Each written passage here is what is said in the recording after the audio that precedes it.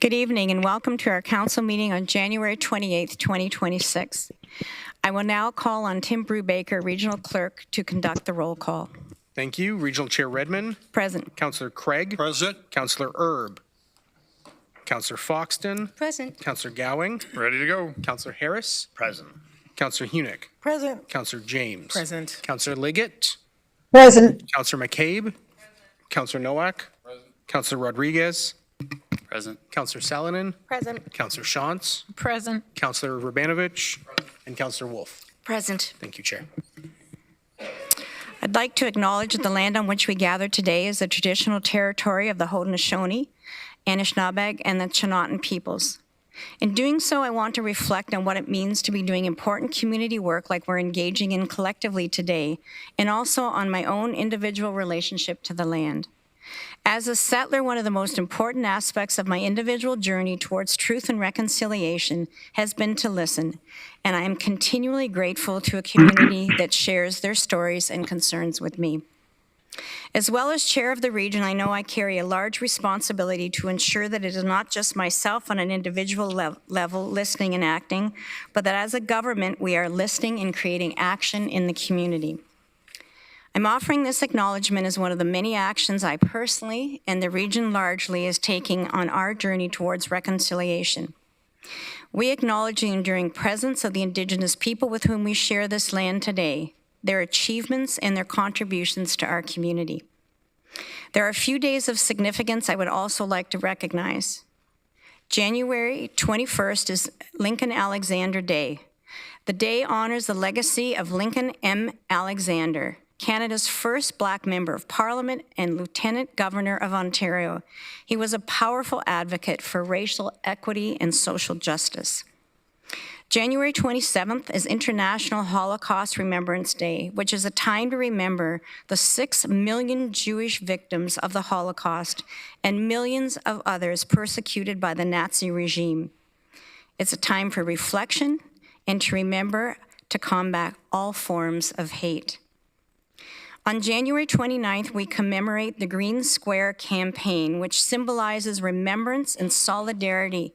The Green Square represents the mosque's carpets where victims stood to pray. By wearing a green square, we stand in support of survivors, reject Islamophobia, and commit to fostering a community where everyone feels safe and valued. We now need a motion to reconvene an open session. Moved by Councillor Hunick, seconded by Councillor Salonen. Please use your e-scribe to vote.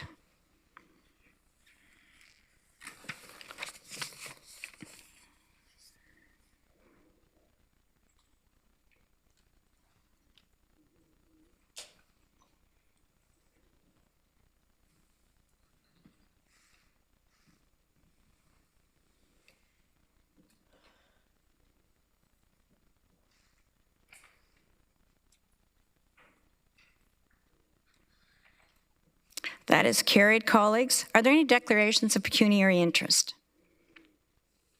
Seeing none, there is a verbal update from John Mascarin. I would like to call on John of Aird and Burles LLP to provide a presentation regarding the Waterloo Police Services Board budget approval.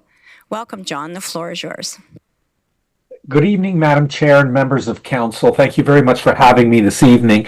I was asked to provide a legal opinion to the Regional Council with respect to the vote that was taken on the Waterloo Regional Police Service 2026 capital budget that occurred on December the 16th of 2025. We were requested to review the procedure that was followed and to provide an opinion on the validity of the vote and of the confirmatory bylaw. And you'll see on the front page of the opinion that I've provided to you dated January the 5th that we looked at 3 issues. Now, for the benefit of the public who is watching and listening to this, there was an issue that evening with respect to the capital budget of the police. The issue was that there was a vote taken. The vote to approve the police capital budget lost on a 7-8 vote. The chair then recessed the meeting, and there was a short recess. I believe my opinion says it was approximately 11 minutes.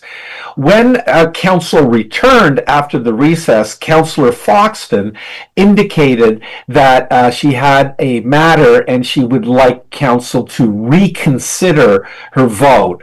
At the time, it was a little unclear whether she had voted in error, but she wanted to either recast her vote or have it reconsidered. The matter was discussed, and it appeared that after the clerk was consulted, that the decision was that Councillor Foxton could re-vote in a sense. That ended up changing the vote on the police service capital budget from a losing motion to approve it, a 7-8 vote, switching it around entirely to an 8-7 vote. Now, there were some questions that were put on the floor of council, whether this was appropriate, whether this was done correctly, whether it was done in accordance with your procedure bylaw. Your clerk was requested, and Mr. I've lost it, but your regional clerk, Tim Brubaker, indicated that there had been prior occasions where this had been done, and the custom or the practice would be that council would accept a correction of a vote and essentially count it. So the matter proceeded until it came time for the confirmatory bylaw. And then the matter seemed to arise again, and there was a question put, well, was the confirmatory bylaw, a vote on the confirmatory bylaw, what impact, what effect would it have on the actual vote that had occurred before? And that question was debated a little bit at council, and then ultimately with Councillor Shantz joining the meeting and Councillor Foxton voting as she did, the ultimate vote on the confirmatory bylaw was a 9-7 vote. So I was requested by the chair to provide a legal opinion, which I have provided to you this evening. You'll see at page 3 of the opinion, I start the analysis whether council's authority to alter the vote from a 7-8 vote to an 8-7 vote was exercised procedurally correctly. Our determination, my legal opinion is that it was not. It was not done in accordance with the procedure bylaw. The question was asked at the meeting, and Mr. Brubaker was very clear that the procedure bylaw did not specifically address this instance, but had indicated that custom, convention, historical practice at the region did authorize council to have the vote accepted, the change vote accepted. Councillor Foxton indicated very clearly that she wanted her vote to be not as she had cast it prior to the recess, but as she had voted earlier in the morning at the committee meeting, and she had voted in favor, and she said she wanted to be consistent. That appeared to be accepted. The chair asked for clarification. There was a discussion. The chair proceeded and indicated that the vote was 8-7, and therefore the police capital budget was approved. Our view is that that was inappropriate. It was not correct. And we relied on the provision in the procedure bylaw that was very clear. If there is no procedure that speaks to it, then council falls back to Robert's Rules of Order, a parliamentary procedure treatise that is updated, but it was written a long time ago. And you see that we quote the rules that we relied on, and it does say in there that it is possible to allow a revote or a change of vote, but at the discretion of the assembly, not necessarily only unilaterally by one member asking for the change to occur.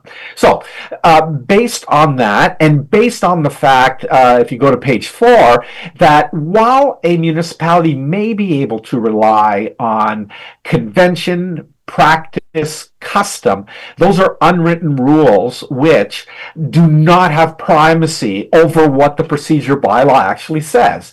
And in this case, the procedure bylaw, in one way, essentially incorporates by reference Robert's Rules of Order. And those rules appear to dictate that this was not done procedurally correctly.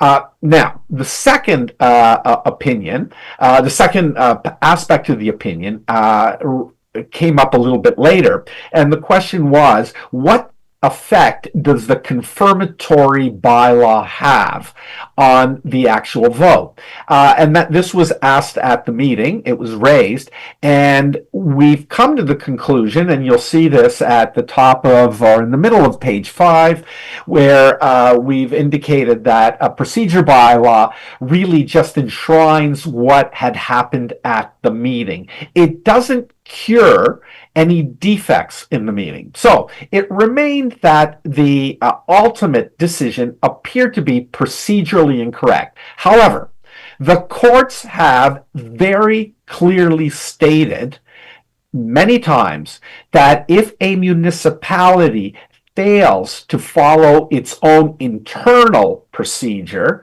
it's really a matter of domestic concern, which means, in layman terms, that the matter may be challenged, it may be ruled upon at the meeting itself, and then it's dealt with. In this case, there was no formal challenge to what had happened. Yes, there were questions asked, and there was some disagreement with what had happened, but the matter proceeded, and the vote was 8-7. Again, my view is that that might have been procedurally incorrect, but it likely will not impact anything, because in the record, the formal record, the rule is it's now instated that it's an 8-7 vote, and the confirmatory bylaw is a 9-7 vote. Doesn't cure the defect. The defect was there. It doesn't have any remedial effect, but the matter proceeds as a vote, and it's done and essentially over with. As I said, matters of domestic concern are dealt with the assembly at the time. The matter was dealt with, and it proceeded on that basis. And now the formal record in the minutes is an 8-7 vote to approve the police budget. And then the final part of the opinion is how could the matter to fix a post-vote change have occurred. This was partially stated, maybe even fully stated at the meeting by Mr. Brubaker, where he indicated, well, there could be a reconsideration, which brings it back around to what Robert's Rules of Order says, or the council itself could have decided to suspend the rules, allow the revote to occur, and then it would have been fully procedurally in order. So, Madam Chair, members of council, that's my brief presentation on my opinion to you of the procedural vote at the December 16th council meeting of the region. Thank you. Thank you, Mr. Muscarin. I don't see any questions, but I want to assure council, as well as anybody listening and in the gallery, that as a matter of practice, we do review all of our procedural bylaws every term before the next election, and that will come to council to vote on and to discuss later on, early in the spring, I believe, Mr. Brubaker? Thank you, Chair. Yeah, the objective is within the next few meetings. Staff are working on it diligently. Thank you. Councillor Bravanovich. Thank you very much, and thank you, Mr. Mascarin, for your report. It's certainly, I think, very helpful and informative for council. I do have one question for you, and I know there are, some in the community. This was ultimately a decision that, in the fullness of time, will impact $170 million roughly project. there are some who are still considering what their options may be. While I wouldn't expect you to comment on, how successful or unsuccessful any action from the community might be in this regard, I am just wondering, though, if anyone was to undertake that, what could the possible remedies be if there was a review of that? Through you, Madam Chair, to Councillor Bogdanovich, the possible remedy that a court could order, my view would be likely perhaps striking down the actual decision and asking council to reconsider it. That's often what you see on a challenge to a local government, whether it's a judicial review or a potential application to quash. If there's potentially something that was illegal about the matter, the court could possibly turn it down, quash it, but ask the council to reconsider the matter. Thank you very much. Thank you. I see no further questions. Mr. Mascarin, thank you very much for your report and for appearing virtually to answer questions. It's very much appreciated. Thank you, Chair. So, colleagues, we have no petitions, but I would like to make some comments before we listen to our delegations. I want to begin tonight by speaking directly about the water capacity issue in the Mannheim service area. When I first became aware of the seriousness of this issue, I treated it as an immediate priority. I ensured that senior staff, provincial partners, and this council were fully engaged right away. And since that moment, our focus has been very clear. Move quickly, communicate early, work collaboratively, and find solutions. We're not here tonight because something broke overnight. We are here because we did the responsible thing. We took a hard, honest look at a system, and we chose to act before a crisis occurred. Our objective has been straightforward: to protect existing residents, restore resiliency to the system, and get back to enabling responsible growth as quickly and safely as possible. This is complex work.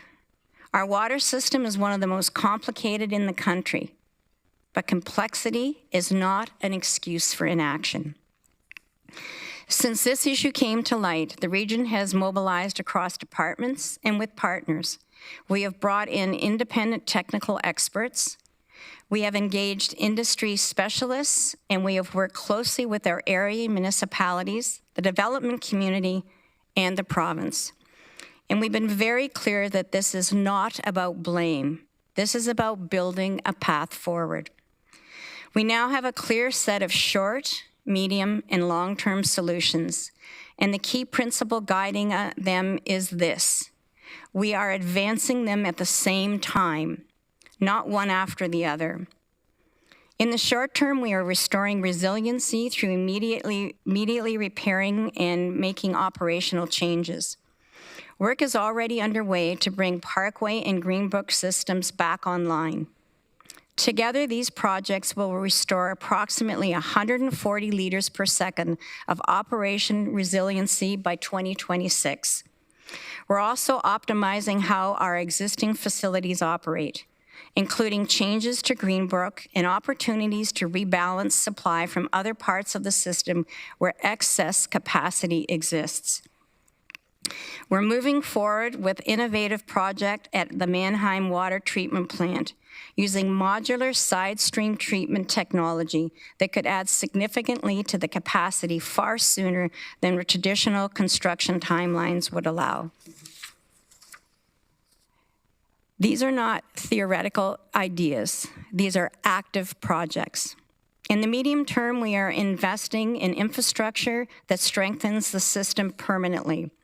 This includes expanding and upgrading existing treatment plants, adding pumping capacity where it is needed, increasing well supply, and modernizing key processes, including a planned Mannheim treatment upgrades that will restore hundreds of liters per second of capacity. And in the long term, we are planning new water systems and sources that will support growth to 2051 and beyond through the water supply strategy. What makes this approach different is not the list of projects. It is how we are delivering them. We're doing this with technical working groups, with industry partners, with area municipalities, and with the province, all focused on one goal: restoring capacity and resiliency as fast as responsibly possible. Council is being asked to approve new resources so this work can be moved faster. We're embedding consultants. We can hire additional engineers and operators. And we're also being clear with our provincial partners about what we need to succeed. What we need? Expedited approvals, faster design and permit reviews, and financial partnership for projects that must move ahead sooner than originally planned. This is not just a Waterloo region issue. It's a housing issue. It's an economic issue. It is a provincial priority. We want to build homes. We need water capacity. We want to attract employers. We need water capacity. We want sustainable growth. We need water capacity. And we are prepared to do our part.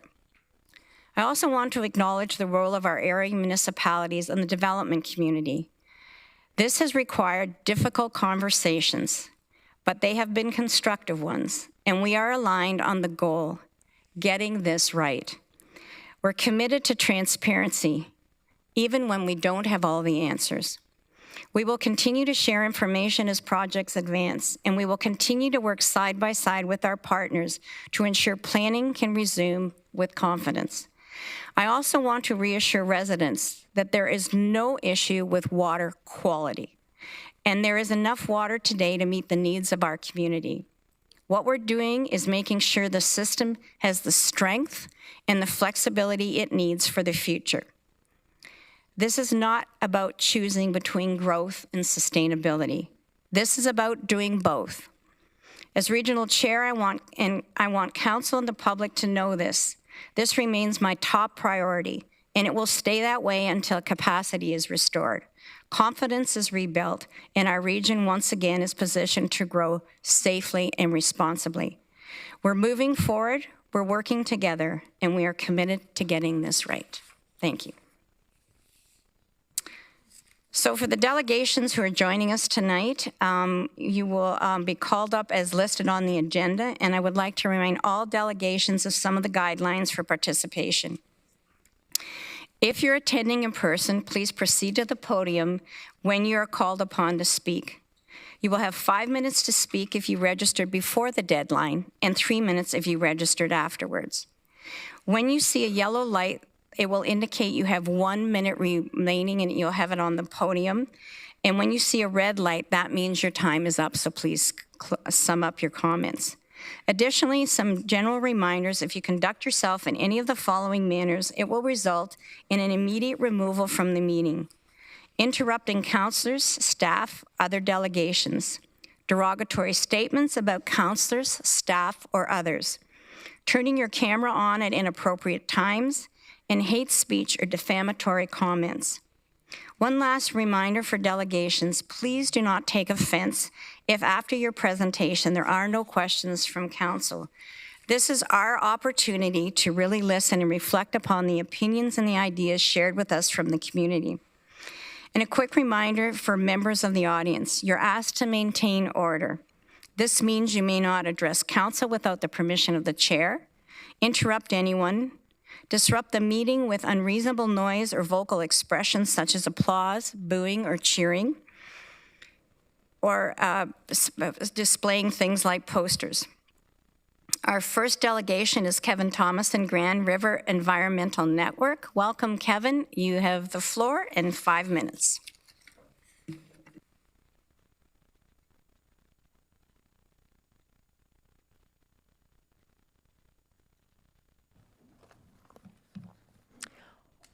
Honorable mayors, councillors, and guests, my name is Kevin Thomason, and for decades, myself, along with others from the Grand River Environmental Network, such as John Jackson, Susan Coswin, Bob Burt, Greg Mikalenko, and Susan Brandt, have warned about our water. Protested aggregate pits pumping millions of liters of water a day from below the water table, fought urban sprawl from paving over our groundwater recharge areas, advocated for our first water efficiency programs, and for greenbelt protection of our wetlands, aquifers, and moraines. We volunteered for thousands of hours to better guide growth, develop revolutionary new concepts like the countryside line and our environmentally sensitive landscapes, and pioneered so much like ion LRT right here in this room. Our sustainable, visionary regional official plans should have been a model and a blueprint of success for the world. Instead, we became a target for this provincial government. And sticky pages. In the 1990s, cuts and so-called red tape reduction by that provincial government led directly to the Walkerton water crisis. And now, a similar provincial government focus on cuts and red tape reduction with no proper planning, consultation, or study has led to our current crises, be it housing, healthcare, transportation, our environment, and now water, despite all of our efforts and warnings. The provincial government has brought in act after act for the benefit of a few against the greater public good.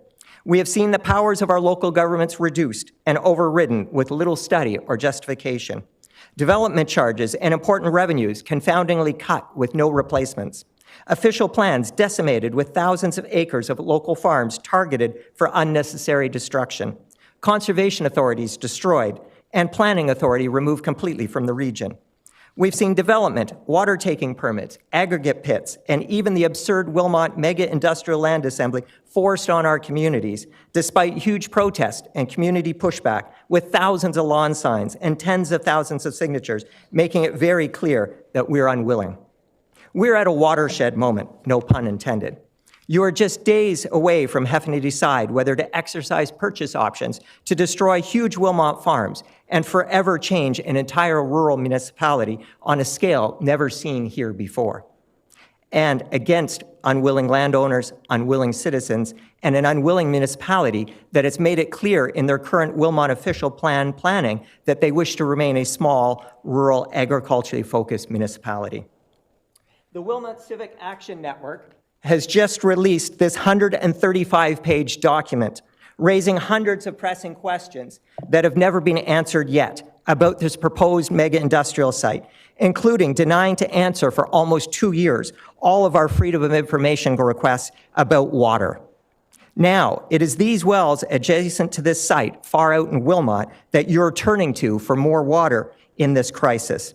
Water that would not likely be there or be drinkable if this was a polluting gigafactory or an AI data center draining our aquifers like what is happening in so many other communities. Listen to your constituents and cancel this mega industrial land assembly that stands almost no chance of success between Trump and water concerns, and that still only meets 7 out of 44 of the government's own site selection criteria. We live in one of the wettest places on Earth, full of lakes, rivers, huge aquifers, and plentiful rainfall. Most of the world has far less. With proper planning, we can live sustainably within the carrying capacity of our land, as we have so far. We certainly don't want to be dependent and beholden to others, living beyond our means with unsustainable pipelines, debt, massive sprawl, and gigafactories. We didn't want a Lake Erie pipeline 30 years ago, and we certainly don't want one from that polluted, algae-choked lake right now. The big pipes in York region and Durham region have been a disaster, creating huge bills for residents. Please stand up and say no to the province. They have no regard for our water. They've approved every water taking permit, every gravel pit, forced this confounding mega industrial site, and approved massive urban sprawl without a single study. Let's bring in a blue belt, a food belt, or finally expand the green belt to ensure the needed protection for our moraines, farmland, and aquifers. Let's bring in green development standards with water conservation, cisterns, and green roofs like Newmarket just has. Let's grow sustainably within our urban boundaries like Hamilton is doing. Let's push back against so many gravel pits and reckless water permits. Let's get back to public engagement, collaboration, and town hall meetings, and the transparency our region used to excel at. Cancel the absurd mega site, avoid the financial disaster this land speculation has become, and you will have the needed public support. We simply must do better. Thank you. Thanks very much, Kevin. There are some questions. Councillor Hunick. Thank you, Chair. Kevin, I wanted to thank you for coming, and I wanted to let you know that I did read every word of the 135-page report that you and your team circulated. It was very insightful and very good, and I would encourage the rest of my colleagues to read it as well if they haven't already. Yeah, thank you, Councillor Hunchak. That document has been the result of thousands of hours of work by dozens and dozens of citizens. There have been so many people working and editing that, trying to pull it together, trying to figure out all the issues and somewhere where the answers are coming from. There's a lot of, I'll say, knowledge and wisdom in that document, and I would hope that everyone will pay attention to it. Your expertise does not go unnoted. Thank you. It's not just me, there's a whole team here. So. We're lucky, thankfully, that we live in such an engaged community. Councillor Salonen. Thank you, through you, Chair, and thank you, Kevin, for coming tonight. I was just curious in particular about the suggestion of a blue zone, I want to say. Blue belt, yeah. Blue belt, yes, thank you. And I know one of the other local groups in Wilmot has circulated information myself. I was just wondering if you guys could circulate that to all of regional council in a very just clear about the blue belt particular. I appreciate the document. I, unlike Chantal, haven't finished reading it yet, but I've started. And there's not much about the blue belt in the Wilmot site selection document because that's focused simply on the Wilmot Land Assembly. The blue belt concept comes out of the challenges we faced with green belt expansion. And coming back to the decades in this council chamber, in 2004, Regional Chair Ken Sealing and I appeared down at Queen's Park before the standing committees to ask for inclusion of this concept that Premier Dalton McGuinty was coming up at that time of the green belt. And unfortunately, the Greenbelt was facing so much resistance and so much pushback from developers and farmers and all kinds of folks that Premier McGuinty said, we are just going to be able to focus only on the inner ring.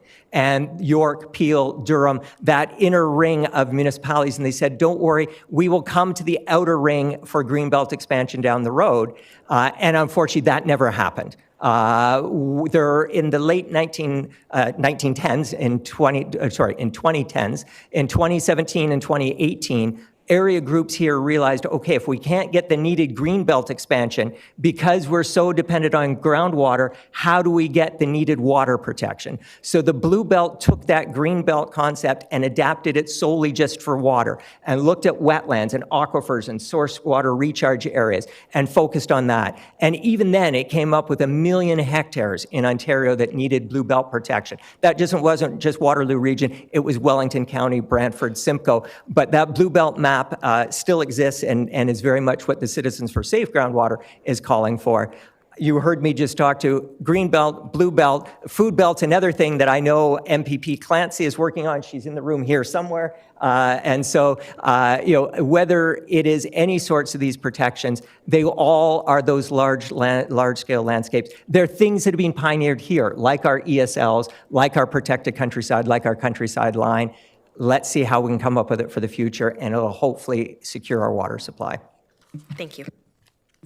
Thanks, Kevin. I see no further questions. Excellent. Thank you. Thank you very much. The next delegation is John Jordan from Wilmot. John, welcome to the podium, and you have 5 minutes.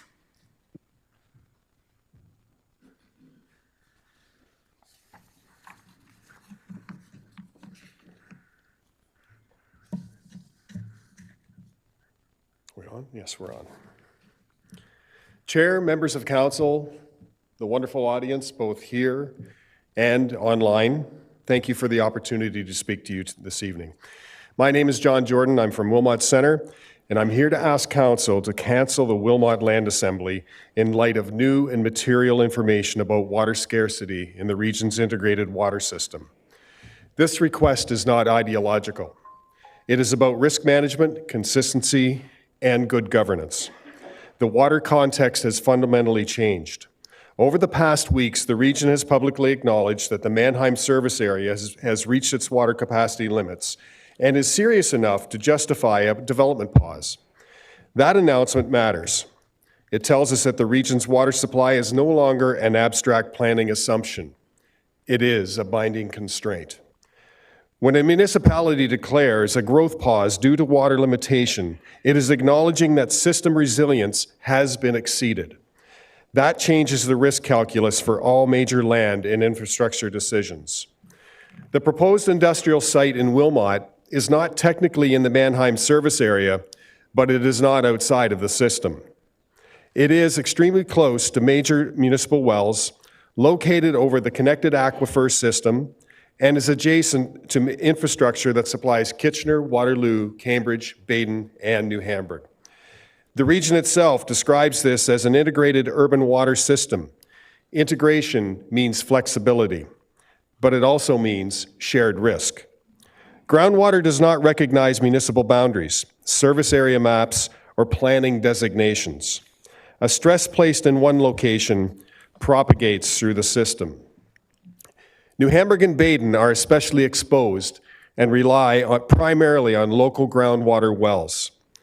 They are not currently subject to a development pause, but placing a large unknown industrial water user directly beside their supply wells creates a real risk that their future growth could be constrained, their system could face restrictions, or their communities could be forced to absorb infrastructure or conservation measures to accommodate an industrial user. Wilmot residents should never bear the future water risk to support an industrial development that has not even been identified. No identified industry means no identified or no defined water demand. This is a critical point. At this time, no industry has been named, no water demand profile exists, no peak usage scenario has been tested, and no cumulative aquifer impact has been assessed. Council is being asked to permanently assemble farmland and commit our water capacity without knowing how much water will be taken, when will it be taken, or for how long. This is not informed decision-making. It is speculation with irreversible consequences. Land assembly is a point of no return. Once these farms are sold, the region becomes financially committed. Political pressure to proceed will increase, and water risk discovered later will not reverse the decision. It will be transferred to us, the residents and existing users. I, for one, am not willing to take such a risk, but is this council willing to risk our water supply? Canceling the land assembly now will preserve options.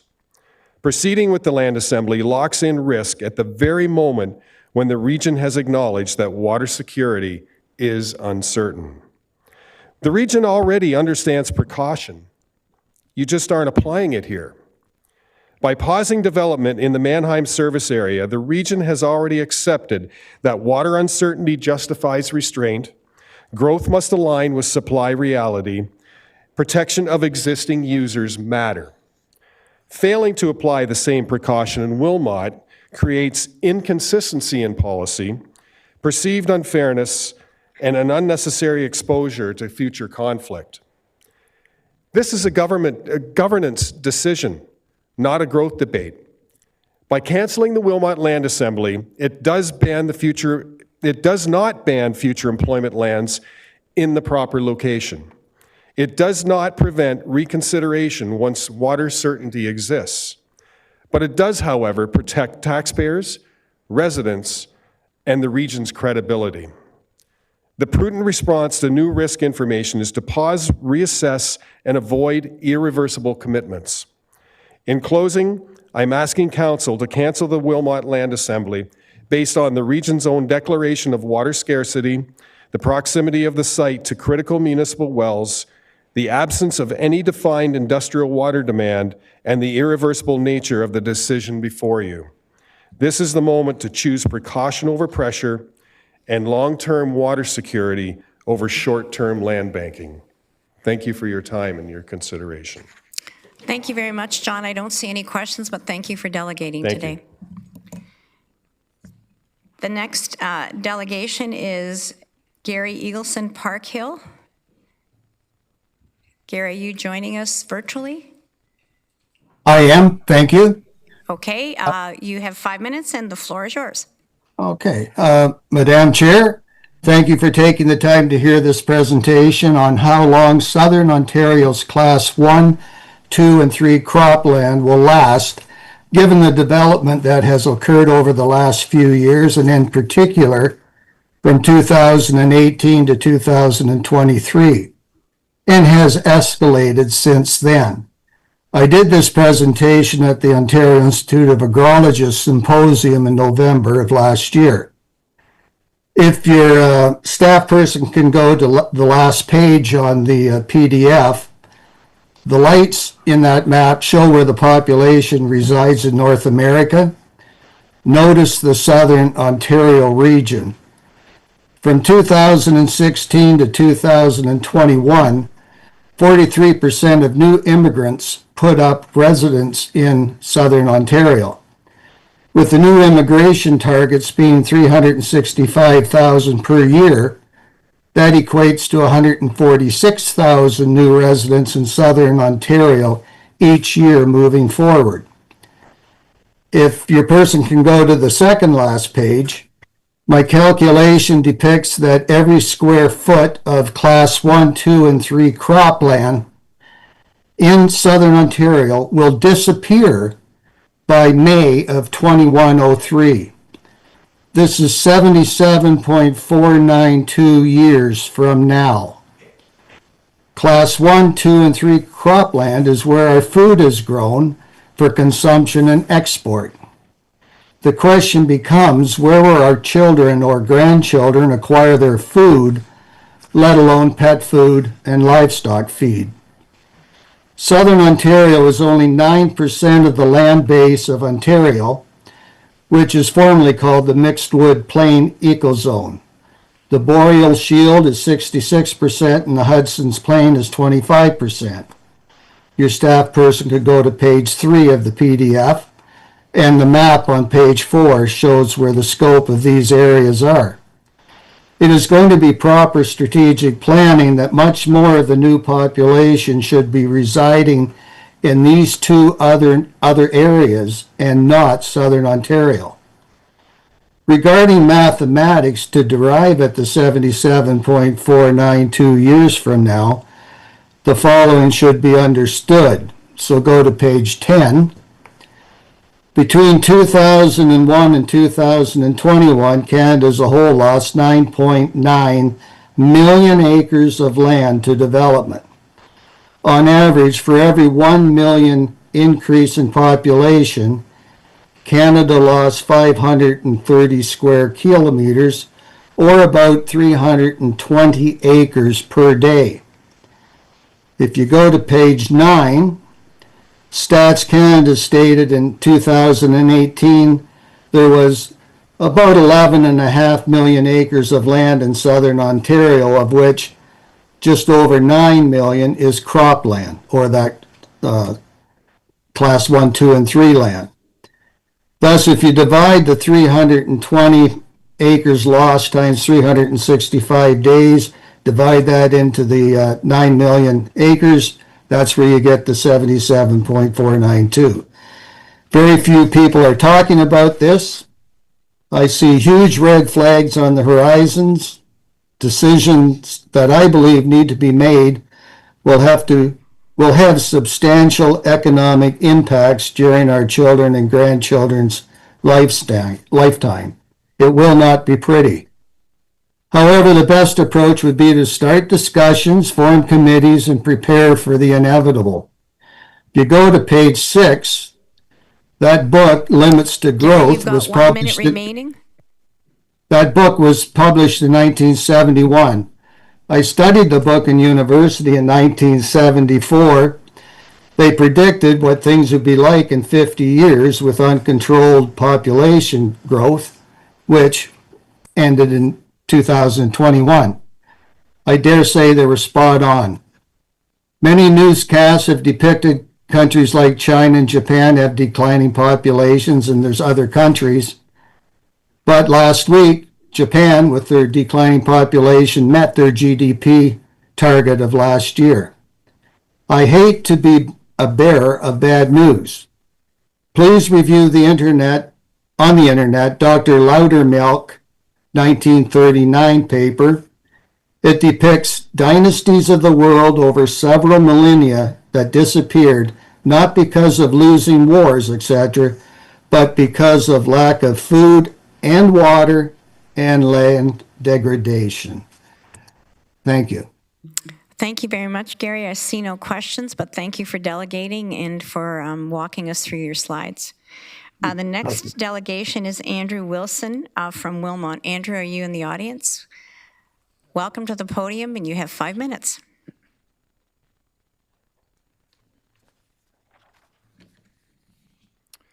Chair Redmond, members of council, and attendees to this council meeting. Thank you for the opportunity to speak to you today. I wish to ask you to walk with me through the implications of the decision you will make about the 770-acre land assembly in Wilmot, particularly in light of the significant local and global changes in the past couple of years since this project was initiated. The Ontario government has promised to fund the purchase of the land, as the province also promised to cover all infrastructure upgrades and site preparation costs. I do not believe so. What costs could the region be expected to cover? First, a major problem with water, which we all are now very well aware of.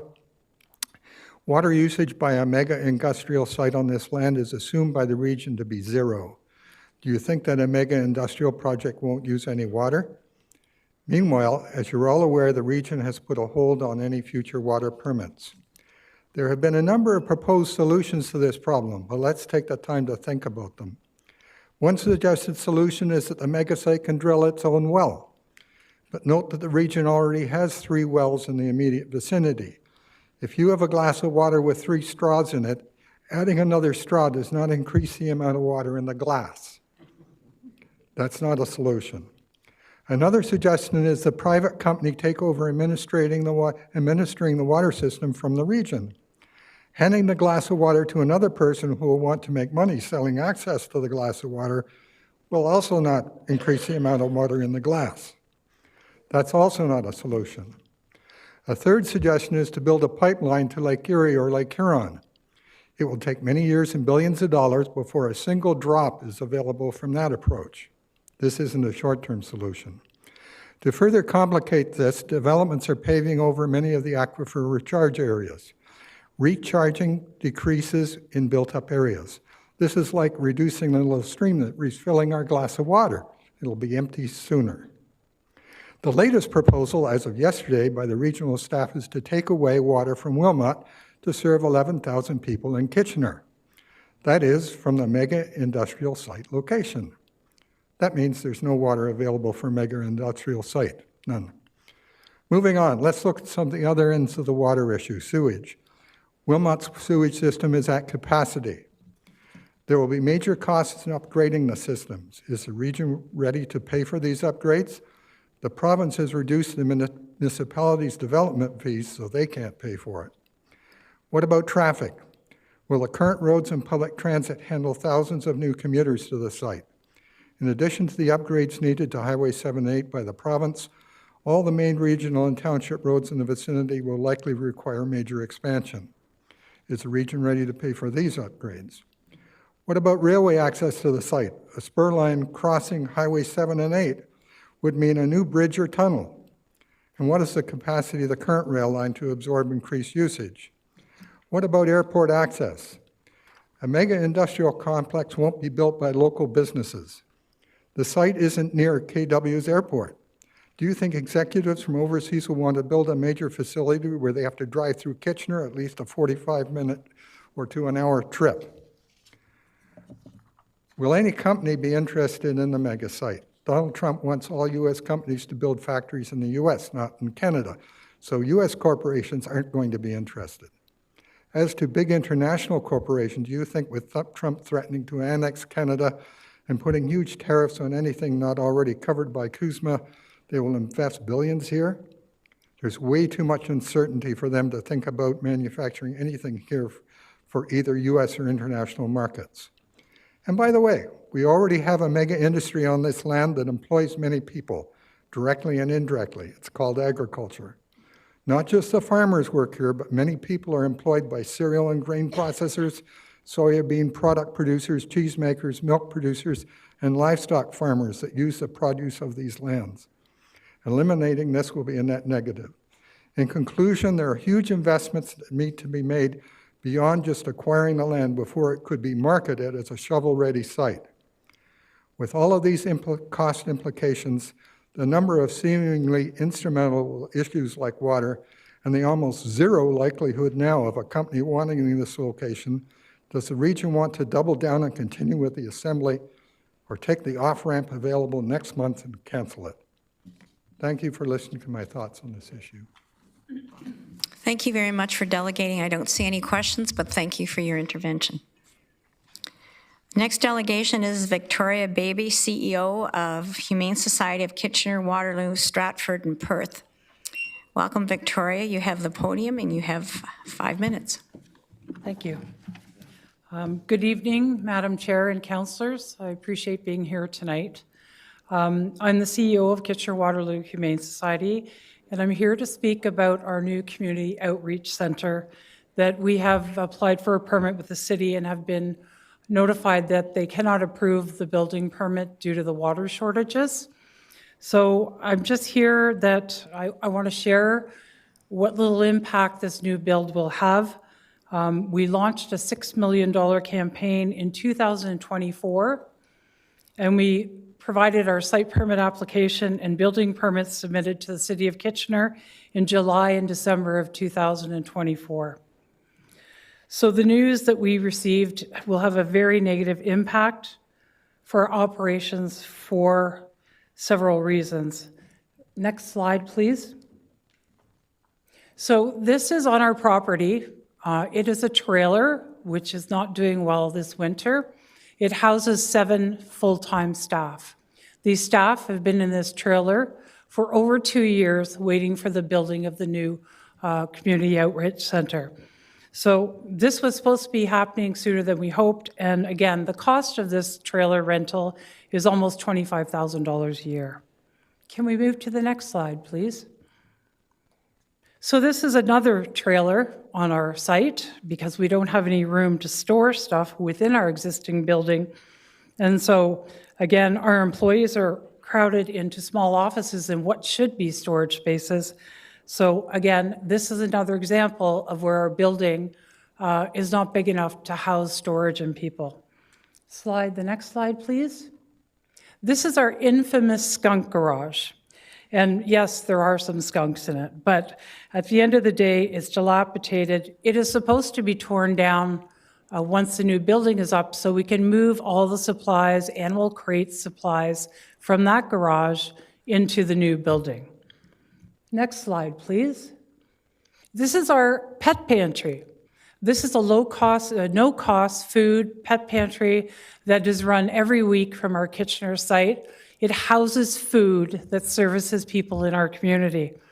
We have volunteers every week that come in on Tuesday, haul all the food and supplies out, bring it into our education room, and then at the end of the day, once they finish servicing our community, they have to haul it back in. Again, this is another part that is supposed to be permanently instilled in our community outreach center. Next slide, please. This is our existing building, which is 19,000 square feet. It will still be there housing animals. And if we could move to the next slide, thank you. This is our new community outreach center to be built pending the approval of our building permit. And essentially, this building is replacing all the extra sea cans and trailers and garages that are presently littering our property.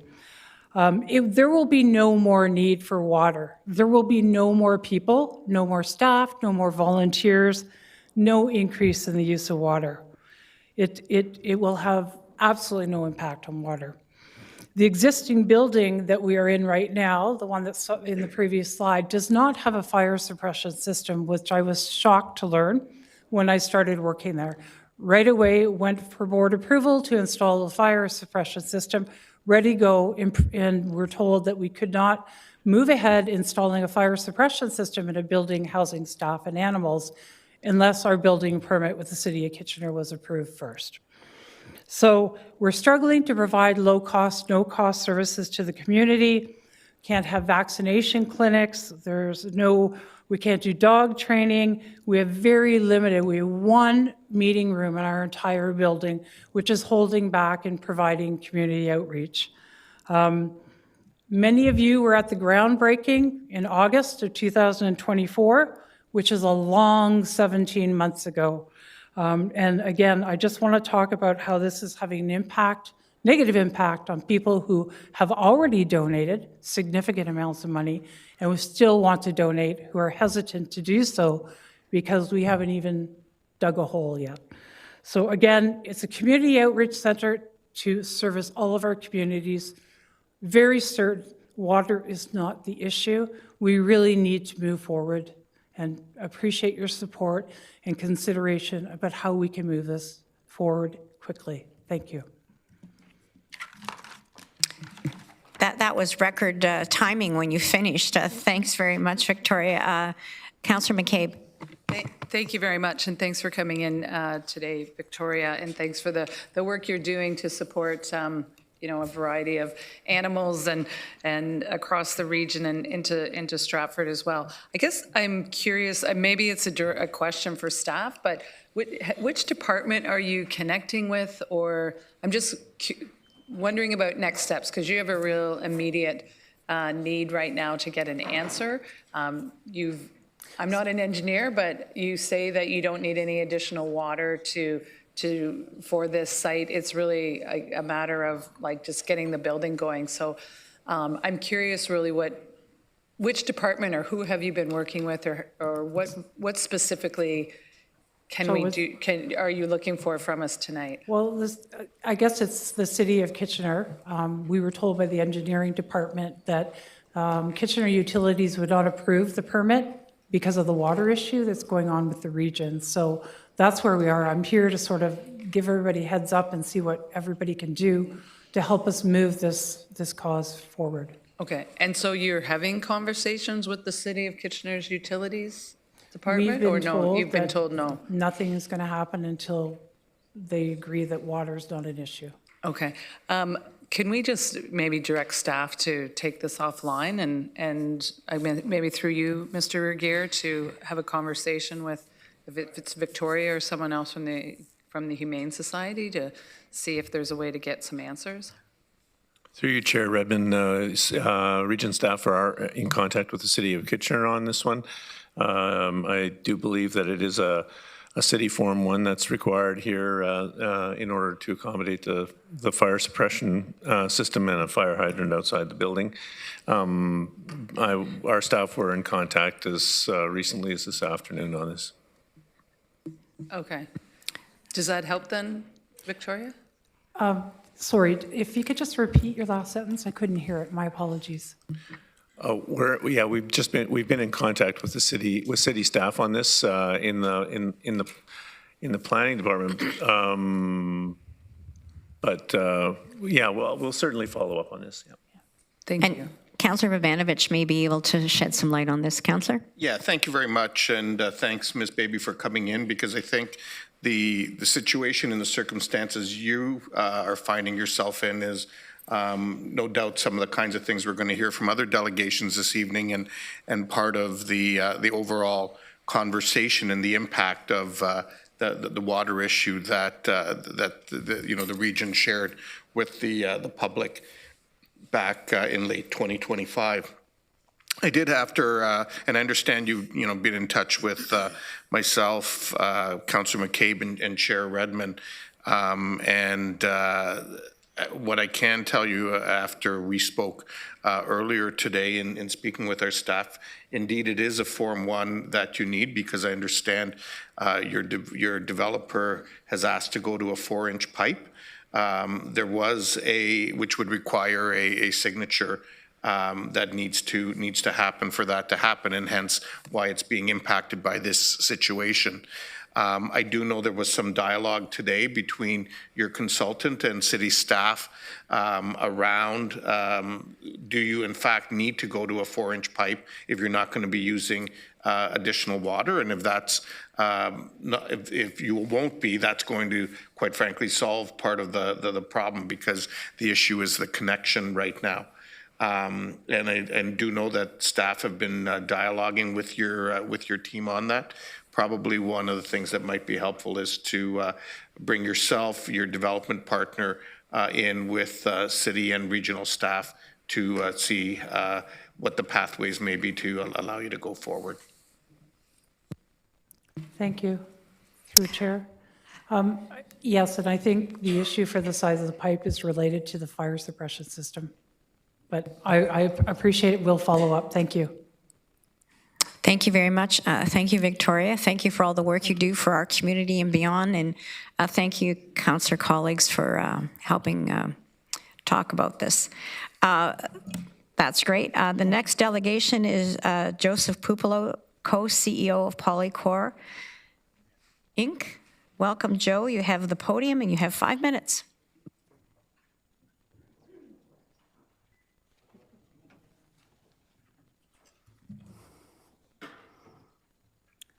Thank you very much. Through you, the chair. I'm here. My name is Joseph Pupolo, co-CEO of Polo Corp and Urban Initiatives.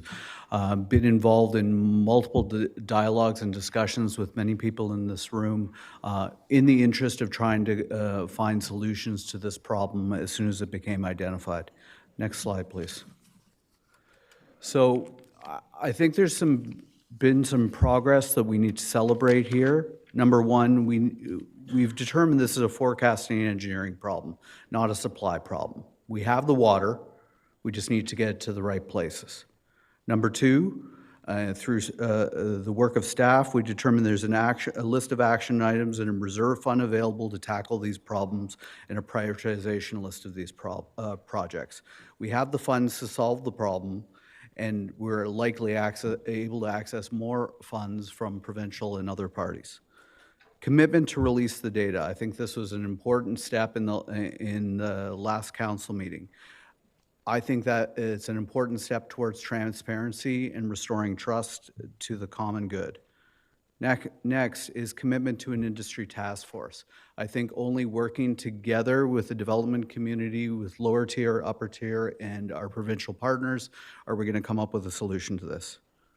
Next, I would definitely say there's been an increased communication with staff and council as we navigate all of the small nuances and issues that we've seen arise from this. Next slide, please.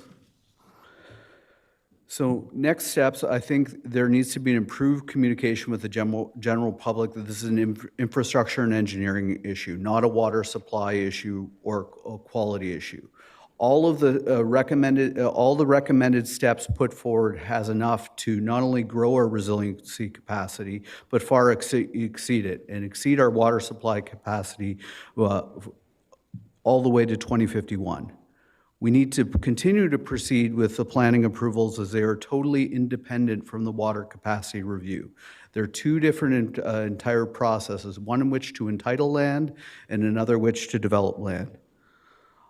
I make a strong recommendation that all regional comments regarding planning need to be properly reflect Bill 23 responsibilities and remove ambiguity to lower tier created in the January report. I very much understand and respect that we had to get a report out to advise the public, but I think this is where nuance and refinement needs to occur for the purpose of advancing planning applications. Next. We need to properly process existing applications, registrations, Form 1s, servicing agreements, and properly evaluate realistic timing to decouple projections with actual usage. And I'll allude to this a little bit further in my presentation. I would also really encourage everybody in this room not to get distracted with red herring arguments that are not informing the next problems in front of us. There's a lot of things that could distract from solving this problem, and I don't think that they bear relevance at this moment in time. Based upon the reports provided by staff, all the initiatives we'll lay out are going to bring on additional capacity in a timely fashion. We are on pace based upon a very conservative growth plan that our supply will far exceed demand over the coming years. We are in a benefit the fact that we are in a down market. We need to take advantage of this moment in time. There's no need to create further confidence risk in the region of Waterloo and delaying these capital projects. Development and approval servicing agreements do not equate to water capacity. Subdivisions take 2 to 3 years to build, building permits to take 6 to 12 months, and high-rise buildings take 2 or 3 years. I think this is a really important point. The introduction of risk to your capital budgets, both upper tier and lower tier, will dwarf this issue if you go down the path of no development. Next slide, please. There is no longer a capacity issue, in my view. It's a risk management issue. And this is where I'd like to work closely with our regional partners and our lower tier partners to refine our numbers to further prove that point out. There is an opportunity to work together responsibly in order to resolve this issue, and I invite any other questions and further dialogue with everybody in this chamber. Thank you. Thanks, Joe, for this positive intervention. I heard you make similar comments when we were before the pre-budget for the provincial budget, so appreciate it. Councillor McCabe. Thank you. Thank you, through you, Chair, and thank you for coming in again, Joseph, and for meeting. I think that was a week ago. It feels like time has just expanded. I'm just curious about, and I appreciate the points that you're making there. I'm just curious about your view, or I know you're part of Build Urban as well. What their view is around the water conservation part of it, and how that may figure into like developments, future developments, and maybe redesigning some of your developments. Through you, the chair, and to Mayor McCabe, or Councillor McCabe. I will say that it's an all-hands-on deck approach. Right now, a lot of the purpose-built rentals already have a certain amount of conservation built in them. These would be the infill projects, and that's a component of CMHC financing. A lot of the water conservation steps are already sort of put in place in terms of best practices, whether it be through OBC or otherwise. I definitely think the water conservation will play a role within the region. Specifically, it's identified through all the staff reports as well as the peer review reports that August every year is our pinch point in the highest degree of use. So I think looking at conservation measures early on this year as we bring on, as identified in the reports, about 140 liters of additional capacity to assist with the reserve is a prudent step. So it's a combination of all the things.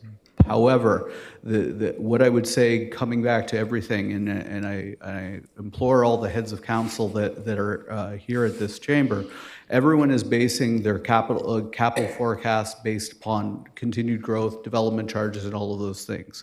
If we go down the road of a development pause, given the additional capacity through the good work of staff and consultants that are coming on there, we risk significant to not only lower tier municipalities, but also the region.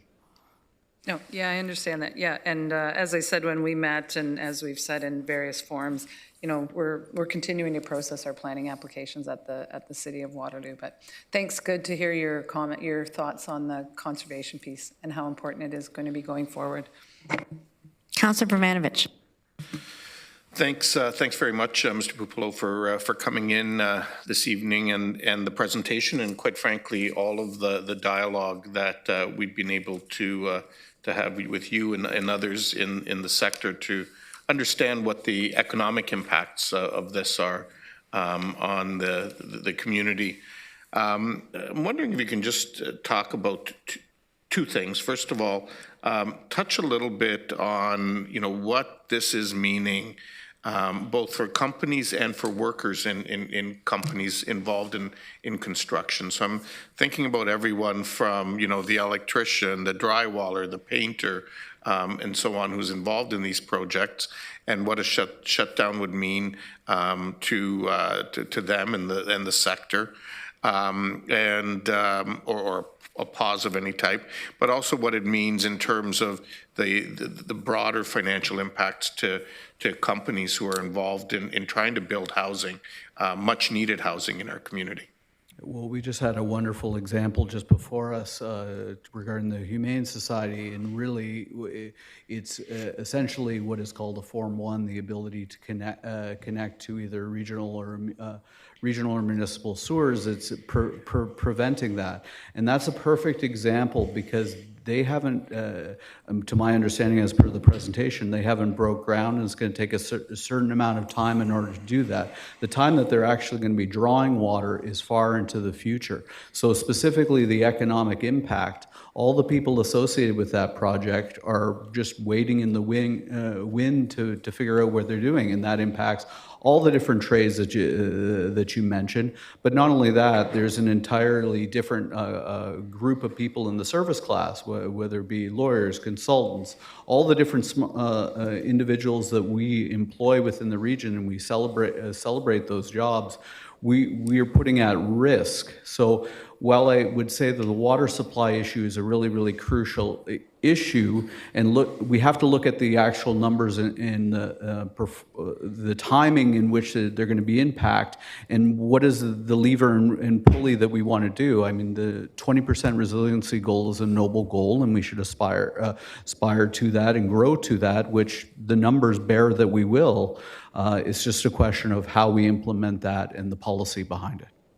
So the implications, obviously, some people would suggest that this will only impact a small number of folks potentially, those in the development and building industry, the owners of those companies. But the reality is that this is like thousands upon thousands of jobs. Is that correct?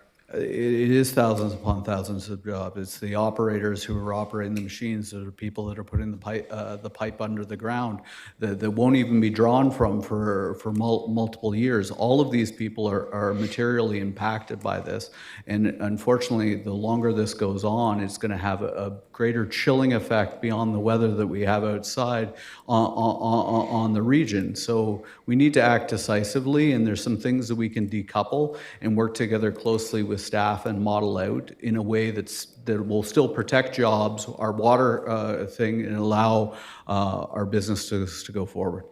And if I read your last comment correctly in your presentation, are you really looking for a risk mitigation approach and analysis to this going forward? I think there's an inherent risk, and it doesn't have to be a 1 or 0. We have to just look on a literal, in this calendar year, a month by month, when do we expect liters per second to be coming out of the system, and on a month by month basis, when are we going to be adding liters per second? Just the preliminary analysis that we've done within the last 24 hours, and I understand staff was operating very quickly to get that out, so I don't fault them for the timing, but we basically see that we're going to be growing additional water capacity, far exceeding growth on a year-over-year basis, which is a good news story, because when we had the initial thing before the fall, I'd fear to be quite worse, but we're actually in a better position than I thought we were going to be, and I think that needs to be the story, and now we have to figure out a way forward. Okay, thank you very much. Thanks so much, Joe. I see no further questions, but I know this isn't the last we've seen of you, so thank you very much. Thank you very much. Next delegation is Melissa Durrell, Executive Officer, Build Urban. Welcome, Melissa. You have the podium and you have 5 minutes.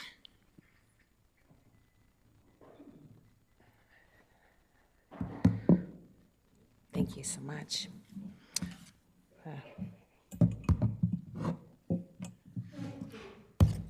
Sorry about my sticker. You need a bigger podium? I do. I'm trying to hide my sticker there. Okay. I have 3 slides here. This is going to get a little mathy, but let's go. So good evening, Chair and staff and members of council, people here in attendance. My name is Melissa Durrell. I'm speaking on behalf of Build Urban, a group of urban developers in Waterloo region that are in the residential, in the commercial, and the mixed, and have mixed-use projects as well. First, I want to thank Rod Regier, regional staff, for meeting with the development community, sharing the data, and outlining the preliminary solutions for the Mannheim service area. Based on the information provided, Build Urban believes that there is sufficient water capacity to keep development moving and to sustain investment in this region. The question before us is not one of absolute capacity, but of how that capacity is being managed. In our view, this is a risk management issue, not a supply issue. How the region chooses to apply buffers, contingencies, and timing assumptions will directly determine whether growth continues or stalls, and that matters because continued growth underpins the region's economic strength, its reputation, and the long-term stability. With that context, Bill Durbin would like to present our assessment of the data that was provided. And as I mentioned, this is a pretty numbers-heavy delegation, so bear with me. We've had a day to kind of crunch these numbers. The Mannheim system currently produces about 1,455 liters per second. Current demand is about 1,356. But that's a theoretical number because it includes a surplus of about 28 liters per second. That surplus exists because some permits that were projected for 2025 and 2026 haven't started drawing water yet. Slower project starts due to lower economic activity mean the system is actually using less than the theoretical demand. This gives built-in flexibility to handle any new projects that come online over the next few years. Even with this surplus, the system still has a reserve of at least 99 liters per second, or roughly 7%, and likely more once more short-term improvements are added in. So while this isn't perfect, the system has operated successfully for years, allowing development approvals to continue without issue. In order to improve water capacity, the region's identified 3 short-term solutions: the Greenbrook Well improvement, the Wilmot Supply reallocation, and the innovative pilot project that you'll be bringing forward, which is great. Together, those improvements increase system capacity to approximately 1,594 liters per second. Looking ahead, forecasted growth over the next 8 years is expected to add about 111 liters per second to system demand. Spread evenly, this represents about 14 liters per year, which is roughly 1% of the system's total capacity annually. This shows that the system can accommodate forecasted growth gradually and safely, well within the new capacity created by the short-term improvements. Then we move on to the medium-term options. When these medium-term options are complete, they'll provide up to 522 liters per second in additional capacity over that 8-year span. Can you switch to slide 2 for me here? 2 and 3, sorry, my eyes suck. Oh, this is the medium term, and then we'll go to the next one, which is our final slide here. Is this the final slide, slide 3? Yeah. All right, so we've got a little, no, there should be one more slide here. There it is, thank you. So this is our own math here. So in the short and medium term solutions are implemented, we'd have a system capacity of about 2,000 liters per second. Measure that against the anticipated use of about 1,400 liters per second, and that looks like anywhere between 20 to 40% reserve. When factoring in, yes, okay, so we've looked at these investments. They're all going to be coming online, which is fantastic. So at the end of the day, this comes down to an analysis of 2 risks. The first is the operational capacity of the water system. Based on the current demand, short-term improvements already coming online, and medium-term plans that are underway, the Mannheim system is well positioned to manage existing use and forecasted growth over the next 8 years. The region has successfully managed incremental increases with a large and resilient system for many years, and that additional capacity will be in place before it's even required. Second is the risk of stopping development. That's where the consequences become immediate and severe. Continuing to pause development applications could halt investment, slow lending decisions, trigger costly legal challenges, reduce municipal revenues. So the economic and reputational cost here is easily billions of dollars, and the long-term impacts for the region. I see I'm red, so I have to stop talking, unless I can get about 30 more seconds. You can, because it was a little slow start. Okay, thank you. I am happy to share our numbers. I know that we didn't have the time to share them with you. This is our back-of-the-napkin math. We're feeling pretty confident about our back-of-the-napkin math. But really what we wanted to get across today is we feel that the math is pretty clear. The risks are clear. And the answer is that we should be favoring keeping development moving. Chair Redmond, you began this meeting today by saying that we have enough water, and we agree. So we'd like to continue to move this region forward. I've got Joseph here if you want to math the questions out, but I also think the industry task force is a great place for us to be talking through those numbers. So Melissa, I just want you to know that there is a bigger podium coming, so when you come back, we'll try to have enough room for your computer. So Joseph's here. Is this like calling a friend? Yeah, just in case there's a question that I can't answer, I wanted to make sure he's here. Yes, so he is my call a friend, just in case. Okay, Councillor McCabe. Thank you, through you, Chair. Thanks for coming in again, Melissa, and I'm really curious what the sticker is because I can't make it out from here, so I'll have to check it out later.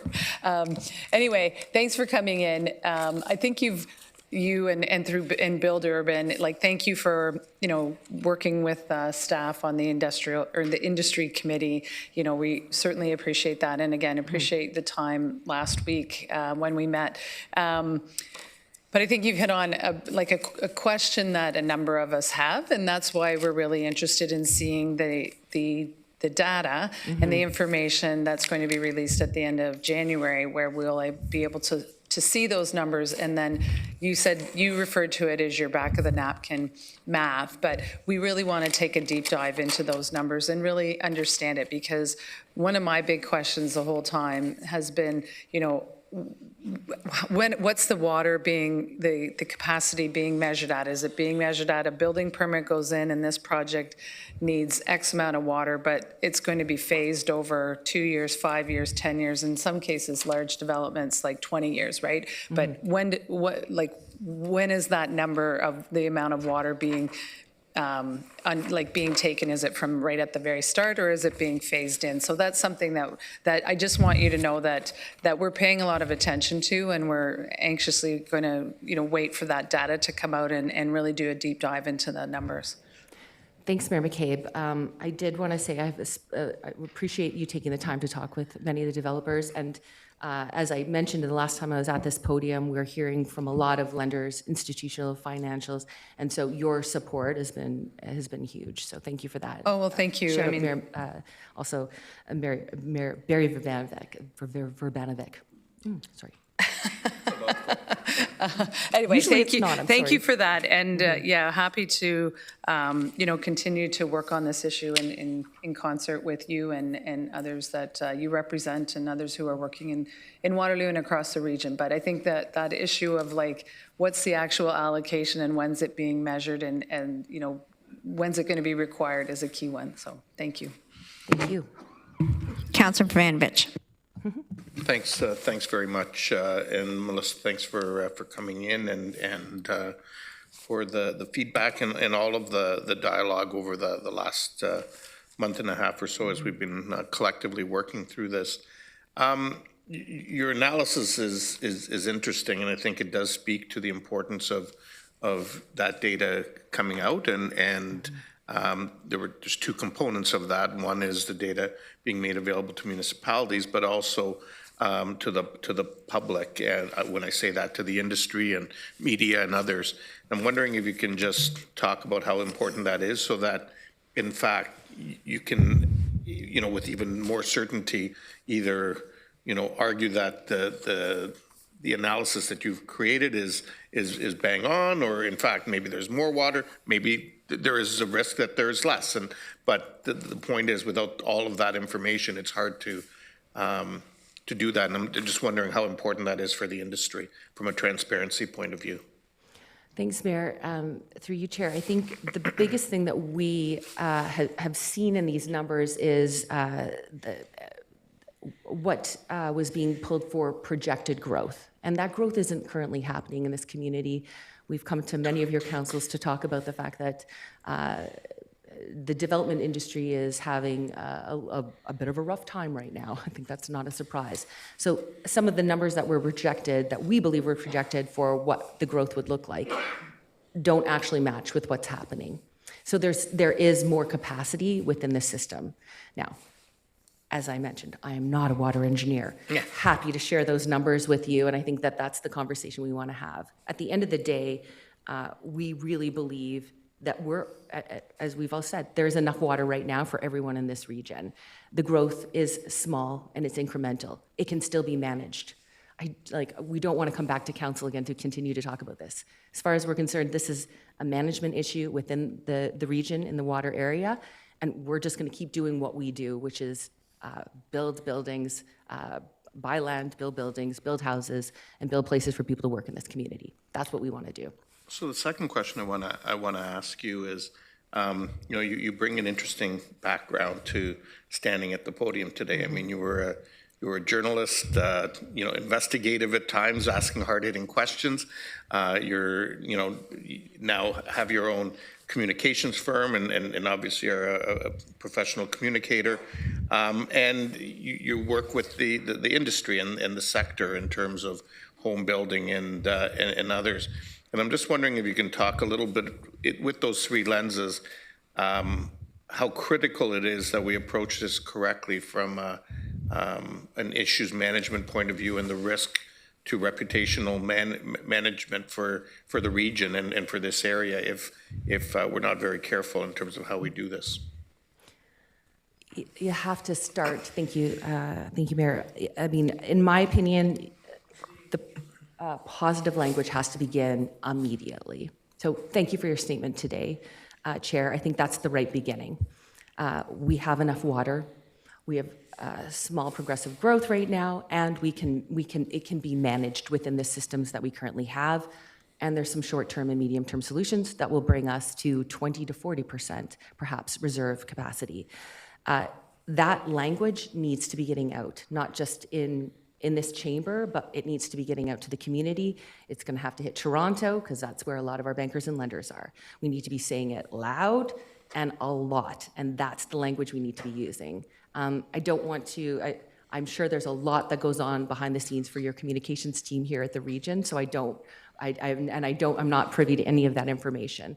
But what I would say is the last information that you put out is where people will go. And currently, the news release still says pause for development on your website. We need to have that new language coming forward. And I think that's probably the first thing that would happen, that I'd like to see happen if you're asking my opinion. I think this is a billion-dollar industry that is really struggling right now. And I appreciate your comments, Chair, at the beginning, to be respectful. I know that some of my builders sometimes and developers can be a little bit verbose, I might say. And I would say that's the amount of pressure that 2 months of this kind of manufactured crisis has put on them today. And so what we're asking you now is we need to start to move this forward. This is an engineering issue. It can be managed within this community. We can continue to grow. Our industry right now is not building like we were in 2010 or 2015. I think that was one of our peaks. It's a different place right now in 2026. We need to be able to move those forward now. Thank you. Thank you. Yeah. Councillor Salonen. Thank you, through you, Chair. Thank you very much, Melissa, for coming today. And I appreciate, even if you say it's back of the napkin math, I very much appreciate it. I was curious, and this might be a phone a friend question for you, but on the math that you guys were looking at, in particular, that last chart that you showed. That's ours, yeah. Okay. So with looking at the short-term solutions that Council are just seeing and haven't fully discussed. The Wilmot water taking in particular, so that's taking more water from Wilmot. Were you guys looking at that as just for a 2026 solution, or did you then carry those numbers over into the multiple years? Because in your chart, it just shows the one-time change, but I'm curious if you know if the math then assumes that that's the new normal amount. So that would be the 30 milliliters per second that's coming online? Yes. In that one? Yeah, we just had it in for 2026 because that would increase it. And then that number carries on. Okay, so it would be assuming a new normal draw amount? That's what we're looking at. Yes. Yes. Does this feel like a math quiz? I know. Okay. My eyes hurt from staring at numbers all day, I'm not going to lie. So if you see me squinting here, yes, that is correct. Mayor, pardon me, yes. Okay. Thank you. I appreciate that. And much to what my colleagues have already said, looking forward to getting more of that raw data out so that these numbers can also be better understood by the industry and by my community as well. I know that there's some concerns from our agriculture sector about drawing more in their access to the wells. So I don't disagree, though, that as a region, we should continue to be able to grow, and that is really important. I think just recognizing how we do that is very important as well. But thank you again very much for coming today. Thanks, Mayor.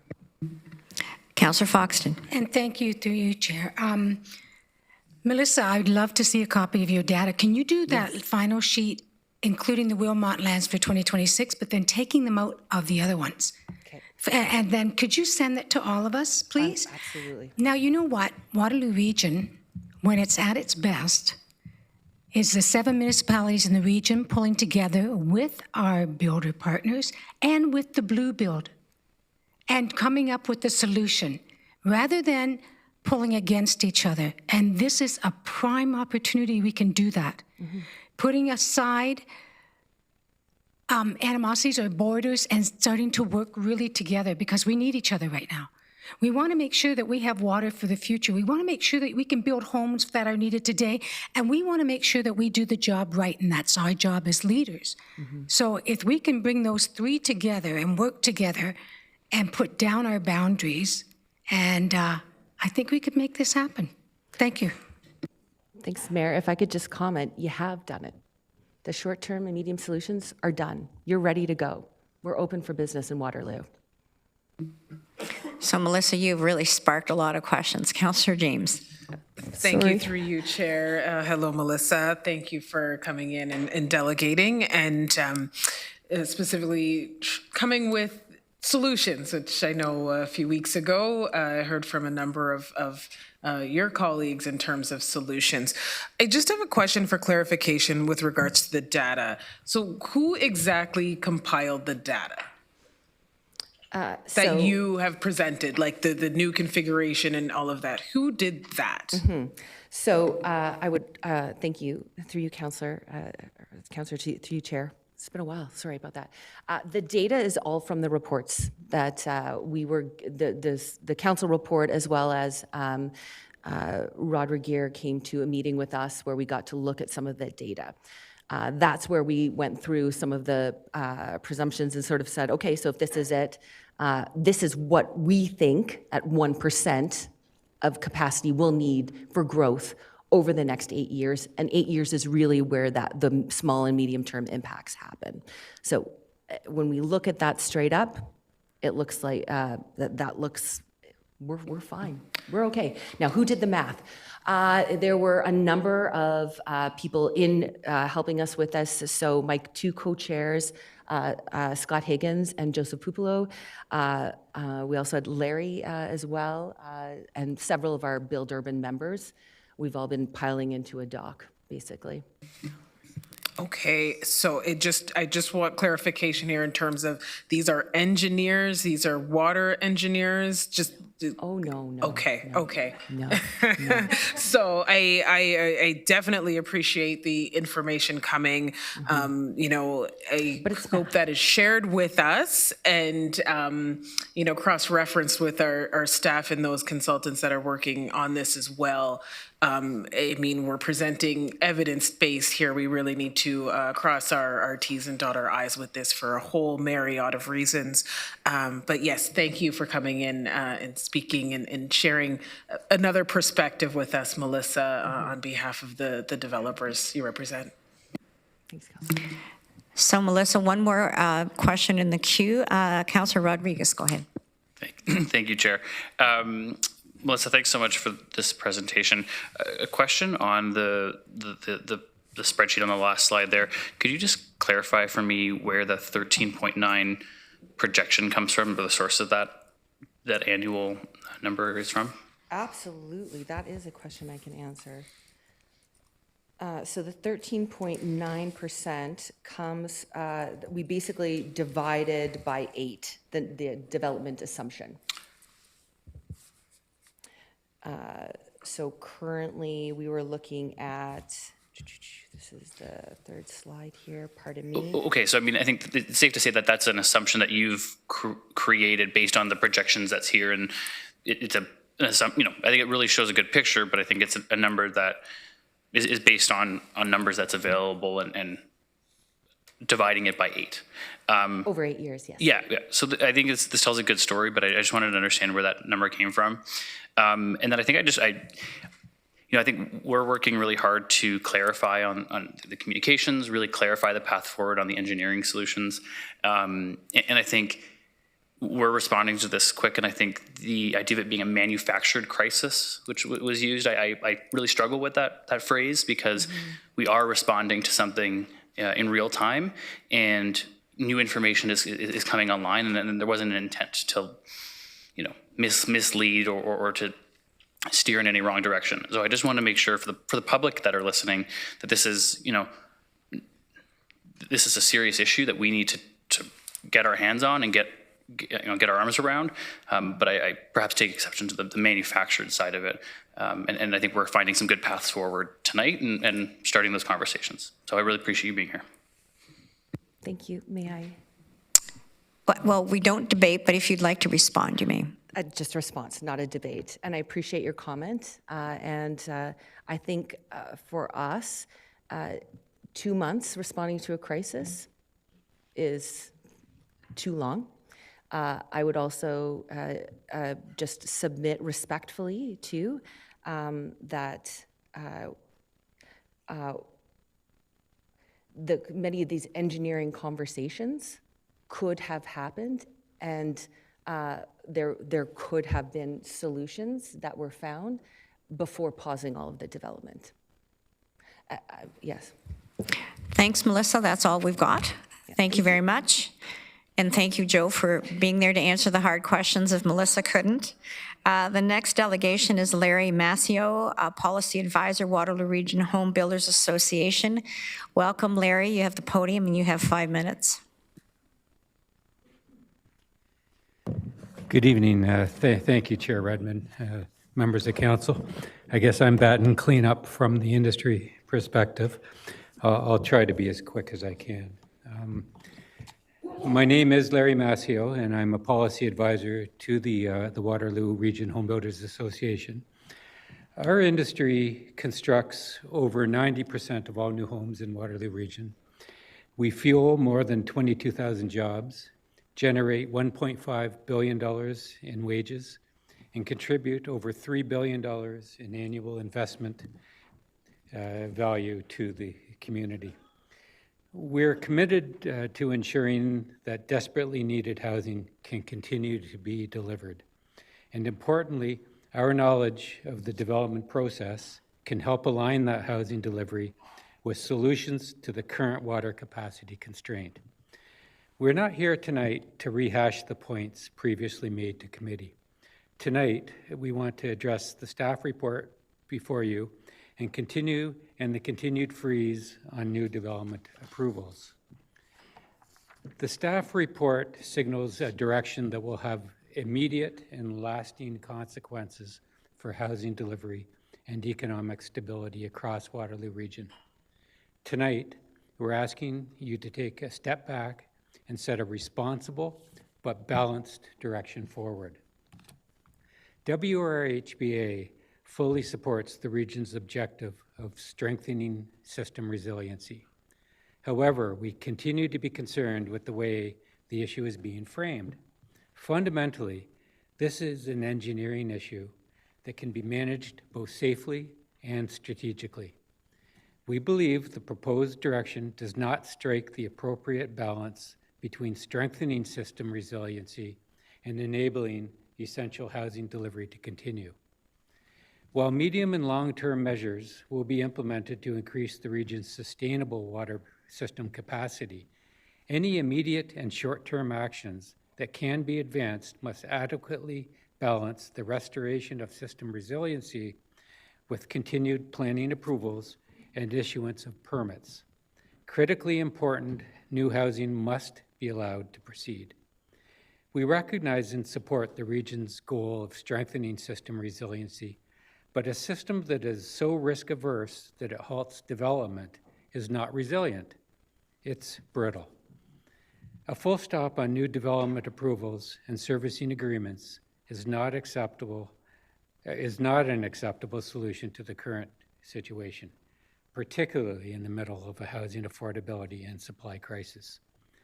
There are significant economic consequences of a 6-month or longer freeze on development, and taking an overly conservative approach to capacity allocation risks great harm to the region's economy and its reputation. This is not a water crisis, and we certainly don't want it to become a crisis of confidence. Allowing continued housing delivery in the short term, together with coordinated capacity gate checks, will help assist the local economy and protect the region's solid reputation. Our primary concerns remain. First, there is an urgent need for transparent criteria and a clear list of affected planning files. Quite simply, we need to know what development applications and projects can proceed both immediately and in the near term. Second, we need a defined pathway for both applications already in process and new applications. Efforts are required to better understand the development process and introduce an interim solution that effectively uses the lag time between development approvals, building construction, and occupancy. Third, our industry members must be included in both technical review and peer validation. Our members bring significant skill, expertise, and understanding, all of which can help align the restoration of water capacity with continued economic growth.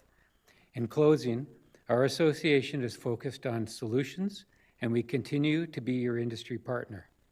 We are here to work with you, both directly and constructively, and the decisions made before you tonight will shape how, where, and whether housing can continue to be delivered to address the current housing shortage. Those decisions will also define the region's future. With that, I thank you for the opportunity to speak, and I'm happy to try to answer any questions if you have any. Larry, that's incredibly impressive. You were exactly on time. And we'll now go to Councillor Vrbanovich for questions. Thanks, Chair Redmond, and thanks, Larry, for coming in this evening and for the engagement of the association in meaningful ways on this issue. I really want you to maybe elaborate a little more on the impacts of the workers, because as you said, it's well over 20,000 people in the region who we're talking about, and depending on how long there isn't answers, what's the risk to the sector, both short term and long term, if we're not very strategic in terms of how we deal with this? Well, short term, the impacts would be probably more focused on lending obligations and able to meet payments, things like that, meet payroll. Longer term, it really impacts, as Joseph Pupolo mentioned in his presentation or his answers to you, the number of people involved in our industry in every step of the way is enormous. Everything from the initial land surveying, preparation of the initial area grading, installation of sewers and water mains, construction of roads, paving of those roads, excavating of the foundations, pouring the foundations, building the homes, finishing the homes. It's enormous. And so every step along the way, there's a job impacted every time there's a delay. And the longer that delay stretches out, the worse things get for our industry and the worse things get for our employees and everything else. So. Okay, thank you for that. On the issue of looking at the data piece, and so on. I guess I'll ask my second question in from two perspectives. I mean, obviously, the sector can play an important role going forward. Has there, I know when you came a couple of weeks ago, you asked for engagement with the industry on a permanent committee. Have staff been able to address the sector's concerns on that front, and is that moving forward in a positive way? And secondly, from a data perspective, how important is it that, from a transparency point of view, that you have access to the region's data and what is to be shared with area municipalities later this week? Sure. Okay. I hope I remember all your questions here. So first off, we have been engaged by staff, but it was a very brief meeting. So Mr. Regier and his staff did meet with a number of us from the industry. It was only a half-hour meeting, so we obviously weren't able to explore, every aspect of every question we had. We are hopeful that we will have a seat at the table through this crisis and finding the solutions. We have the expertise, we have the passion, and quite simply, we feel we can bring a lot to the table, and we want to be at the table to help guide the solutions. And I think there was another question, I've forgotten it. Yeah, it was on just the importance of access to data. But before you go there, and so, in saying that you're looking for essentially a seat at the table, you're hoping for a commitment for the Waterloo Region Home Builders Association to be part of a structured working group on a regular basis? That's correct. Okay, thank you. And so, any thoughts on the importance of having access to the data? Well, I think that's important as well. We do have a lot of expertise in our organization that can review that data, unpack it, maybe provide a different lens, and be part of a broader solution that perhaps might not have come about without our assistance. Thank you so much. Councillor Hunick. Thank you for coming today, and thank you for delegating to council. I was struck by your initial comments, and I just want to clarify. I speak on behalf of myself here, but I think my colleagues would agree that no one here is questioning the value of housing and the importance of it going up quickly, or the value of your industry. We're just trying to find the quickest and safest way forward for everyone. So please do bear with us, and we value your input. Thank you. Thank you for those comments. Thanks very much, Larry. Those are all the questions we have. Thank you for listening intently to everybody else, and the offer to help and be part of the solution is greatly appreciated. Thank you very much. Jabran Butt from Kitchener. Oh, Jabran, you're joining us virtually. Welcome, and you have 5 minutes. Thank you, Madam Chair. I'm here to address the council on this water capacity constraint issue, that every challenge comes with a solution. So for the short-term challenge solution for this issue, for the water capacity, for the Mannheim treatment plant, which I'm here to deliver as an idea for a short-term solution, is that the winter season snow that we get and dump in the dump trucks, right? That same snow can be used at the water plant by installing a process control and automation thermal system to melt it into a water and then purify it to bring it into a use. This was my first short-term solution point. And my second solution idea point for the same challenge for the region of Waterloo, including Wilmot, Woolwich, Cambridge, and Kitchener municipalities, including all the challenges that agriculture sector is facing, housing sector is facing for the permits and the installation of the fire suppression systems. To get it to remove all these, to remove the barriers for all of these challenges, and to get them into to bring that into an action. The long-term solution is that I had submitted the map of the Canadian Shield of the Ontario, if you will have seen it. No, if you please go onto the Ontario map, please. It was up, if you want to put it up again. Now it is. Yes, right here. So talking about the long-term solution for this challenge is that what about developing water channels, looking at James Bay and Hudson Bay, which connects directly from the Atlantic Ocean. So if during over the 2 decades or next next 10 years or 15 years, if the civil engineering or the infrastructure engineering of the society, of our society here, the engineers decide and implement and approve and then move on with this idea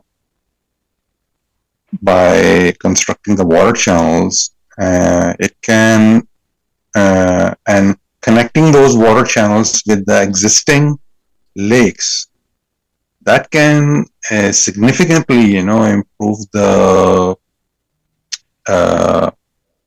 all the sectors and improve the economy, and resulting in the improvement of the GDP. And that's all. These were my short-term solution and long-term solution to the council panel. Thank you for giving me a chance. And if you have any questions, please go ahead, any one of you, and I will look forward to answer your questions. Thank you, ma'am. Gibran, I don't see any questions, but I want to thank you very much. Like a long line of delegations tonight, you've come with solutions, so thank you very much for your thoughtful intervention. I have no questions, but again, thank you for providing us with your thoughts. The next delegation is Nina Deeb from Kitchener.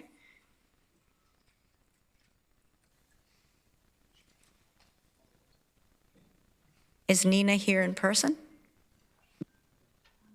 Oh, Nina, you're joining us virtually. Welcome. You have 3 minutes. The podium's yours. Good evening, Chair and Council. Waterloo Region, 3 of Waterloo Region's cities are signed on to assigned municipal housing targets of 70,000 new homes by 2031. This won't be possible with a development freeze on new applications due to water capacity constraints. Funding from the provincial government is connected to housing starts and meeting housing targets. The residential, commercial, and institutional sectors are the most responsible consumers of water. These sectors return approximately 90% of the water that is withdrawn. According to the Government of Canada's 2025 paper on water use in Canada, the residential sector only accounts for about 5% of Ontario's water withdrawals. The residential sector, returning 90% of withdrawals, is only responsible for a fraction of the percentage of net water consumption. It's almost a catch and release program. Waterloo Region is actually a leader in low peak time water use. Water preservation programs have been encouraged in our region with supplements and incentives for 30 years. So we are very good actors when it comes to water consumption. It would be advisable, rather than freezing development applications, to request that the province refrain from issuing any permits to take water in Waterloo region until more is known on the water capacity. One permit to take water consumes what a residential population of approximately 2,100 people consume. So that's based on the 243 liters per day, and we return 218 liters per day on that same population. So I did testify at pre-budget consultations with the province, and I requested $25 million per year for 5 years for the region to deal with our water capacity. Since then, today I did read the region's document, and the financial implications that the region is expecting at this point is $91 million. We have until, like the money that I had requested, I just put in a plan for us to secure investments in order to be able to increase our water capacity. And the best place for us to increase our water capacity is to get the 20% from the Grand River. That would alleviate the pressures on our groundwaters. The groundwater is like a water bank, and if we get our system operating at better capacity to get more water from the Grand River. And lastly, the pre-budget consultations ends tomorrow. So by tomorrow at 6 p.m., the region has the opportunity to ask for some money from the province. And I think the province is well aware that we want to build housing here, but we're not going to be able to meet our targets without dealing with the water capacity. This is easily solved with money, and the best place to get that money. We only have 3 funding mechanisms with the region, and that's the other level of government is the best place to get this money, because existing tax base and development charges can't really afford to fix such a large problem. That permits to take water is where it needs to come from. Thank you for having me here and listening to me. Nina, thank you very much for coming as a delegation, and thank you for delegating on behalf of the region's needs to the pre-budget consultation. And I would have to tell you that many of us have been talking to provincial counterparts and ministers. They're well aware of the solutions that we're seeking, and they know that we're coming to them with asks, not just for money, but for other issues. I hope you can stay to see the presentation from staff, because it really lays out well what we see as concurrent inputs that will help us solve this issue. So thank you very much for coming. I see no questions. So colleagues, that concludes this evening's delegations. Next up, we have minutes of previous meetings. I'm looking for a motion to approve the minutes listed under items 8.1 to 8.13, moved by Councillor Harris, seconded by Councillor McCabe. Chair, I was wondering if we can pull 8.5. To deal with it separately? Yes. Okay, so we are going to, they've all been moved and seconded, and we're now going to vote on 8.1 to 8.4, 8.6 to 8.13. Please cast your ballot, and then we will vote for 8.5.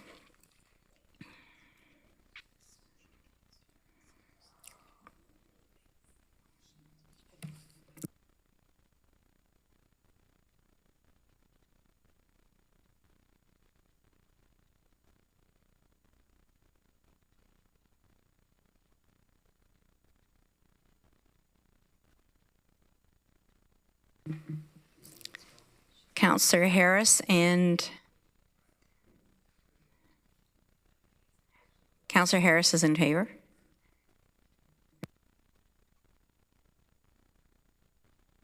That is carried, colleagues. So it's been moved and seconded to 8.5 special council meeting December 16th, 2025.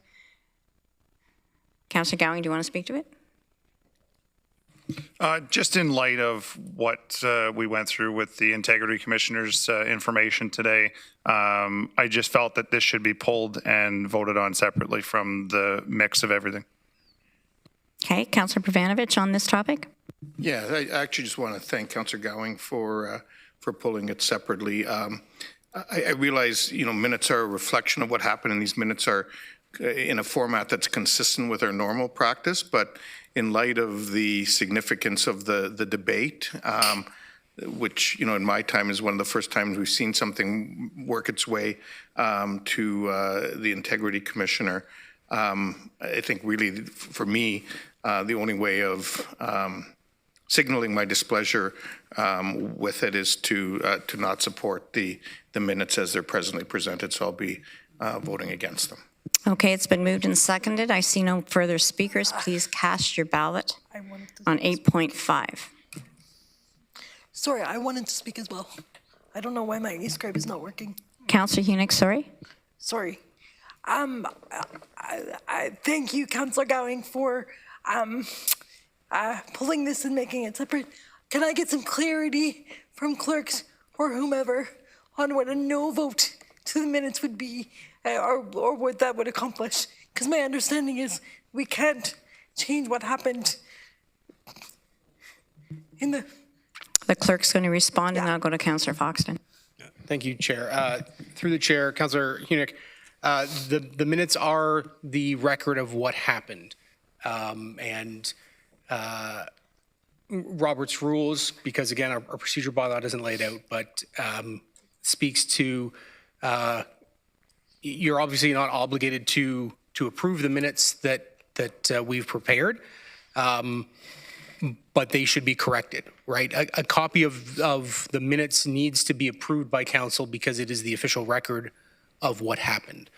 So if council would like to see edits or changes to what has been recorded in the minutes, we're in council's hands in that regard.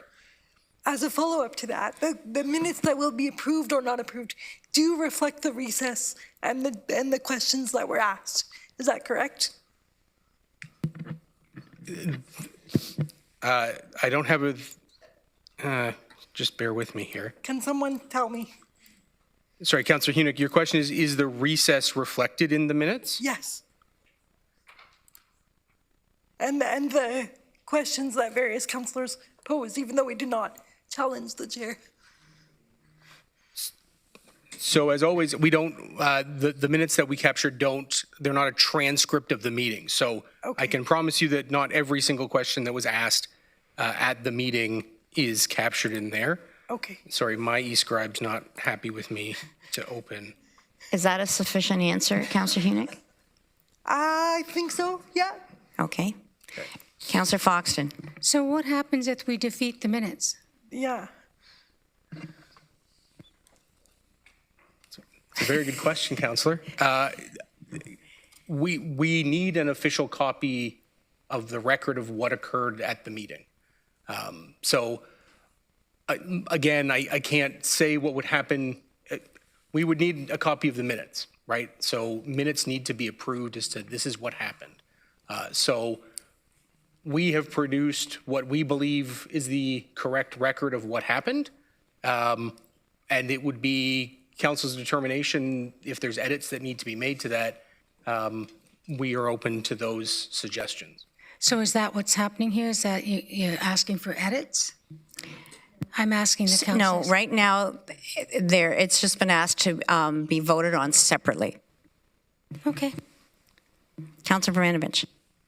Thanks, and I think Mr. Brubaker's response to those questions has been helpful. So I'm wondering, and I know that we don't normally include transcripts in, but we do have the benefit of video that forms part of our minutes and permanent record as well. So in fact, could part of our motion be that there be a transcript of this item in debate in the minutes to reflect the issue? Is that something that staff could do if directed by council? So you're suggesting there'd be an addendum. So these minutes would be approved, or we would vote on yes or no, but the amendment would be that there would be a transcript appended to the official minutes that we're voting on? Not that they would be appended, because then they wouldn't be part of the minutes, but rather that the transcript be included in the minutes for that portion of the meeting. So is that something, Mr. Brubaker, that staff could do if directed by council? Yeah, through you, Chair. We don't have a transcript, but we can certainly go back and watch the video and capture what was recorded. I will flag that the video doesn't always capture what's said not on microphones, so it might not be exactly as people remember it because comments are sometimes made with microphones off, but we could certainly do our best if that's council's direction. Okay, so to that effect, maybe then I will suggest an amendment that would include the full scope of the discussion in the minutes. If that amendment needs a seconder, I'm happy to second it.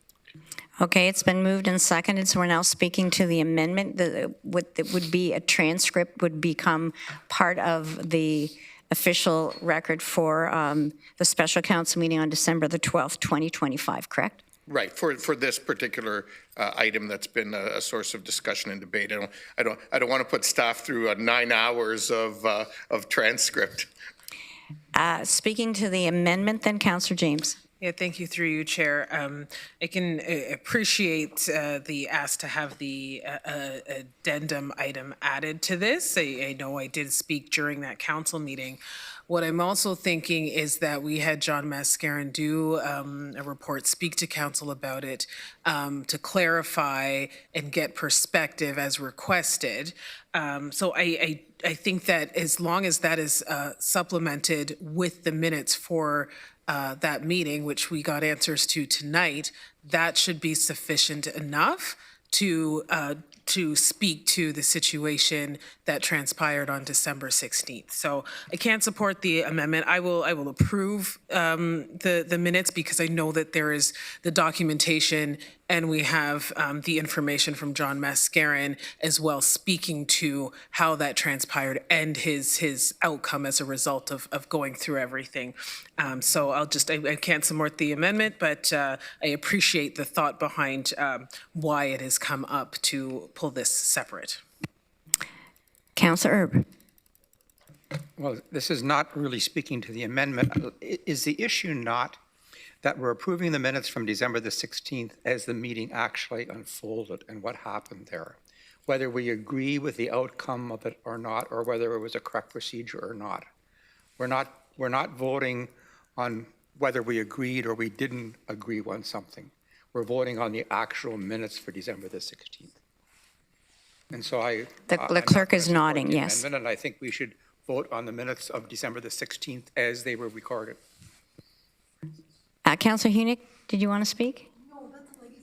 Sorry. Okay, Councillor Salonen. Thank you, through you, Chair. I'm not looking to kick a dead horse here.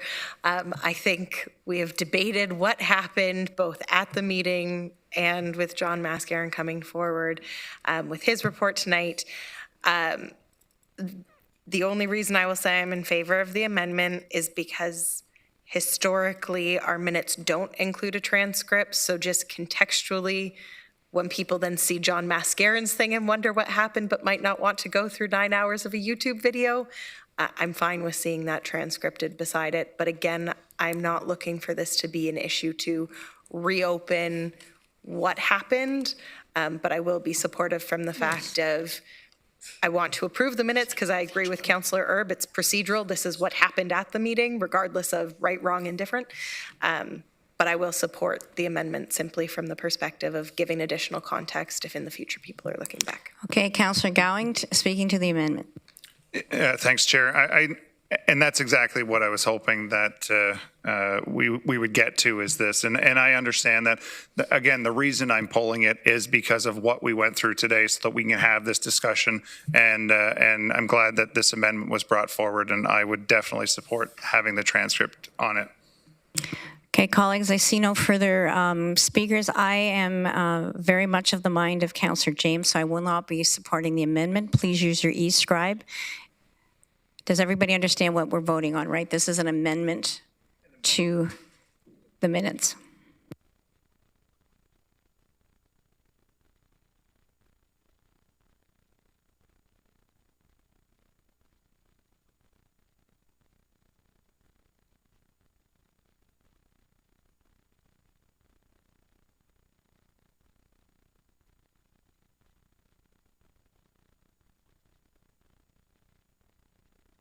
Colleagues, the amendment is defeated. We're now back to the motion, so I'd ask you to vote on it's 8.5, Special Council, December the 16th, 2025.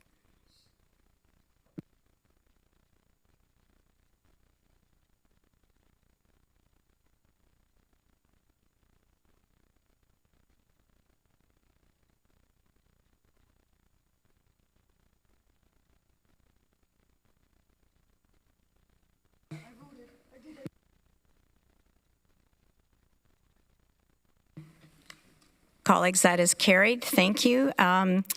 Next agenda item are communications. They have been in your information package.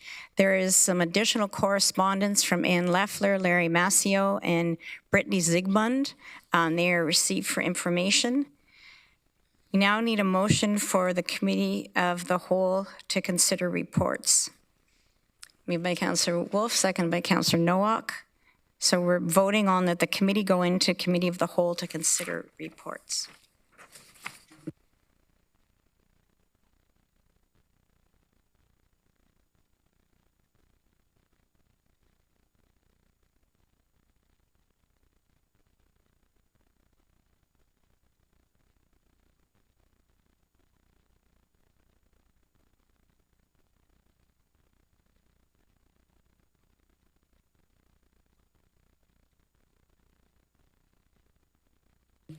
So colleagues, that is carried. We are now considering sustainability, infrastructure, and development. These are the results of the meeting on January the 13th, 2026. There is a summary before you, and I need a mover and a seconder. Moved by Councillor Erb, seconded by Councillor Rodriguez. Please cast your ballot.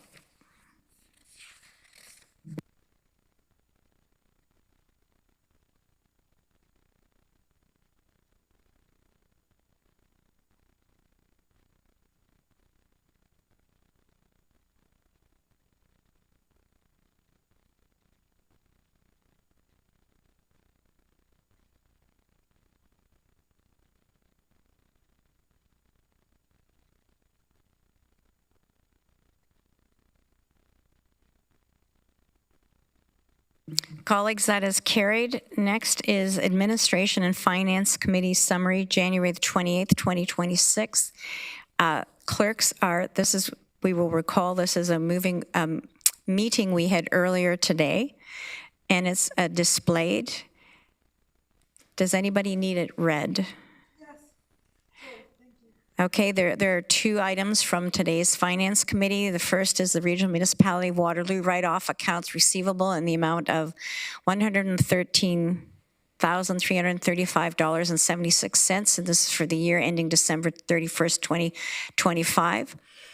And that Regional Municipality approve expenditure of up to $600,000 for the Public Art Reserve for a permanent public art acquisition at Kitchener Central Transit Hub, and the funding source for $300,000 earmarked for public art related to Kitchener Central Transit Hub Project 90107 is amended from the approved 2026 transit capital budget to the general tax supported capital reserve. And I actually was going to shortchange you, Councillor Hunick, because there is a third one. The staff be directed to undertake consultations with the arts community and the public in general on the creation of a Waterloo Regional Arts, and the staff be directed to report back with the results of the consultation by August 2026. Did you, Councillor Hunick? Oh, you're moving it? Okay, Councillor Saladin, do you have a question, or would you like to second it? I have a question, then I'm fine to second it. I just wanted clarity, and I was in another meeting when ANF was happening today, so I wasn't there for the conversation. I was just wondering for clarity on part 2, just on the amendment part from the approved 2026 capital budget to the general tax supported capital reserve. Can somebody just quickly explain what exactly that is? Is it different from the 2026 budget that we passed, or? Through the chair, yeah. So initially, the initial $300,000 was allocated from the transit reserve, and due to the nature of that reserve and the funding, the more appropriate it's not the most appropriate spot for the 300,000, so that's why we switched it to the general tax reserve. Perfect. Thank you. Thank you very much. It's been moved and seconded. Please use your e-scribe to vote.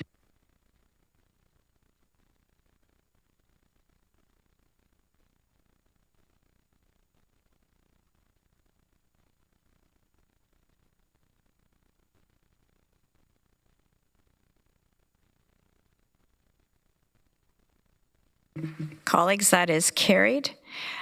We now have an update from the Board of Health, and I'd like to call on Dr. Adele Chang-On, Associate Medical Officer of Health, to provide the Board of Health update. I understand you're joining. Oh, you are. There you are. You're joining us virtually. The floor is yours. Thank you. Good evening, Chair Redmond and members of Council. Thank you for the opportunity to present a Board of Health update with information about the respiratory illness season and Public Health's annual enforcement of the Immunization of School Pupils Act. So with regard to the respiratory illness season, Public Health is seeing a decrease in local cases and outbreaks of influenza in Waterloo region and across the province following the steep rise in cases reported earlier in December. Influenza may have more than one peak over the course of the full respiratory season. We typically continue to see cases reported until April or May. So it's not too late for you to get your flu shot to protect yourself and loved ones against serious illness. Influenza vaccines are free of charge and are available to everyone 6 months of age and older who live, work, or go to school in Ontario.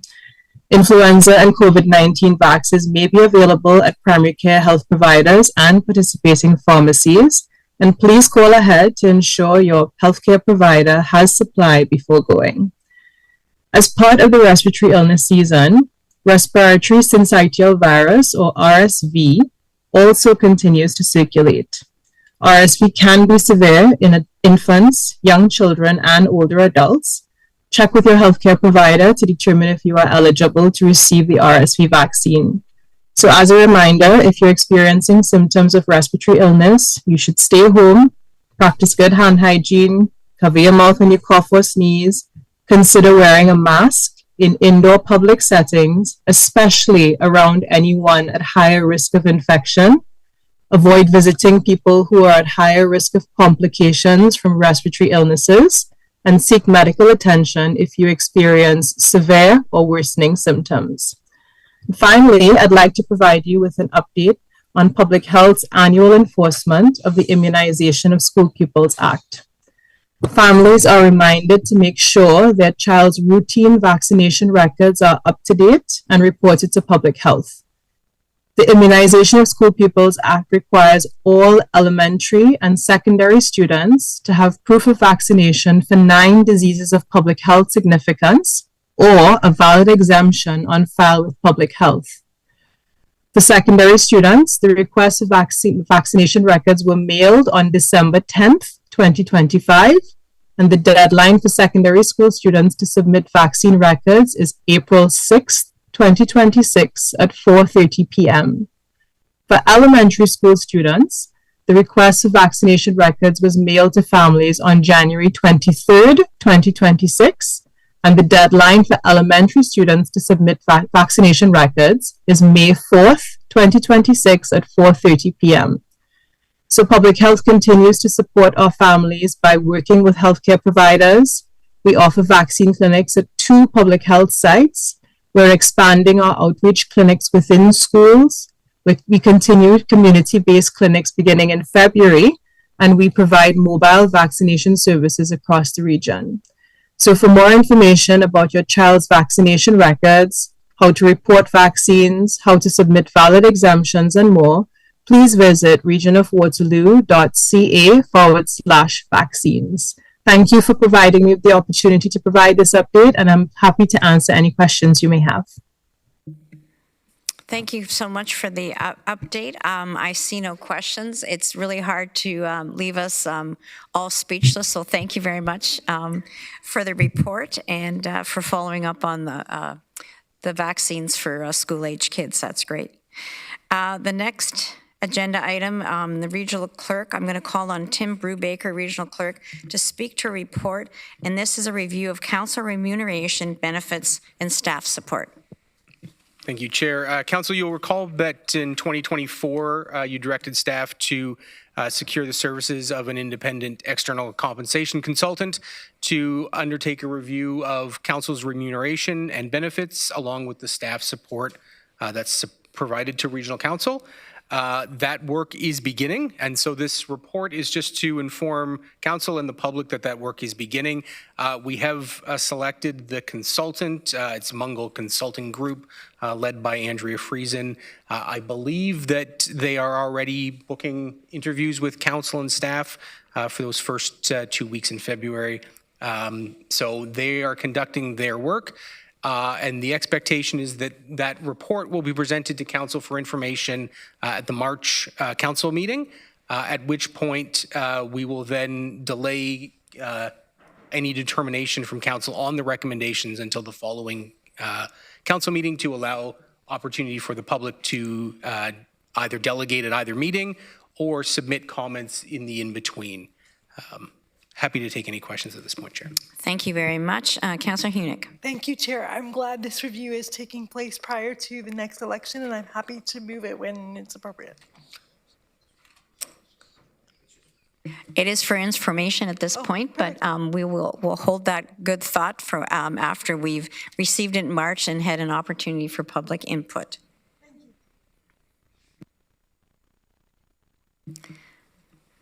I see no further questions. Under matters under the Committee of the Whole, we have the preliminary water capacity constraint solutions and associated resource needs. I'll now call on Matthew Getsky, acting CAO, to introduce the report and the presentation. Thank you, Chair Redmond. Good evening, members of council. The report that's before you today has two important parts.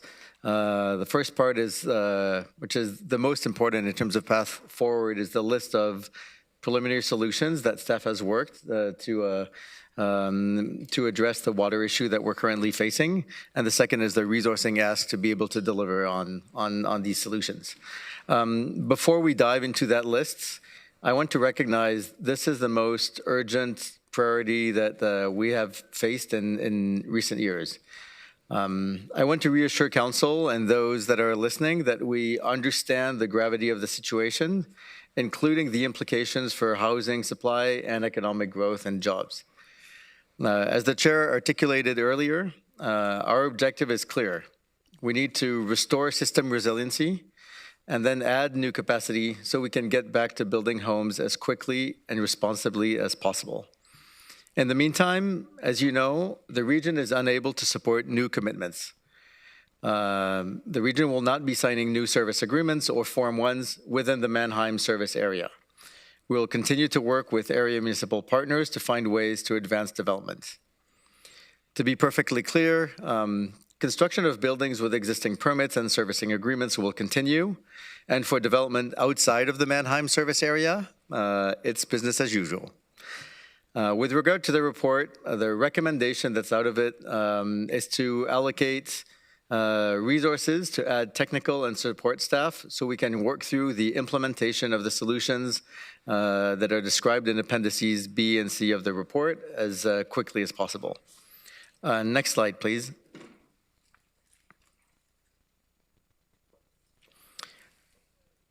Just a little bit of background there, a reminder that based on the updated and verified methodology, our system requires an operational resiliency buffer to safely manage maintenance, emergencies, and outages. As of 2024, existing residents and issued building permits require 1,356 liters per second of sustainable supply, and that's based on December 31st, 2024 data. The system can only provide 1,164 liters of sustainable capacity while protecting for operational resiliency. That creates an immediate shortfall of nearly 200 liters per second. In order to support all of the planned growth to date, an additional 235 liters of new capacity is required. So that's to support all of the planned growth that's already in the queue, understanding that some of it will come to fruition and some of it may not, as we all kind of have some projects that go to fruition and some that don't. This does mean that in total, we need 435 liters per second for current and planned development in the queue while protecting for operational resiliency. And for new development applications outside that queue, additional capacity is required. This is why staff have been looking at short, medium, and long-term solutions with support from renowned industry experts to add capacity, restore the lost operational resiliency, and gain the 435 liters per second and additional capacity for future growth. This means today, and this is where I think we can try to clarify also through the presentation, some of the numbers that were provided in the table that you saw. Today, to be able to address the current demand, our wells are operating above the sustainable capacity because they're offsetting parts of the system that is not working at capacity that is offline. And that's something that maybe wasn't completely clear. I mean, we'll try to continue to clarify this with you so you really understand the issue at hand here. The good news for us is that we are mobilizing partnerships with industry and area municipalities to identify new ways of accelerating projects, taking risks on piloting new solutions that can be deployed as quickly as possible and then scaled up to meet the scale of the issue that we're facing. In addition to the preliminary solutions that have been identified, we are accelerating and have started that already at the end of 2025. The team has immediately looked at accelerating repair and maintenance work, and then at the same time advancing new large infrastructure investments that we know take some time. We're also seeking provincial support, and Ministry of Environment has been extremely supportive with us right now to fast-track environmental assessments, permits, and design reviews and make it happen with us. This is, to go back to some of the questions that were asked earlier, this is an infrastructure problem that we are aiming to solve through several concurrent technical solutions. When we talk about short, medium, and long term, it's not sequentially. All of these need to start at the same time. And that's what, that's one of the challenges that we have. Staff have been working furiously on these preliminary solutions, providing some rough costs that are provided today for your information, but these are early estimates. Many of these projects have not gone into any design, so bear with us on contingencies and the actual amounts, and also the cost of acceleration, because delivering these faster will mean that we may prioritize, in procurement, for example, we may prioritize the faster responses as opposed to the least expensive ones. So just a bit of caution here too in looking at into that. And this is what Amy will speak to in this presentation. She will run you through a bit of a line-by-line review of all the solutions that were in the table. This list is not exhaustive or final. Staff continue to explore further preliminary solutions with partners. I think the contributions from industry experts has been invaluable up to now, and we hope to be able to continue to gather that. And with that, I will pass it over to Amy Shaw, our Director of Water and Wastewater Operations, who will speak to this list in more detail. Thank you, Matthew. And through the chair, before we start, I'm just going to take 2 minutes and thank my technical staff who are here late tonight. I think you saw them all on the 13th, and they've been putting in 12 to 15-hour days probably for the last 2 months on this solution, of the solutions that you're seeing tonight. So I just wanted to thank them before I forget. So the first status update, so if we could go to the next. There we are. Yes, so the first short-term solution is the repair of the existing Parkway water system. And this is one that Matthew was talking about, is where we have had certain systems that have been offline due to repairs and maintenance that has been needed on them. Parkway is one of those, and it is undergoing repairs for the existing to the existing reservoir and pumping station. So the system has been offline to facilitate this ongoing construction. The completion timeline is expected to be in Q1 of 2026, so this year. The impact is regained operational resiliency of 60 liters per second. So again, that is not new capacity. The 1455 liters per second that we saw in the chart that was showed earlier actually includes these being online, so it's not net new capacity. The estimated cost of the repairs to the Parkway water system is approximately $1 million in 2026. So that's the first one. Next slide. The second one that's a short-term repair solution is the Greenbrook water system. The plant is currently offline due to multiple equipment failures over the last few years. Work includes process equipment repairs and chemical tank replacement. The completion timeline is Q3 of this year, 2026. The impact, again, this is another one that is regained lost operational resiliency of 80 liters per second, so that is not net new capacity available. And the estimated cost to repair Greenbrook is $2.175 million in 2026. Next slide. Okay, so back to Greenbrook again. So once we get Greenbrook up and running, we do have future plans for Greenbrook water supply to try and optimize it, so to try and get additional capacity out of that system. So it's an ongoing project to modify the control strategy of the UV advanced oxidation process, a system, and to optimize capacity, so having 3 UV systems running at the same time. That work also includes control modifications. The completion timeline, again, is Q3 of 2026. The impact, we're hoping to get an added capacity of up to 34 liters per second, and the estimated cost is approximately $125,000 in 2026. Okay, the next one is optimizing the existing Wilmot Center wells. The Wilmot Center well field supplies the Mannheim service area, Baden, New Hamburg, which is not part of the IUS, and Shingletown. The opportunity is to transfer excess supply from the Wilmot Center well field to the Mannheim service area where there is a capacity constraint. The completion timeline would be, there is a report coming to committee in February, so that as soon as that, if that gets approved, we could instantaneously move 30 liters per second into the Mannheim service area with an estimated cost of $0. And just a point, we will get into great detail on the report, but the increased supply to the IUS does not compromise Wilmot's 2051 growth needs. Next slide. So this is the exciting one for us because it's the most promising short-term solution that we have at our disposal right now. And the goal is to increase the Mannheim capacity until a permanent long-term work, the long-term work at Mannheim is complete. So what we're looking at is piloting a containerized ultrafiltration units to bypass the problematic treatment constraint that we're having right now. And if successful, if the pilot is successful, we would proceed to full implementation.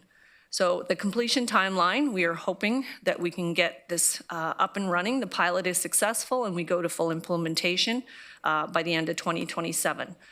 The impact is added capacity of 50 liters per second per container, up to a maximum of 300 liters per second. The estimated cost is approximately $2 million for the pilot, and again, rough estimate, 14 to 16 million for the full scale. And this pilot would get us to a point where the DAF, which is on a future slide, which is the permanent repair for Mannheim, to gain that capacity back. Next slide. This is another new project. It's a Maple Grove water system. So it would include the construction of a new centralized water treatment plant in North Cambridge to integrate and treat raw water from 2 existing production wells. The completion timeline for this is approximately 2030 with opportunities to accelerate, so we could shave up to a year off of that. And again, I think Matthew mentioned we are in talks with the Ministry of the Environment, Conservation and Parks. They have been really great and really supportive, and we've already set up individual meetings with each of their with their permissions group, their EA group, and their permit to take water group to go into specific detail on each project of what we're looking to achieve. The impact of this new water system could be an added capacity of 42 liters per second, and the estimated cost is $150,000 in 2026 and $12.9 million between the years of 2027 and 2030. Next slide. Okay, so we talked about Parkway, getting Parkway back online. We want to optimize Parkway because there's 3 wells out at Parkway, and one of them is offline right now due to contamination. So one of the strategies and solutions we're looking at is to have a side stream treatment of the water in that well to try and remove that contamination and bring it back into service. It requires a significant infrastructure with respect to a water treatment plant and a new water main. So the timeline, again, a little rough, but 2029 with possible opportunities to accelerate. We'd be looking at up to 20 liters per second new capacity and an estimated cost of roughly $3 to $5 million between 2027 and 2029. Okay, you've heard about this one a little bit. So in past reports, we've talked about the fact that we can't move water from the Middleton service area to the Mannheim service area. So this is one solution that we're looking at, and it would involve the construction of a new booster pumping station to temporarily move water from the Middleton service area to parts of the Mannheim service area. So it's important to note that the water would not be able to get to all parts of the Mannheim service area, just certain zones. This project will require land, water main, and possible treatment system. So the timeline, 2031 with opportunity to accelerate, possibly by a year. The impact is not net new capacity per se. It's reallocated water from 70 liters per second from the Middleton service area to the Mannheim service area. But in effect, it would be new capacity for use in the Mannheim service area. And the estimated cost, $4.1 million between 2027 and 2031. Next slide. Oh, sorry. They all look the same. Then we're talking about the Greenbrook water system again. A Greenbrook facility plan is currently underway to determine the most effective renewal approach for the Greenbrook facility. It is getting up in age. As we talked about, we've had numerous issues at the Greenbrook facility. So we'll be looking at either expanding the existing plant or replacing it with a new plant altogether. And so the completion timeline for that, 2031, with opportunity to accelerate by a year, potentially. The impact, added capacity of 20 to 60 liters per second, and an estimated cost of $350,000 in 2026, and approximately $40 million between 2027 and 2031. Next slide. Okay, and the Mannheim water treatment plant, we've heard of the issues with our existing plate settlers, and the side stream treatment would be the temporary solution until this solution is in place. So our goal is to restore the Mannheim water treatment plant capacity through the replacement of those plate settlers with a dissolved air flotation system. So it's called a DAF, and that would alleviate the existing process limitations that we're seeing. We are currently in detailed design, and the completion timeline is 2031 with possibility to accelerate. The impact, 250 liters a second to 300 liters per second, but again, that's not net new because it's really just replacing the capacity that we gained during the pilot. And an estimated cost of $1.4 million in 2026 and approximately $50 million in 2027 to 2032. Okay, the new Grand River water system, also known as the Woolner and Pompey wells. We would be looking at the construction of a new water treatment plant. The work would include rehabilitating the existing wells and or drilling new production wells. So the completion timeline, 2032, with an opportunity to accelerate. Impact, added capacity of approximately 100 liters per second, and an estimated cost of 40 to 60 million between 2027 and 2032.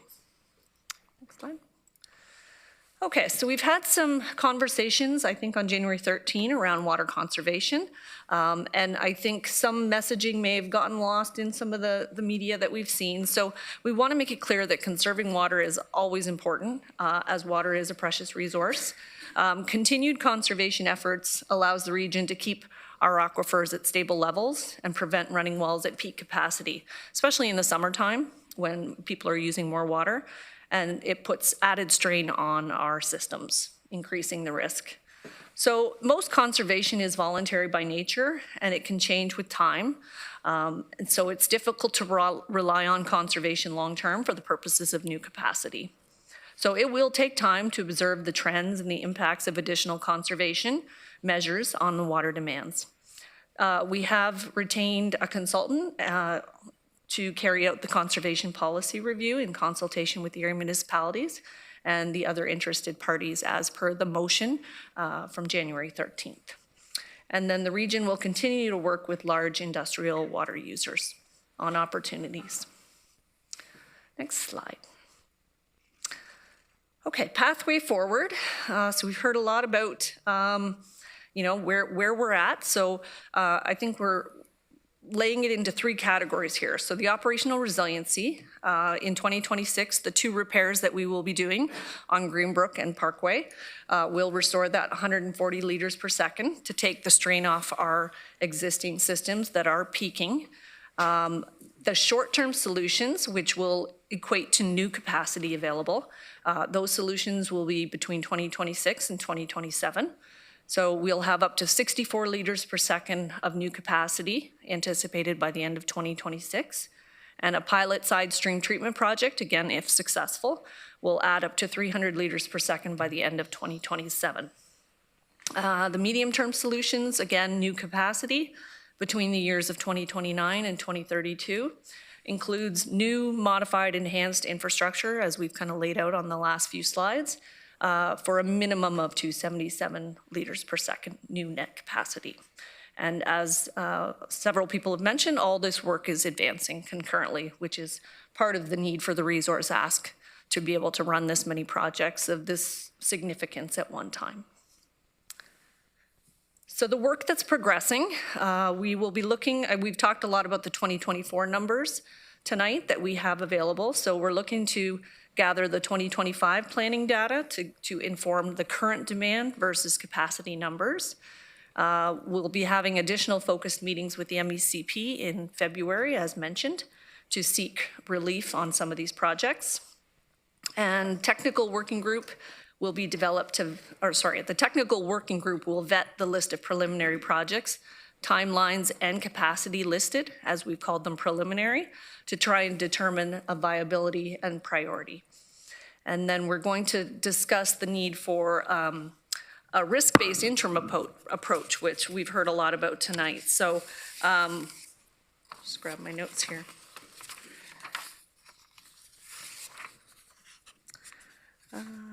Yes.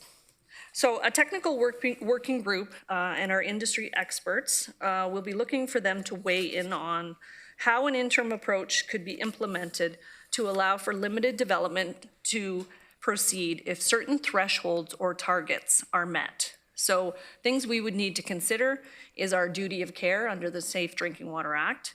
We would need it to be based on evidence-based decision-making, the level of uncertainty, the infrastructure repairs that are offline in the current state of our system, acceptable risk tolerance, the accountability of the decision makers, the validation of the approach, the liability that we would face for making those decisions, and in consultation with the MECP, as this does involve a standard of care and the risk to the Safe Drinking Water Act.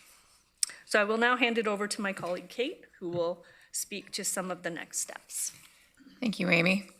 Council, you will have seen in the report that staff are recommending the approval of up to 8 permanent and 1 temporary position to address the issue and expedite solutions. These potential new resources have a cost estimate of approximately $1.2 million in 2026 to be funded from the Water Stabilization Reserve. As soon as this issue was identified, we immediately mobilized resources, including consultants, and repurposed resources where needed. Recognizing the scope of the issue, we want to plan for and quickly tackle work that will be ongoing. The report outlines what the additional positions would carry out if approved, and if there are any questions, staff are here to clarify and comment. I'm going to hand things back to Mathieu to provide some closing remarks. Thank you, Kate, and through you, Chair.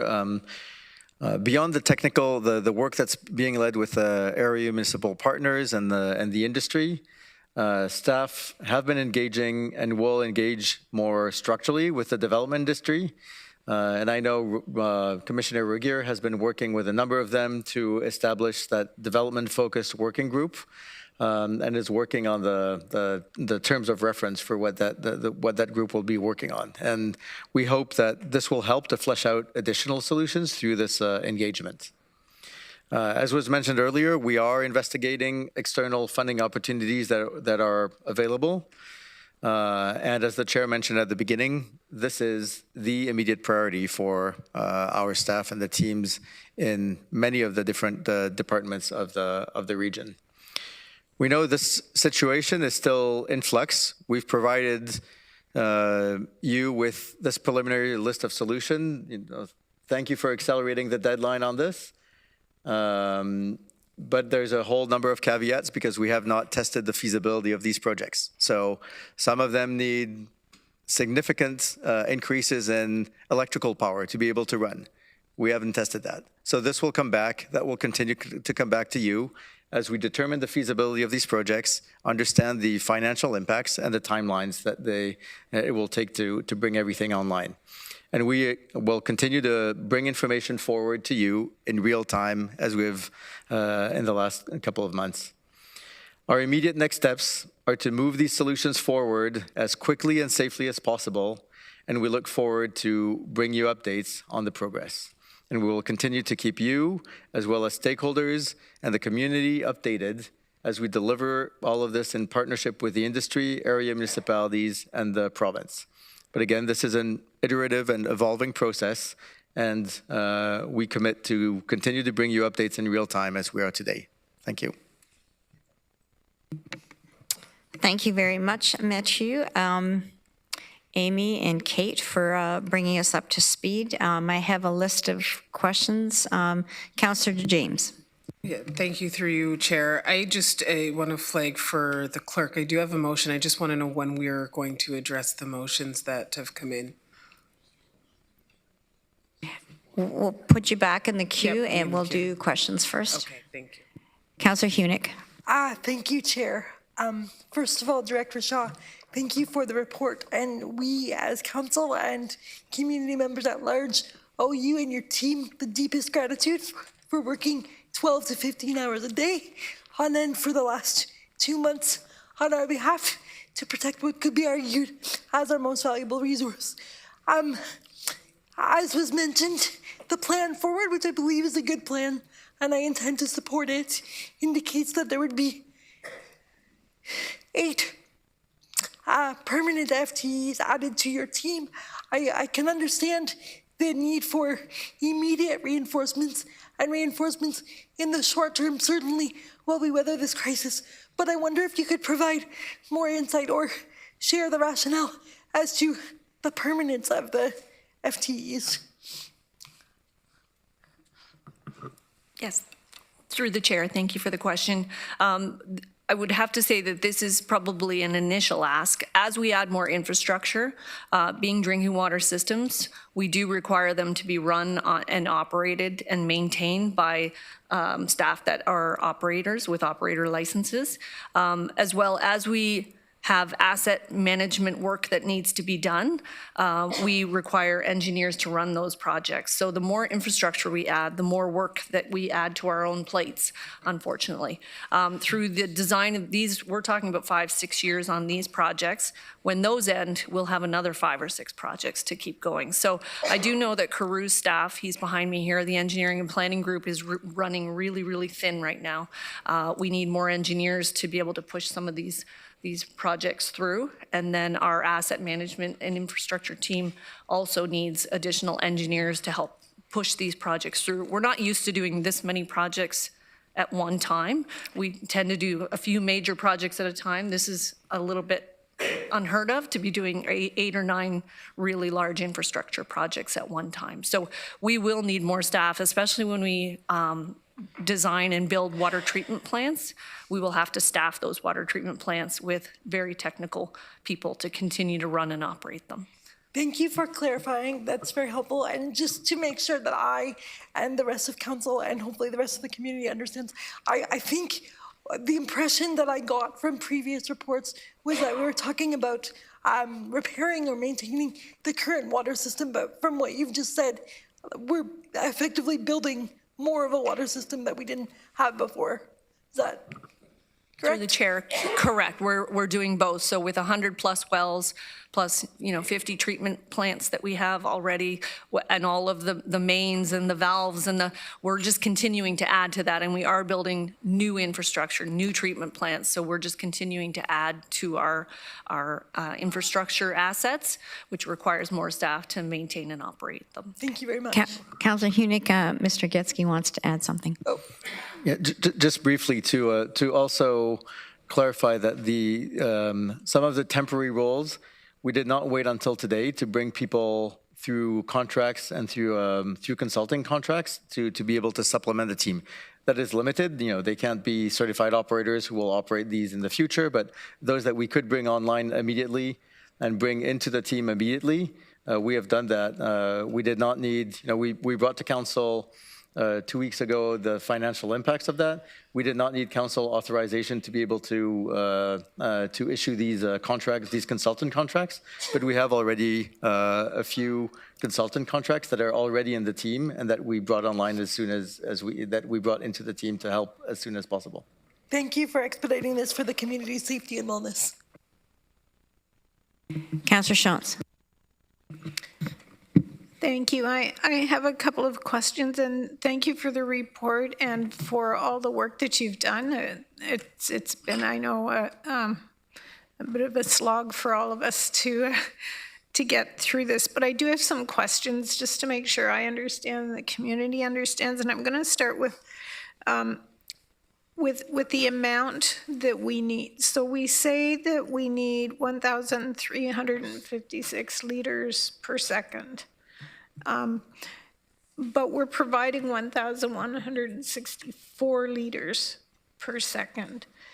The 1356 is kind of a theoretical number based on all the outstanding applications that have been there.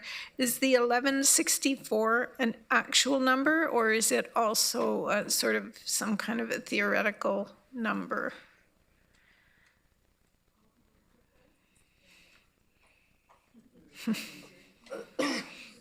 Call a friend.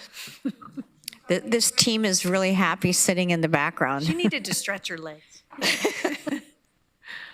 It is a good stretch. Through the chair, I don't know if maybe that slide could be pulled up so that we can see the numbers. It might make it a little bit easier to follow along. There was reference to a 1356 number. That number isn't a theoretical number. That's a measured amount that we're supplying to the community. And then there is a piece that is accounting for connections that we anticipate occurred throughout the year in 2024. So those permits issued. So it's something we haven't measured definitively, but we have a pretty good handle on that estimate. So that's not theoretical. Sorry, excuse me. That is not a theoretical number. The 1164, that's representative of if the system was operating at a sustainable rate and we were protecting the operational resiliency so we could take facilities offline to do the repairs that are necessary to maintain a reliable water supply. So that's the target of where we want to be. So that difference between the 1356 and the 1164, and I hope I'm getting those numbers exactly right, perfect. That's what our peaking is. So that means that we're having to operate the wells at higher rates to make up that difference. And while that can be okay in the short term, That's not okay indefinitely. And we heard references to a water bank in some of the delegates' speeches earlier. And that's a great way of thinking about it. We're withdrawing from the bank right now, and we can do that for a little bit of time, but eventually we need to give that money back to replenish. And so we want to get back to operating at a sustainable rate. So that difference is the 20% resiliency that we talked about. The difference between the 1356 and the 1164, that's peaking, so that's not necessarily the operational resiliency. So the operational resiliency, the table isn't in front of me, but it would be the difference between 1455 and the 1156, I believe it was.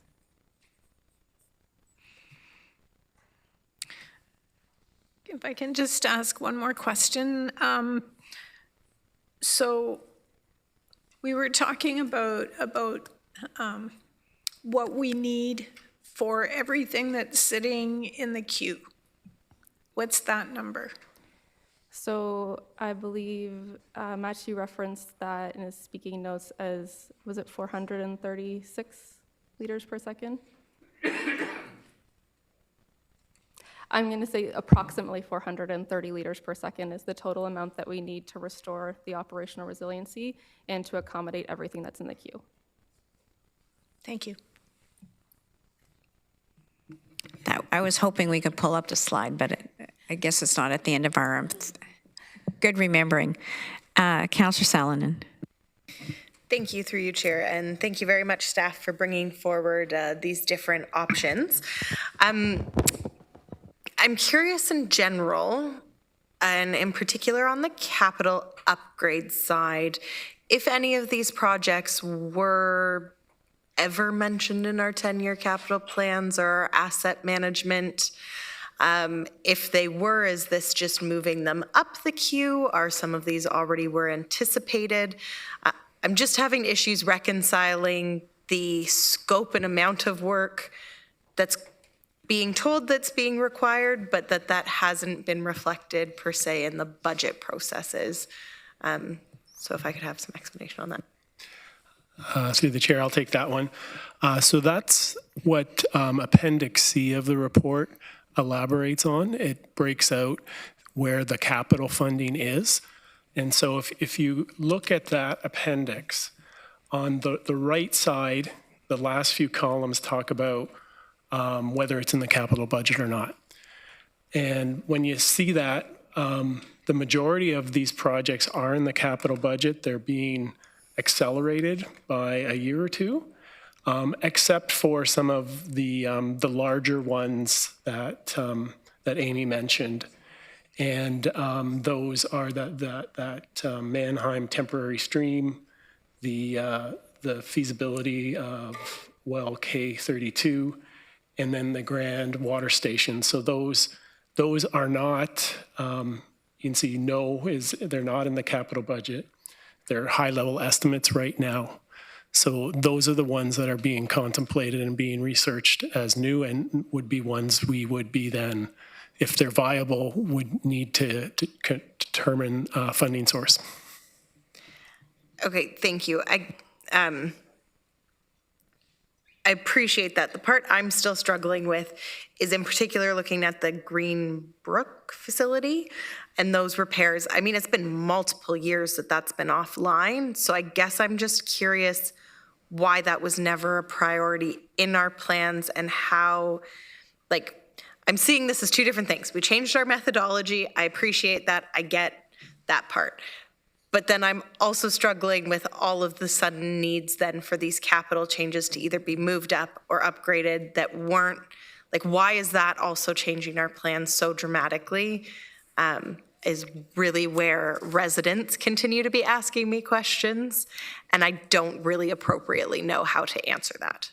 So through the chair, Greenbrook Parkway and the DAF at Mannheim have they are not a result of this situation. They have actively been under construction and being worked on for some time now. So they were actively being worked on before this issue came up, and they're now just coming online. So the DAF has been since 2023, when an optimization plan identified that the DAF was required. That project has started, and we are now in detailed design.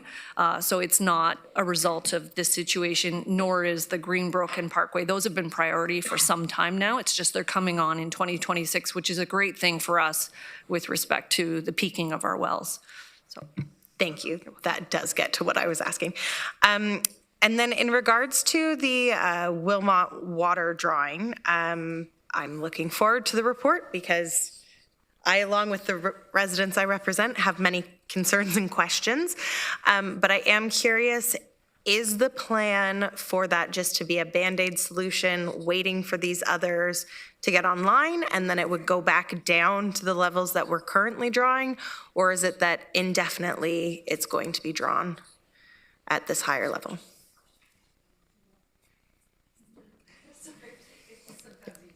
Nope, all good. This is call a friend. There's a lot of that going on tonight.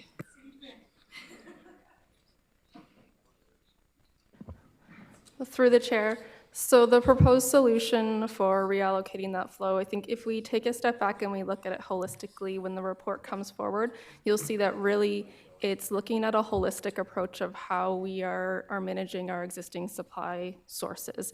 And it's doing it in the best interest of the community holistically. So looking at the needs throughout Waterloo Region, looking at them for like the planning horizon through to 2051, and then optimizing how we're using them. So what's proposed for the reallocation, that 30 liters per second, that's something that already considers the needs within Wilmot through to 2051, and that capacity is still available above those needs and could be reallocated for use within the Mannheim service area. So it's not a temporary thing, and it's really a shift away from a policy that was set before we had these advances in monitoring and science and technology to determine what the sustainable capacities are, and respecting that water doesn't follow municipal boundaries, and taking that holistic approach for how we're managing those supply sources. Okay, that kind of ties into, and I'll go back in the queue after this question, Chair, ties into one of my other questions. So I appreciate both the chair has told me and you guys have now shared that Wilmot will still have its growth available to 2051. What number are you using? Because Wilmot's in the middle of doing its official plan now that we have planning authority, so we don't even have those numbers, as well as to the point that many residents brought up, does this also include the allocation for the mega site future user? Does it have hypotheticals worked into that scenario? So through the chair, maybe I'll take the first part of that question and then I'll pass it over. So in terms of the numbers that we're using, they are the numbers that are available through the ongoing water supply strategy update in terms of the population projections, and then looking at that per person use. I would also note that the estimate of 30 liters per second, it has some conservative assumptions built into that, so that if there are changes in those projected growth numbers, that could be addressed through other solutions. I won't go into all of it here because there's a report forthcoming, but there are some conservative estimates there to account for the fact that we know that sometimes growth doesn't happen exactly as it's originally anticipated. And through the chair, I can speak to the numbers because I have them in front of me. So the average day demand is forecasted to be approximately 49 liters per second in 2051. This represents an increase in demand of approximately 48%. In comparison with the 2024 average day demand, which is 33 liters per second. Okay, thank you, and I'll cue back in. Councillor Rodriguez. Yeah, thank you, Chair, and thanks to staff for this report and turning this around in the time since we last got together, so really appreciate it. I have a question first just on a technicality to Commissioner Konopka in terms of the FTE recommendation. It says the recommendation reads as 9 full-time FTEs, but you spoke to 8 full-time FTEs and 1 temporary FTE. Could you clarify that? Through the chair, yeah, the temporary one is meant to be the one in communications. I think it was noted as a 2-year. So understood, but the recommendation that we were asked to approve today is 9 full-time equivalent permanent positions.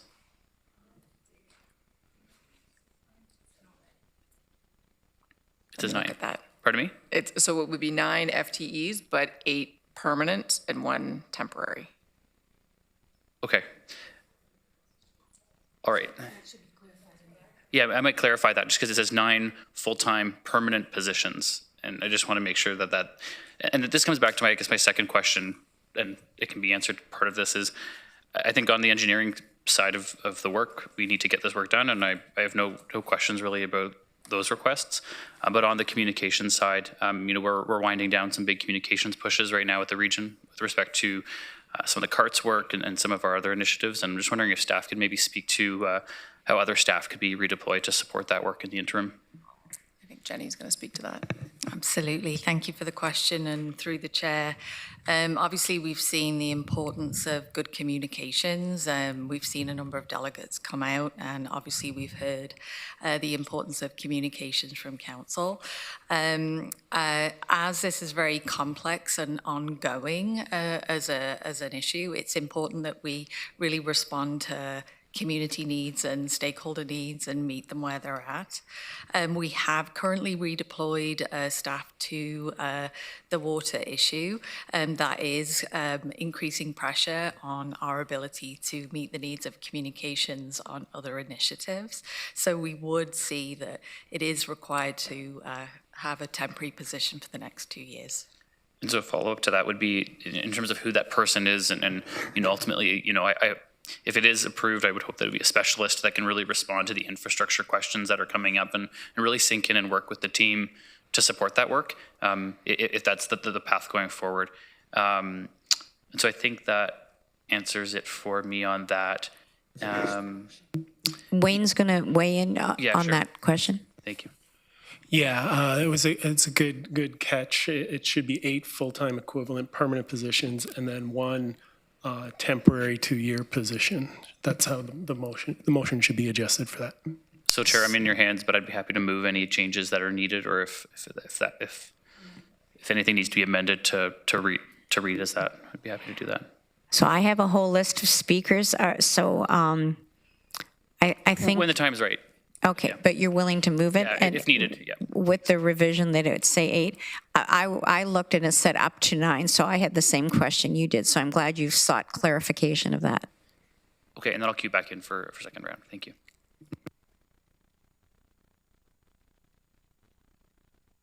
So we're going to amend that motion, so when it comes back up and you want to move it, Councillor Rodriguez, it'll read correctly.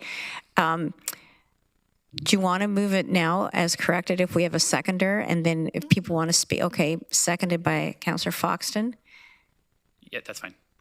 So we're, the amendment, just so everybody's up to speed, will be approval of an addition of 8 full-time equivalent permanent positions and 1 part-time or contract. Full-time temporary. Full-time temporary. Okay. So that's been moved and seconded. Councillor Salonen? Sorry, just a question of clarification. I thought right now we were asking questions of the presentation, and that's why we hadn't moved the actual motion about FTEs. The reason I ask is because I queued back in to ask more questions about the presentation, but I think it would be procedurally inappropriate. And I'm not going to put the question right now. It's on the floor, but you should feel free to ask about anything about the report. Okay. Okay. Thank you. So it's been moved and seconded. It is now on the floor. And Councillor Rodriguez, do you have any further questions? May I? You can have another question if you want. Thank you, Chair, and through you. So I think my biggest challenge, and I printed off the table that we were talking about earlier because I think it's a really helpful in big font for me.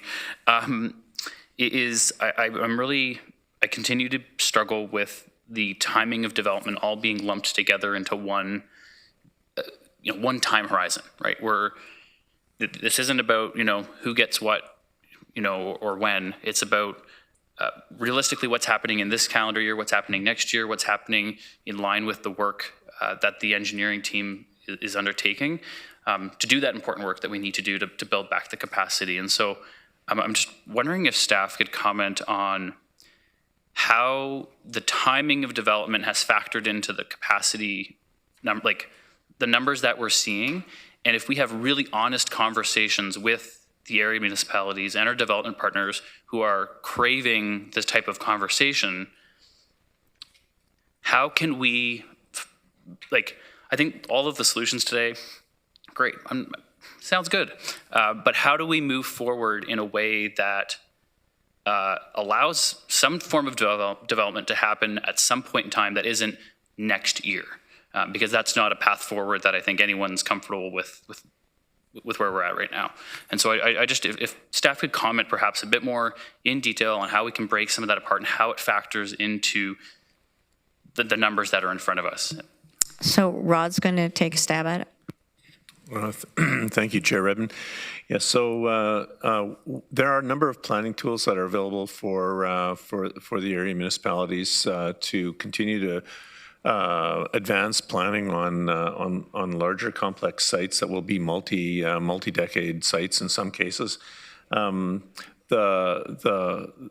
the most appropriate tool is the holding provision. We saw the City of Kitchener recently use a holding provision on top of a significant site plan application with approximately 900 residential units, and that's a good way of allowing the planning work to continue. And then when water capacity is reestablished for that level of development, then the holding provision can be removed and the development can proceed. And we know projects like these are long-term projects. They're developed in multiple stages. We've had some developers tell us that their project is likely to evolve one building at a time over 20 years. And so can we take that into consideration as well? So there are some planning tools available. Development planning is not going to stop. It will continue to proceed. And then when water is available, building permits can move forward. Yeah, thank you, Chair. And I think, herein lies where we're at is that development planning can proceed, but building permits and Form 1s can't be signed, and that's really, that's where rubber hits the road in terms of what people are asking of us today. And so I totally understand and support that path forward as an interim step, but I'm really struggling with this bucket of people that we're assuming is all kind of happening at the same time, and I hope we can get into it in a little bit more detail and really tease that out. And related to building permits and Form 1s, and yes, planning will continue, and that's great. So appreciate that response. Councillor McCabe. Thanks very much. I share, well, we've said before, I think a number of us share the questions and head scratching that Councillor Rodriguez was doing, but perhaps the answer is in getting this data by the end of January, so that we can really take a look and really understand how the allocations are really being counted, because that's a big question, as you just said, Councillor Rodriguez. But my questions are with respect to the FTEs and the full and temporary ones. My question, because we need to move at speed and we need to move efficiently and as effectively and as expeditiously as possible, and I hear your argument that we will, because we're going to be adding more technology and more pumping station and more work, that we will no doubt need the staff. But I'm just wondering, in the short term, would it not be? I'm curious if you've considered hiring or like an engineering consulting firm that would that not be quicker, where we don't have to recruit staff, train staff, bring them up to speed, but that you could bring in an engineering consulting firm that would provide a more immediate alternative, like to do this part to get those immediate repairs underway. Because I mean, perhaps can speak to how long it takes to recruit, train, and really get somebody in and working, right? Where the key piece here is we need to move, and I appreciate you understand that, Amy, right? But would that not be a quicker solution right now? So through the chair, we have, and I think we mentioned the short-term resources. We do have engineering assistance. We've also hired SEMA Plus to be the facilitator and to work these solutions through the workshops that we're holding with the technical working group. And we also have other experts in hydrogeology that we're hiring. We'll be hiring someone to look at the conservation policy. So we do have a lot of externals that we are hiring, and with that still comes oversight and still comes, there still has to be staff to oversee that work and drive it. So we have what we feel kind of maxed out that, and we do need the long-term resources to be able to manage these systems moving forward, and these are long-term projects. So Sorry to cut you off. I understand that, but it's like a full service firm. I understand that there's groups that you can hire that come in with kind of the full operation, right? It's not hiring one here, I'm talking about consultants, one here, one there, one there. My understanding is there's firms like that are available for us, and I'm just, regardless of the long-term stuff, I'm really interested to know why that's not a solution or is that a solution that's been contemplated? And if it's not, why not? Because we know these firms exist. So through the chair, I don't believe for this many solutions we've looked at what engineering firms could oversee 8 to 10 very large infrastructure projects. We also have our design and construction group within who will be overseeing a lot of the construction side of this. So it's more the engineering and planning side up front that we need the assistance on, and then the managing of some of the smaller projects on the asset management side. So I guess the answer to you is no, we haven't, just because we felt really strongly that our teams are struggling a bit right now, and we do need the long-term stability, because when you hire consultants, they're not always available. And so for the consistency piece, if someone's going to be on a project for 5 years, we really want that stability and not to have any interruptions or delays for any reason. This way we have a bit more control. Okay, I guess then, Kate, Mike, I'm curious how long it would actually take then, you estimate, to get these people in and operating, because again, I don't know, this is a real concern for me, because again, we need to move as quickly and effectively as possible. Through the chair, in terms of the recruitment piece, we can turn that around fairly quickly. Much of it will depend on availability in the market and how many people are out looking. What I would need Amy to comment on more is the onboarding and training to get people up to speed. So the recruitment side could potentially be 2 months, maybe. Yeah, I mean, yeah, and then there's all the rest. I mean, that therein lies my real concern, right?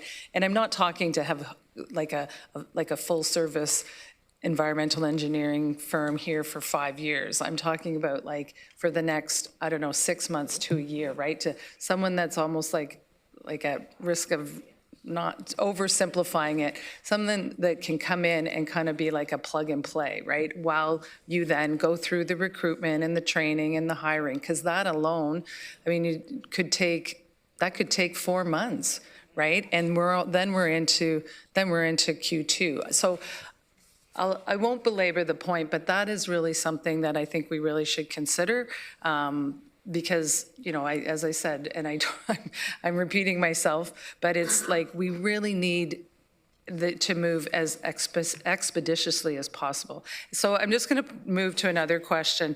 I'm just curious, we've heard various references to the members of the technical working group. I'm curious who they are, and can we just put their names up on the website or something like that? Because I think it's important to know who they are. And then I have a question about conservation, but I'll go back in the queue. Okay, but you have requested that the technical working group be publicly facing and on a website, right? So can staff take that under advisement? That's pretty straightforward, though, I think. Yeah, through the chair, I'll take that away. I would want to confer with the members who have joined, but I don't see a problem with that. Yeah, people are curious about this, and I just think it's another transparency piece. Thanks. So Councillor Ravanovich, you're next, but we're at a watershed moment. Are you going to be faster than 15 minutes, or would you like to move a motion to extend? Well, I can move to extend for this issue. I think at some point we're going to need to decide how far longer we're going to extend. I will move to extend. We're only going to do an hour at a time. That's what our bylaw says. So it's been seconded by Councillor Harris. Is there anybody that objects to us extending for an hour? Chair. Okay, then we have to vote. Chair. So, Madam Chair. Councillor Craig. Well, I'm trying to say this in a very nice way, but I'm somewhat irritated by this whole process today. I mean, the whole issue around water is really important to the whole community. And here we are, 11:15 on a Wednesday night, debating into the late evening with even more debate and leaving people on the sidelines either falling asleep or not watching. I suggest that we stop the meeting now. I don't expect you to support that. And no, I'm serious. And we move it to a time period where everybody can get all these questions answered, where it isn't close to midnight. I really object to what's going on here because it's too important an issue to leave like this. We have other motions that are coming up, and I think they're important, and I think they have to be dealt with. But I'd like some commentary from my colleagues here, if in fact you think we should come back at another time more suitable and more refreshed to deal with a really important issue. I mean, this is just being labored right now. So, Councillor Craig, I was nodding when you said you assumed I would not agree with you, and I don't. That's fine. I would also point out that we have been meeting since 4 in the afternoon. And we did start early because we had a part of a meeting that didn't get finished on committee day. So the motion to extend has been moved and seconded. I think people should feel free to vote against. Is there anyone who wants to speak to the motion before we put it forward? I have a hard stop at 11:30.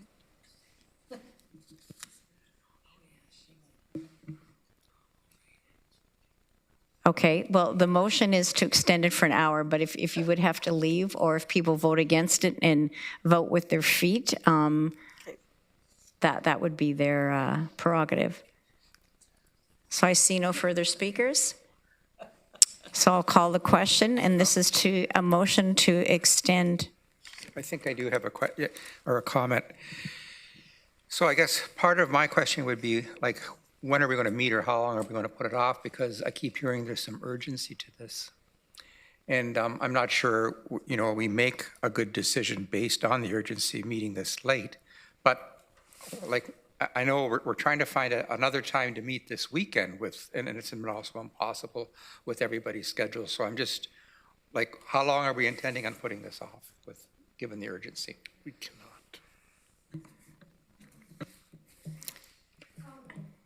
I'm going to call the vote, and I would suggest that if you don't want to meet for another hour, then you vote against it.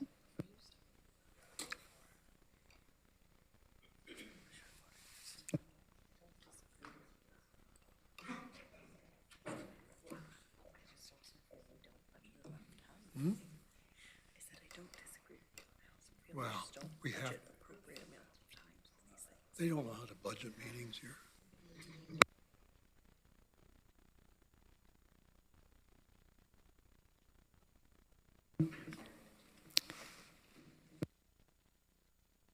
So, colleagues, that is carried. We will extend, and I would have to agree. I guess I'm just going to take chair's prerogative to say that this is a very important matter, and there's been lots of discussion.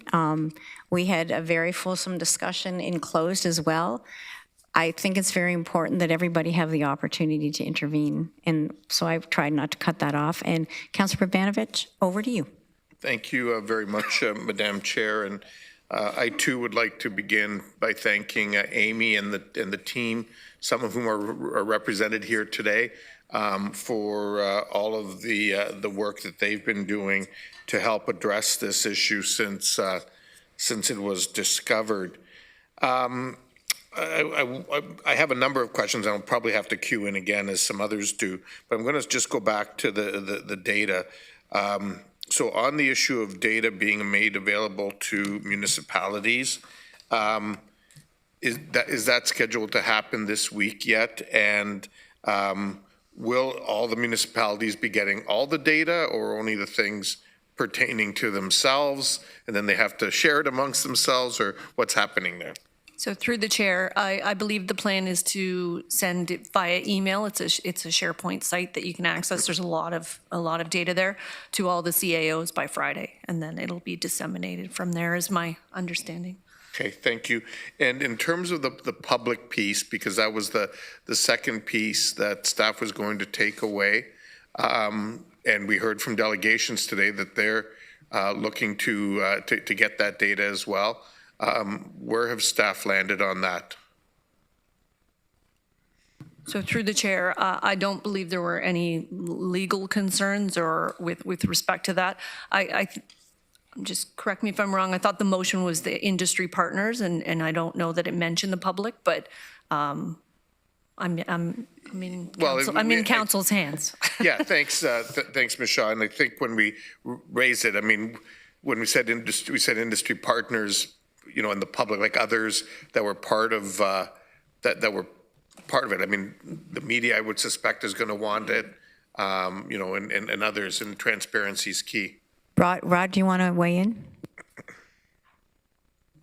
Apologies, Chair Redmond. I was getting ready for the next question, which... What's the next question? Do you want to tell me what the next question is? Do you want the answer, and then you can formulate the question? Form the question around it? Sure. No. Okay, so I think Ms. Shaw's answered my question, so I'm glad to hear that it's going to be made available. I do want to touch on the staffing piece that Councillor McCabe touched on, because I think there is an issue here, and I think the sweet spot may be somewhere in between, in the sense that maybe we need to work with our you know, engineering partners in the community and hire a couple people on 6-month contracts or something while we get through this hiring phase and so on, because that will take some time, whereas they'll have people that, you know, could potentially start this week yet with us. And so I think addressing the urgency part of it, I would really encourage staff to look at doing that and making some of those adjustments in that process. Will staff have the flexibility to do that with this motion? Councillor, I believe so, but Councillor Vrbanovich, Mr. Getsky wants to weigh in. There's additional information just for council to know. Thank you. Yeah, through you, Chair, maybe a couple of things. I think we heard your message, and I think we're happy to take back and see what we can push on the consulting realm to go even faster, and understanding that having a consultant on board needs supervision from staff. So we're trying to find the right balance there between not taking staff off of the projects that are already leading to be able to lead other consultants. So that's just a balance that we want to just be a bit mindful about. Just on the leadership side, I know I've been working with Kate and with an external search firm to identify an interim commissioner role who could be focused solely on the water issue and join us on an interim basis, but as quickly as possible, because we know that hiring a commissioner for a permanent position takes a lot of time. And so we kind of pivoted to another approach there, and I should be able to get back to you next week with some further information on this. That's encouraging to hear, and I think that'll be well received by the community. And also glad to hear that you're trying to find that balance, because we do need to PM anybody who's helping us in terms of the projects. As I did a quick scan down this list, Amy, if my math is right, and it might be off a little bit, Mr. Steffer can correct me, but when I added it all up, we're looking at about enough impact for up to 155,000-ish people, and capital budget estimates somewhere between 170 and 190 million for that entire list. Can you just talk a little bit about what what's already built into the 10-year financial strategy on that, and you know, what work will we need to do? Excuse me, getting hiccups. So through the chair, I just want to confirm, when looking at that chart, the top two, again, zeros, and then not to double count the DAF and the pilot side stream. So when we do the math, it's 641 liters per second that will come online between 2026 and 2032. So Rod, I always entrust with doing the math on the people part. That's not my my lane. But again, I think we mentioned we're already in the negative, right? So we're already peaking our wells. So part of that is has to be regained before then we can start utilizing some of that 641 liters per second towards development. But we do have it in the pipeline. It's coming on. And sorry, it's late. I forgot your other question. It's okay. The part was really like, what's the financial plan to deal with this over the next decade? So I'll take that part. So through the chair. So as I said earlier, the majority of those projects are within the capital budget, and so they're being moved up a year. So there will be impacts on the reserve balance. The reserve balance is around 100 million now. There's around, I think, around 60 million of total water projects. So we do have a bit of flexibility there, but we will have to work that through and reprioritize as we go through. There's those three large projects that have those rough estimates that aren't in the capital budget. That's in the neighborhood of that, I think, 80, 85 million when you tally them up. Those are the challenges. We'll have to, you know, I think we'll be looking for other levels of government for funding. Outside of that, we'd really have to work through our capital budget process in 27 to figure out how, if those are viable, how to incorporate them into the program, how to fund them, that type of thing. Okay, thank you. And the last question I'll ask this round is just on the Mannheim pilot, because that seems to be something that potentially will get us some really quick wins relatively, in the whole scheme of things, relatively pain-free. But I'm just wondering, is there anything like that can be done to see completion before 2027? Just help us understand that a little bit. I might call Ryan Snyder down if he's. Our first issue is these are outdoor containers, right? So our first challenge is the weather.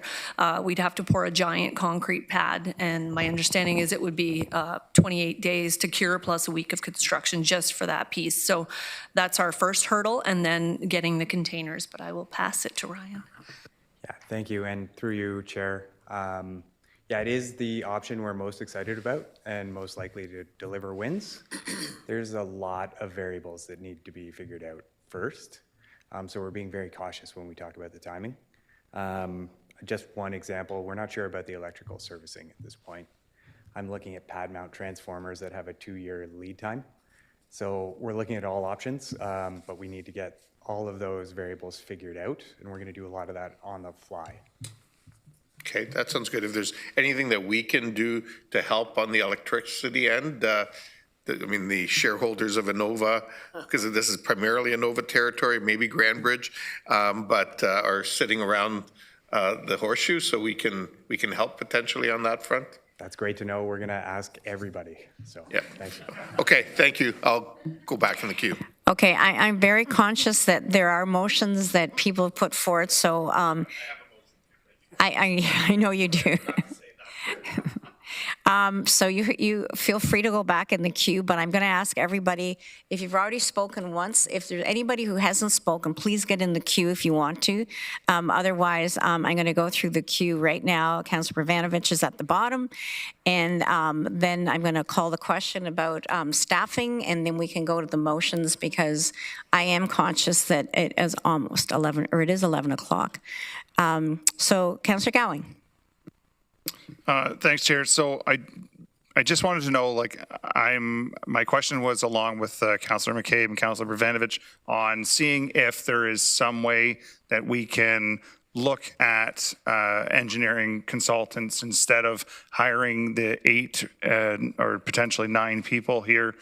So, and I heard from our acting CAO that that's something they're going to take away. So I don't know if this is a cart before the horse. We're going to vote on this, and then we're going to see if we can do that. I'm just kind of confused. Through you, Chair, it's I'll say yes. It's a yes, and I think the motion there says approve the addition of up to 8 full-time FTEs. So, I can commit to really review extensively, and I know that we have contacts with industry experts, so we'll ask for what's the capacity to do this. Again, I want to make sure that we have the capacity, the PM, the right people. So that's the other balance. But we'll look at that, and if we can bring it down to 7 or 6 or whatever, we'll do that. Understanding that, I would say we need those as a permanent solution. So what I'm hearing is more as a bridging solution to be able to go faster. But if I have a consultant for 6 months and at the end of 6 months we stop and we say, well, now we should hire, we'll still have the 2 or 3 month recruitment lag. So I want to be able to initiate the recruitment and then be able to bring consultants faster, if that helps us. Yeah, that clarified for that. Question on the financial analyst as a new position. So I'm assuming we don't have the capacity currently in our financial side to take this on. That's a Wayne question. Yes, through the chair. Yeah, so what this reflects is just the increased scope and complexity and the pace of the work that's being engaged in here. It includes, developing and maintaining cost models, tracking program expenditures. A thing to keep in mind, the water and wastewater, it's handled oversight by one financial analyst. That's been the model for a long time. And it's one of the most complex due to the nature of the operations, that it's a rate model and the significant amount of scenario analysis. So finance staff feel very strongly about this need.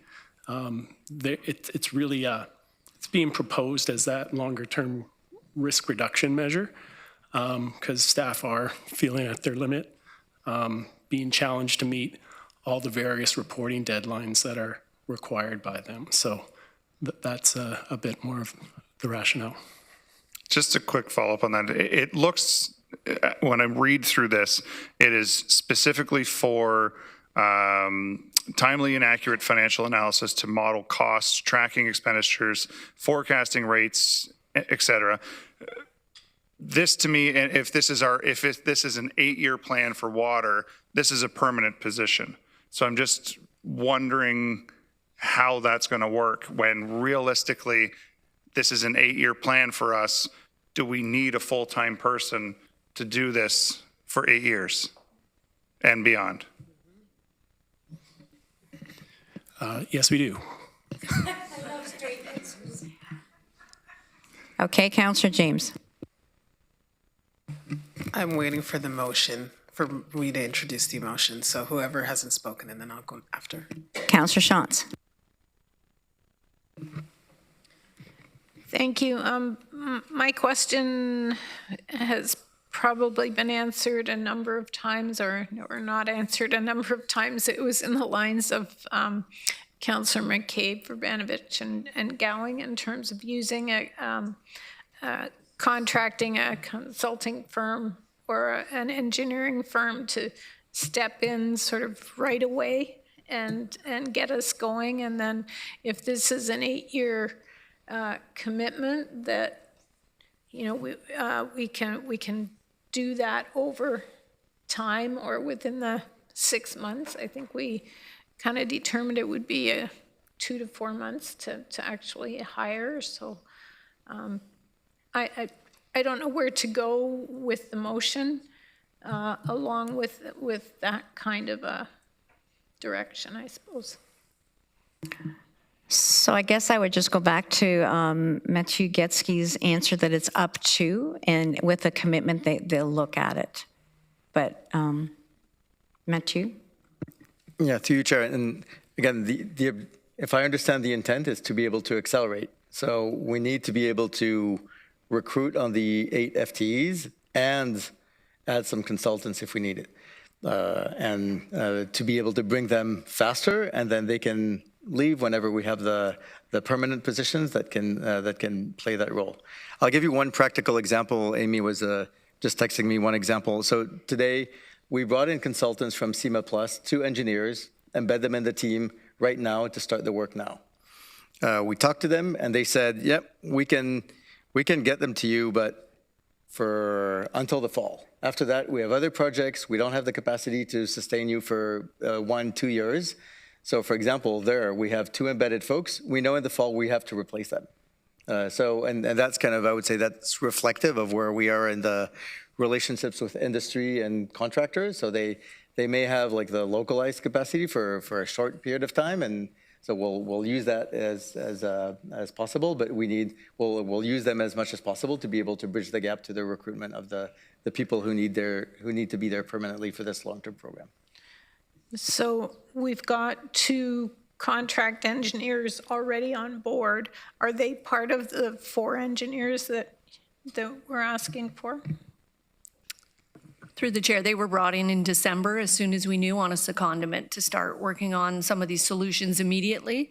And that was done through the secondment process and not as part of that ask that came in January. So they were already on board by that time.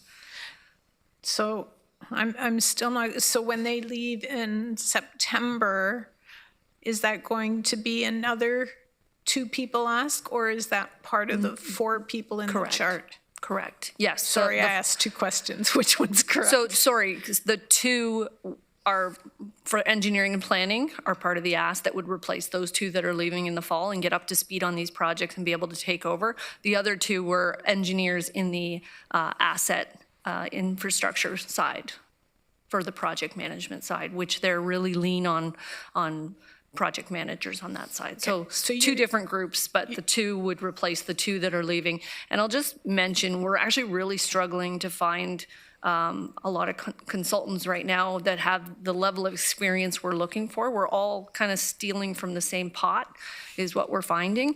And so even with respect to bringing CIMA on to be our facilitator, that is causing other parts of workload that they're doing for us and for others to be delayed, right? So there's only so many people in the industry, so it is becoming more and more difficult to find staff and qualified staff.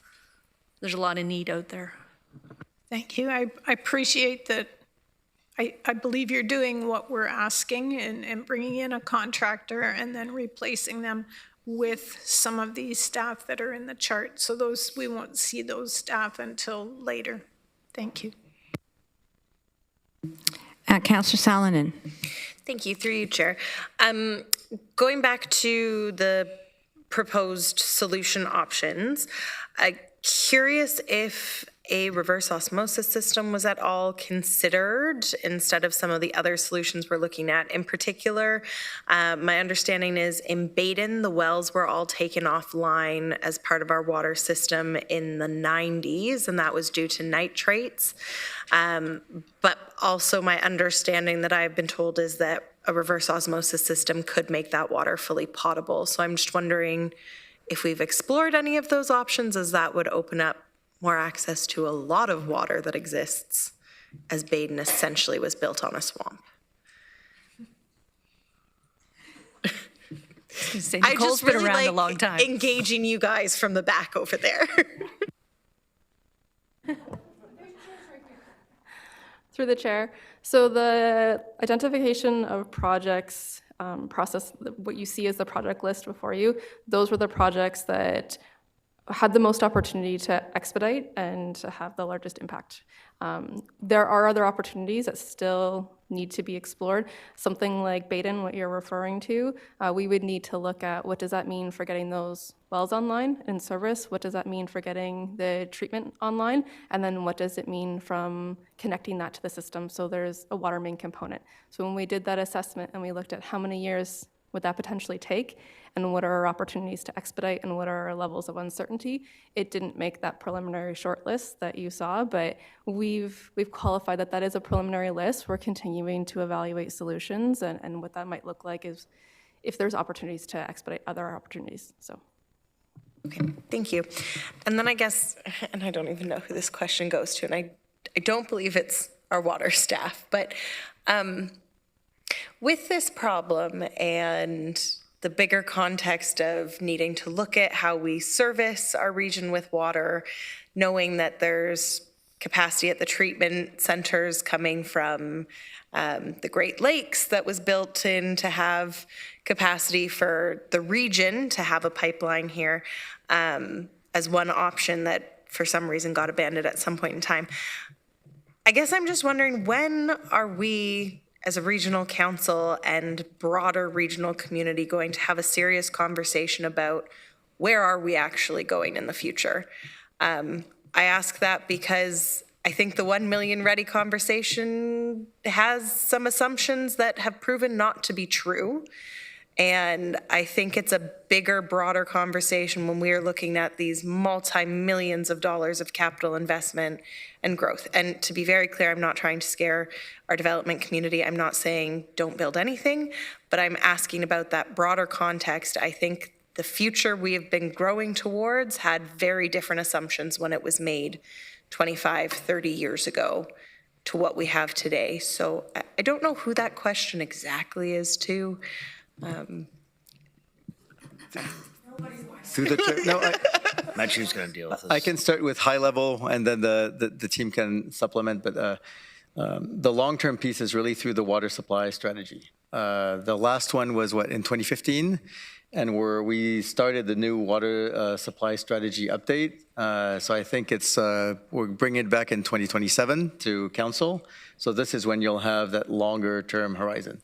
The 2015 one looked at the 2041 horizon, and that's manageable. But next year we'll bring you the update to that. But I'll leave maybe the staff.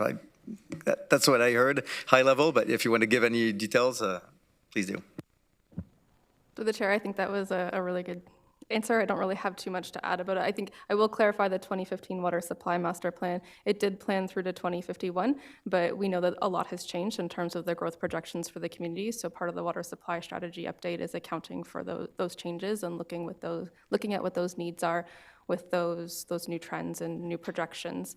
And one other point maybe for clarification in terms of the solution for a connection to Lake Erie. As part of the 2015 Water Supply Master Plan, that solution was deferred beyond the 2051 planning horizon based on the needs at the time. So just like a minor clarification there. So as part of the water supply strategy update, we will be looking holistically at solutions for the long term.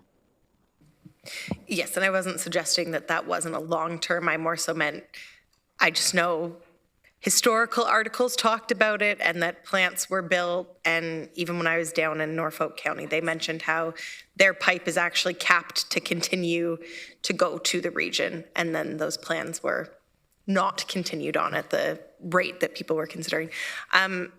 Thank you for that answer. I guess I wasn't just talking about the water supply strategy, though. I was talking about a bigger visioning exercise, and not just with the 16 councillors sitting around this table.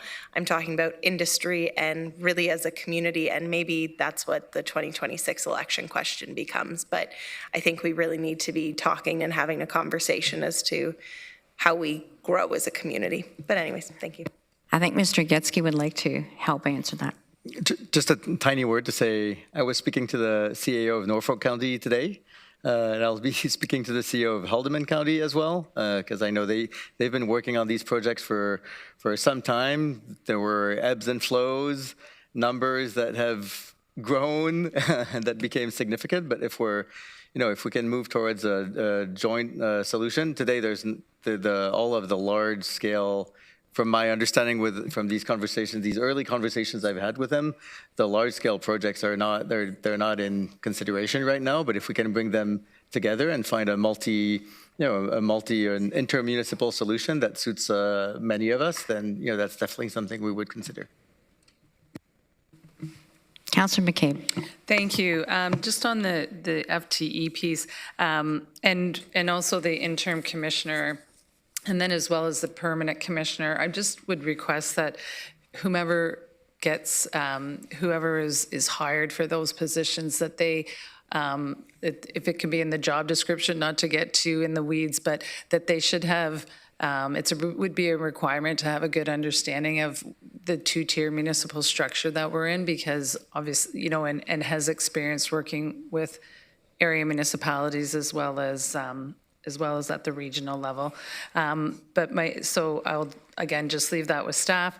My question though was around the conservation piece that was noted in the presentation, because it indicated that water conservation, you can't really rely on it so much. I'm paraphrasing obviously because it's voluntary measures. So, and I know that in the motion that I had moved. Point of order. What? Maybe it's, sorry, it's 11:15.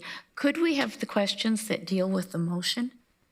This was part of the presentation. Okay, although, thank you, Councillor Wolf, although I would have to say that I allowed the motion to be put forward, and Councillor Ravanovich is the last speaker, and then we will put the motion forward, because there was a long list of people who wanted to speak to the motion.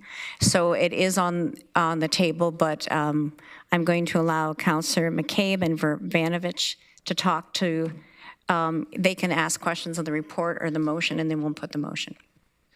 Well, and I think water conservation measures, particularly, we're going to face another hot summer, right? That this is something really critical that staff have to be considering right now. And so I was concerned about the voluntary aspect of it. And I know you're coming back with the additional recommendations around water conservation and things of that nature.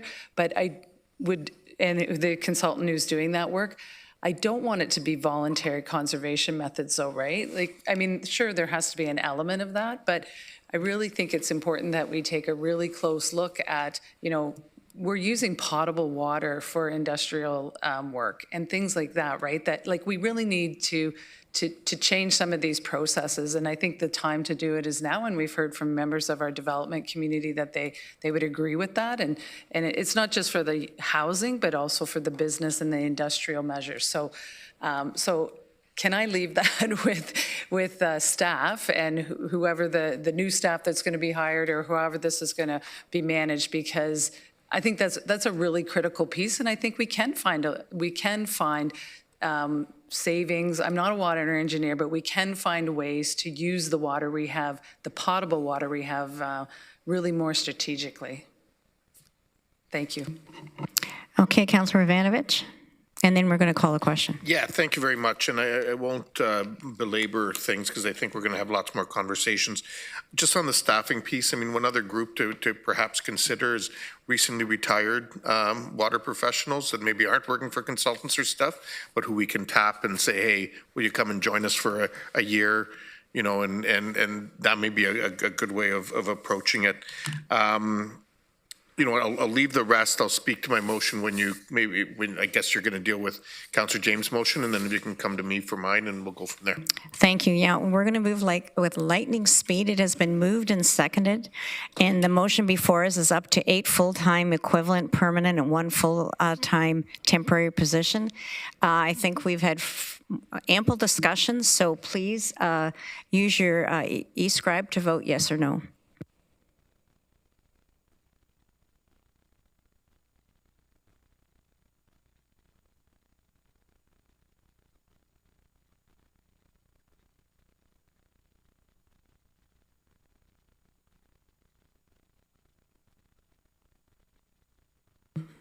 Colleagues, that is carried. Thank you very much. I will now go to Councillor James. You have a motion. Would you like to speak to it? Yes. Thank you, through you, Chair. So last week I was speaking at the home builders, and what became very clear and apparent is around, building trust, transparency, accountability.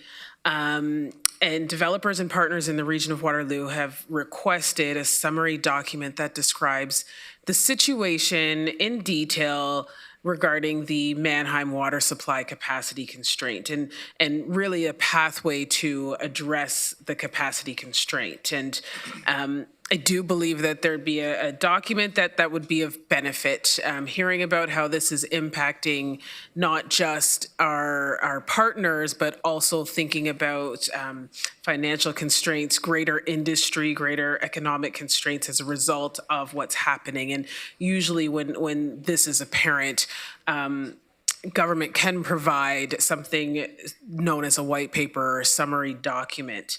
We heard from Joseph Pupolo earlier today about improving communication with general public, that this is an infrastructure and engineering issue and not necessarily a water supply issue. We know that at the root of all this is an infrastructure issue. And also from Larry from Home Builders regarding a pathway, finding a pathway forward. So with that, I would like to introduce a motion essentially to create a very detailed analysis summary document. I'll refer to it as a white paper and just explain that it is an in-depth report or a guide that informs readers about a complex issue, promoting a specific research-backed solution, again, looking at the solutions and viewpoint primarily used in government that educates, but also will provide potentially the necessary information for our partners to carry forward to show, from us what this pathway looks like for this challenge that we're in. And I wouldn't like to say that it is some sort of made up crisis. I think that there is something we need to show and to our developers, and so I'm going to request and ask council to support providing a more detailed analysis and a pathway that we can provide to our stakeholders and our partners and those that are impacted by these the current situation that we're in. And I don't know, Chair, if you need me to read the motion. I'd like you to read the motion, but you're moving it. Is there a seconder? Seconded by Councillor Gowing. Councillor James, would you like to read the motion? Yes, the motion that the regional municipality of Waterloo, I've got two different kind of ones here. I'll read the one on the screen that's more up to date. That the regional municipality of Waterloo directs staff to prepare an in-depth research report based on publicly available information that describes the situation regarding the Mannheim water supply capacity constraint and the pathway to address the capacity constraint, and that the summary document be made available to stakeholders, consultants, and the public to provide a consistent point of reference for all parties. Thank you. Councillor Gowing, do you want to speak to it as the seconder?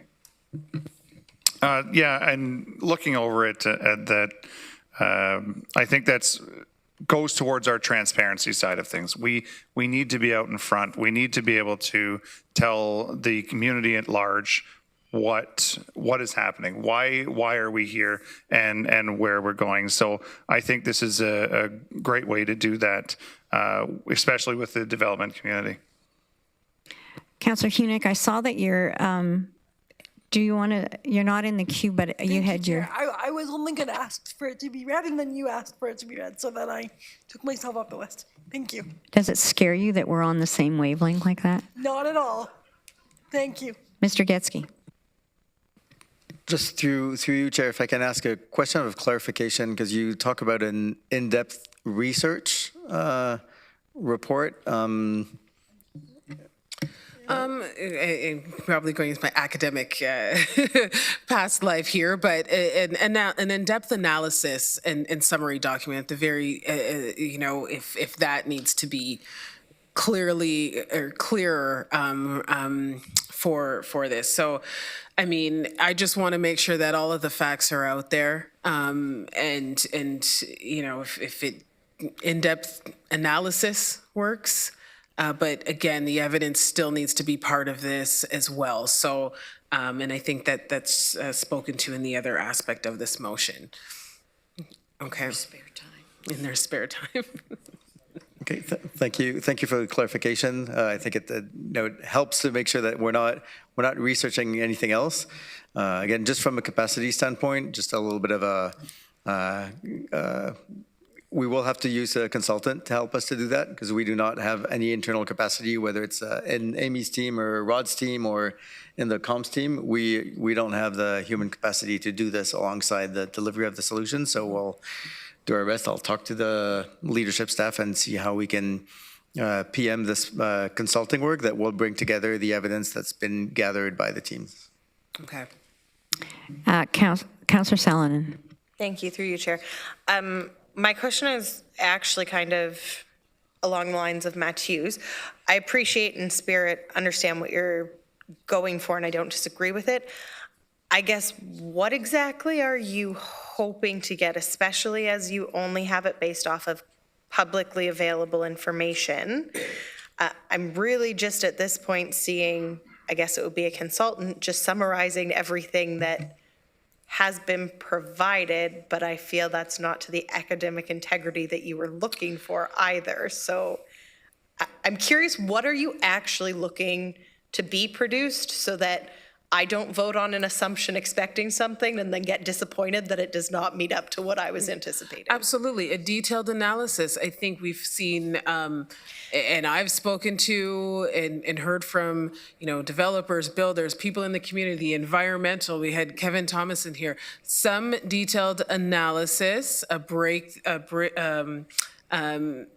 with a pathway, and a clear explanation of the situation with Mannheim. I am thinking that there are way too many narratives out there. I would like us to present something that is formalized.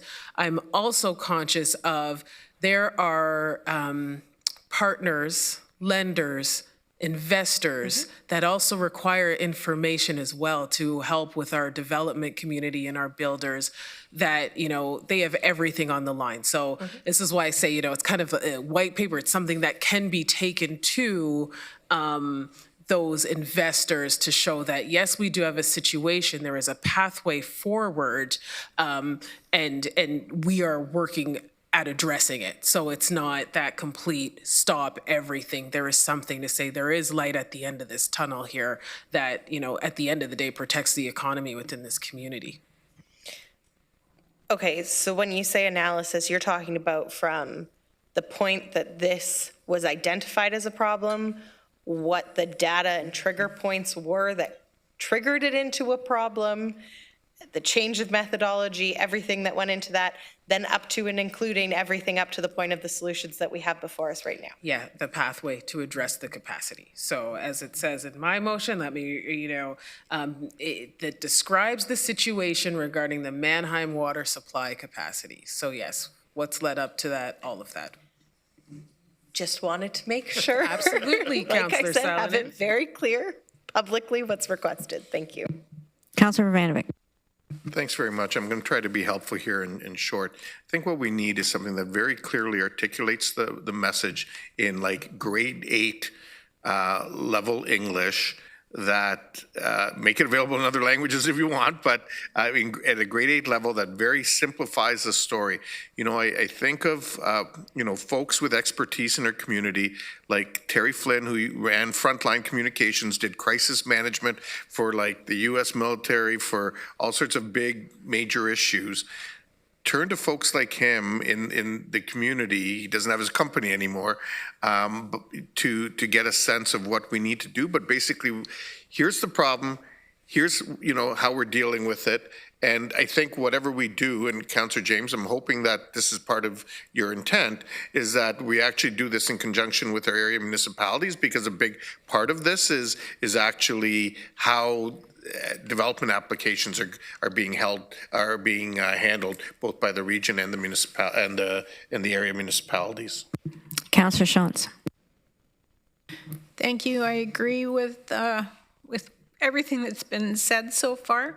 I would like to, in my mind, I see two kind of streams, and one is very technical, but I think what the community needs is, as Barry said, something a little grade 8 level so that people can understand it.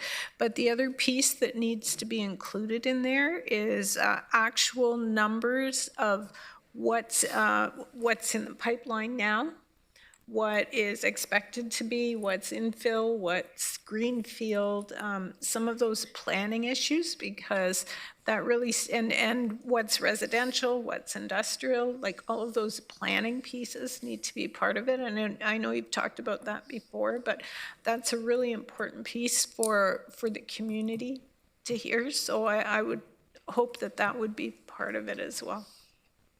Councillor Foxton. Thank you, and through you, Chair. Yeah, I totally agree with what's being said. We need to create the full picture for people to see, to understand. And like, we don't need to go down to the detail that Amy went to tonight with us on this coming on this time and it's costing this and that. But the problem's this, the solutions are in these stages, and we're working through them and making it clear for everybody so that we're all on the same page, because that's what's happening is we're not on the same page. And we can't deal with the problem if we're all over the place. And that's what's happened tonight is we got the plan together.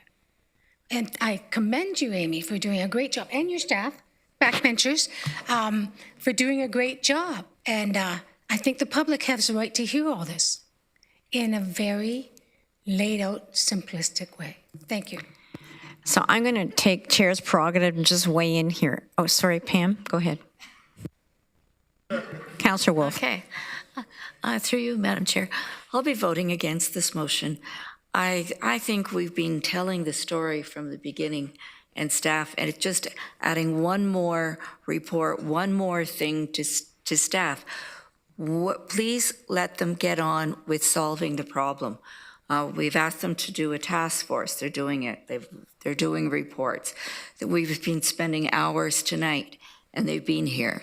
The technical staff is here answering all our questions. We've got reporters here who will be reporting all of this, you know, and telling the story to the public. That's what they're good at. I don't think we need to get one more consultant for this and one more report. I think the information's out there. Part of the problem is some people don't want to believe the problem. They don't want to believe that it's serious. They want to believe that we can just continue going on the way we already have. And if we don't give them that answer, they're not going to be happy. So no matter what in-depth or grade 8 level report we do, not everyone is going to be happy. But I do know that we are putting that bigger strain on staff and spending more money on consultants. So for me, I will be voting against the motion. So I'm going to weigh in, take Chair's prerogative right now and just say, and I don't know that this is an amendment, and I probably can't do it from the Chair, so I'll just say, Councillor James, when you were talking about the financial angst that developers are going through, and I think it's a mug's game at this point, and maybe anywhere down the road, that we're going to pick winners and losers as we go forward and how we can build capacity. It all has to be based on good technical advice from engineers and from our staff. But I'm very aware that there are developers, and when you were talking about a white paper, I guess I would want to hear from financial backers and institutions and the development community what kind of information, other than your projects next, which is obviously not where we're at right now, but and I don't know if it's contained in this, but I would think the document should be available to stakeholders, consultants, and public. I think all of that's great, but I'm wondering if encapsulated in this, and I guess I'm just looking for validation here, that we would talk to the developers and maybe to the financial backers just to find out what kind of information gives them a little bit more assurity as we go through this process. Yeah, I see that as complementary to this as well and for clarity. So thank you, Chair. I think Mr. Getzky wants to weigh in again.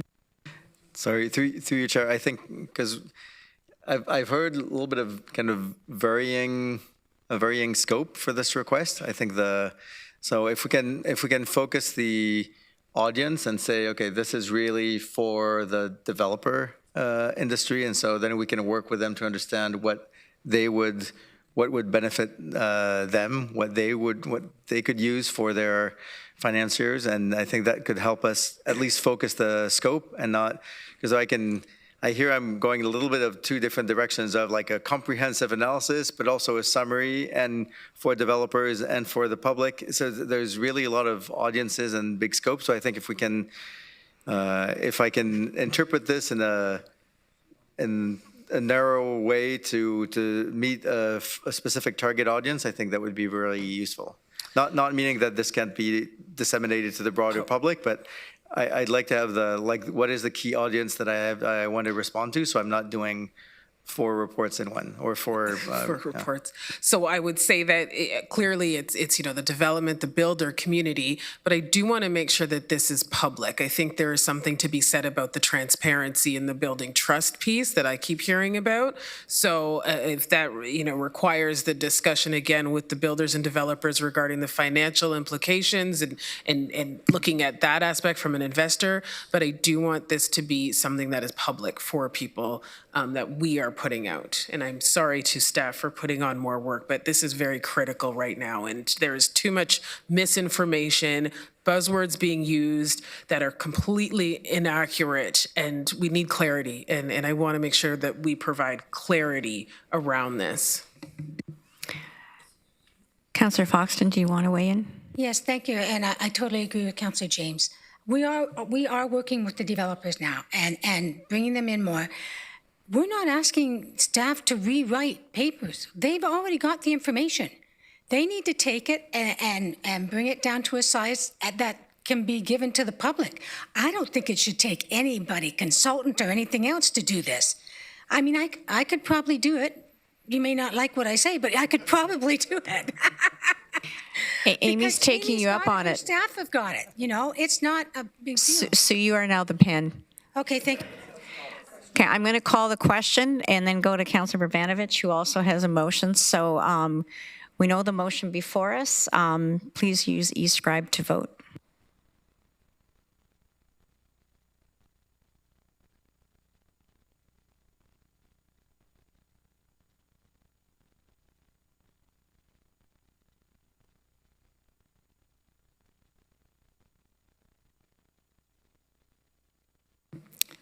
Colleagues, that is carried. Councillor Bravanovich, do you want to introduce your motion?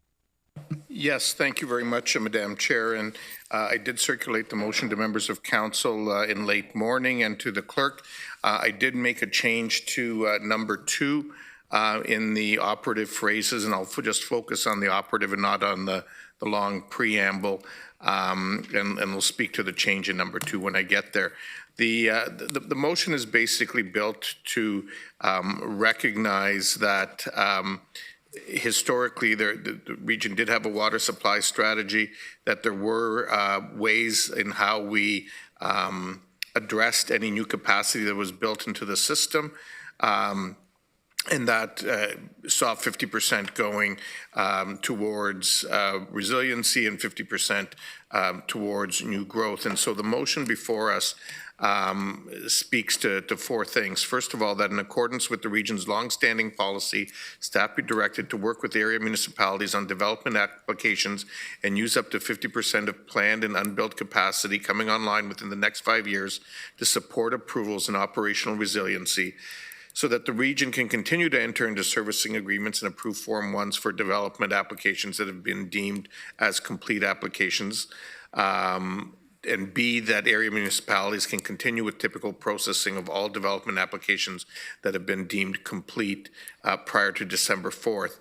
2, that staff, and this is the one where I made some changes based on feedback both from people here and things that we heard today, that staff be directed to report back in March of this year with a risk management approach to development based on refined development pipeline information and scheduling that breaks down the existing and planned water capacity information expected to occur in each of the next 3 years and beyond, in consultation with the area municipalities and development partners to understand the total existing connections and applications at different time horizons, while various engineering solutions are pursued to provide operational resiliency and additional capacity.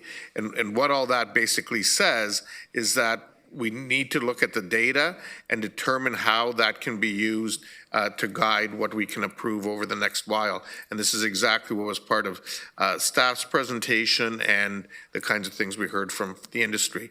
Thirdly, that in response to the industry request at committee, staff be directed to convene a workshop session prior to the end of February with development professionals to review immediate midterm and long-term solutions, including a transition plan to achieve that 20% operational resiliency, and to bring that report back in March of this year.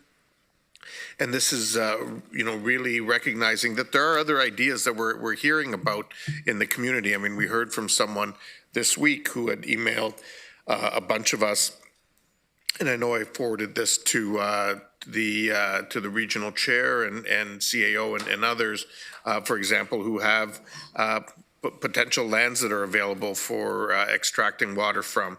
And finally, that staff be directed to provide bi-monthly updates to Waterloo Regional Council on available year-over-year supply and demand capacities. So essentially that's recognizing that we have a committee and a council day every month, and that council would get updates at each of those meetings. And it's moved by myself, seconded by Councillor Rodriguez, and Councillor Salonen thirds it.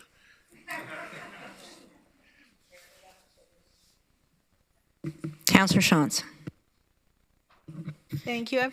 I don't have a problem with this in principle, but I have a question about the first part, about using 50% of planned and unbuilt capacity, and then later on we're looking at sort of another iteration of what's there. So can you just sort of clarify that for me? Yeah, so what it's basically saying is that we recognize that as we're coming on with new capacity, that 50%, that not all of it should go towards the resiliency piece, but that 50% would deal with the growth piece and 50% would go to resiliency, which is consistent with how we've approached things in the past as part of our broader water strategy. Thank you, that's helpful. If I can just have a follow-up on that, because there's, we were told we've got 400 liters per second already in the queue. So I'm not sure how this would fit in with that piece. I think that would be part of the analysis that ultimately staff would bring back to us after they've worked with our area municipalities on that. Okay, fair enough. Thanks. Mr. Getsky, do you want to weigh in? Thank you. Thank you for this motion. I think there's, I think from a staff perspective, we would be really challenged to achieve number one. I think it, if you're setting an objective of using up to 50% of planned and unbuilt capacity so that we can enter into servicing agreements and approve Form 1s. For me, that kind of already it trumps the risk-based assessment that we talk about, because you're saying, well, the risk is acceptable with 50% of what we can bring online. So I think this is replacing it, and I don't think, if staff's advice is and recommendation to council is that the system is at risk if we sign additional Form 1s, we cannot do this. We do not want to, we cannot recommend that you as a system owner will take the liability for a loss of pressure, which will, for firefighting, or a loss of pressure in a catastrophic failure in part of the system. And that is a very that is a very challenging, so we're always very happy to work with area municipalities and see how we can work on the transition plan as we continue to work on solutions. But to be able to already assign a target of 50% of that and enter into servicing agreements is, I would say, would present significant liability for council and for any staff who may be involved in this. And I think, I think it would be hard for us to be able to sign this with a professional assessment. There is a risk to the system. So, Mr. Getsky, to be clear, it says up to 50%, not 50%.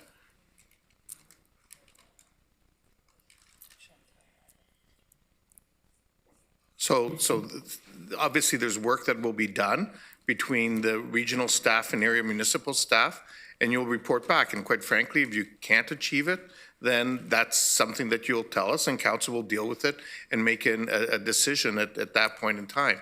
But what we're trying to do is find the balance between, what the information that you're providing, what we're hearing from the community, the information that our area municipalities are providing, and trying to find a path forward.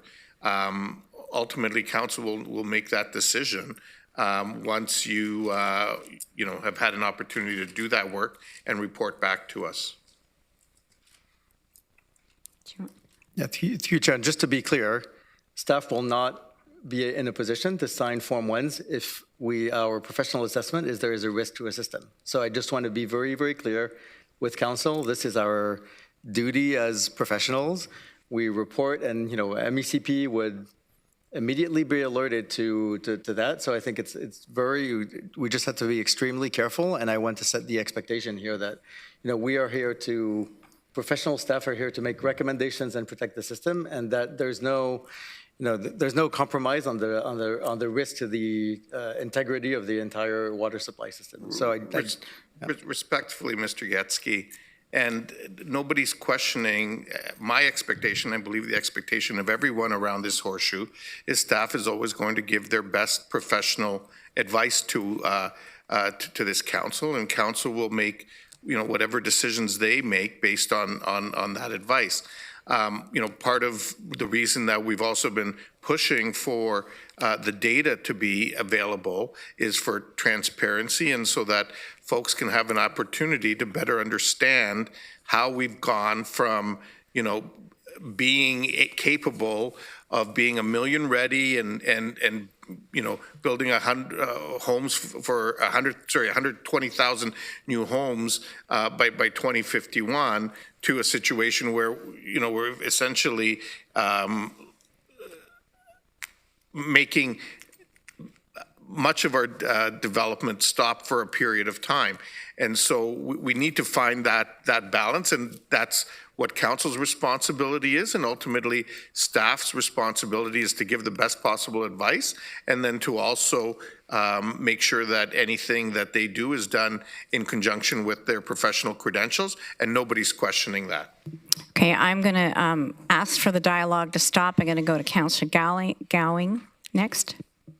Thanks, Chair. Is there any way that we can split these up to vote separately on them? Because I know there's some people that don't have an issue with one, do have an issue with one, but don't have an issue with the rest. Maybe we can break it down that way and vote on them separately. We certainly can do that. Councillor Schatz. Thank you. I note that number 1 is dealing just with applications that were deemed complete prior to December 4th. Do we have any sense of what that quantum is and what the impact would be? Sorry, the number 1 is dealing just, it says only dealing with applications that are deemed complete prior to December 4th. So do we have any sense of what that, I know you've been working with the other CAOs to try and get some numbers. Do we have any idea what that quantum, what the impact of that would actually be, even roughly? Rod? Thank you. Through you, Chair Redmond. So we have site plan applications and draft plans of subdivision in the hopper right now that can accommodate about 70,000 people in the Mannheim service area. So those are already in the planning process, but they don't have don't have a servicing agreement, and they would need Form 1s to be signed off before they were registered plans of subdivision. And if Councillor I can Schatz? just follow up on that, is that part of the 400 liters per second that are in the queue right now?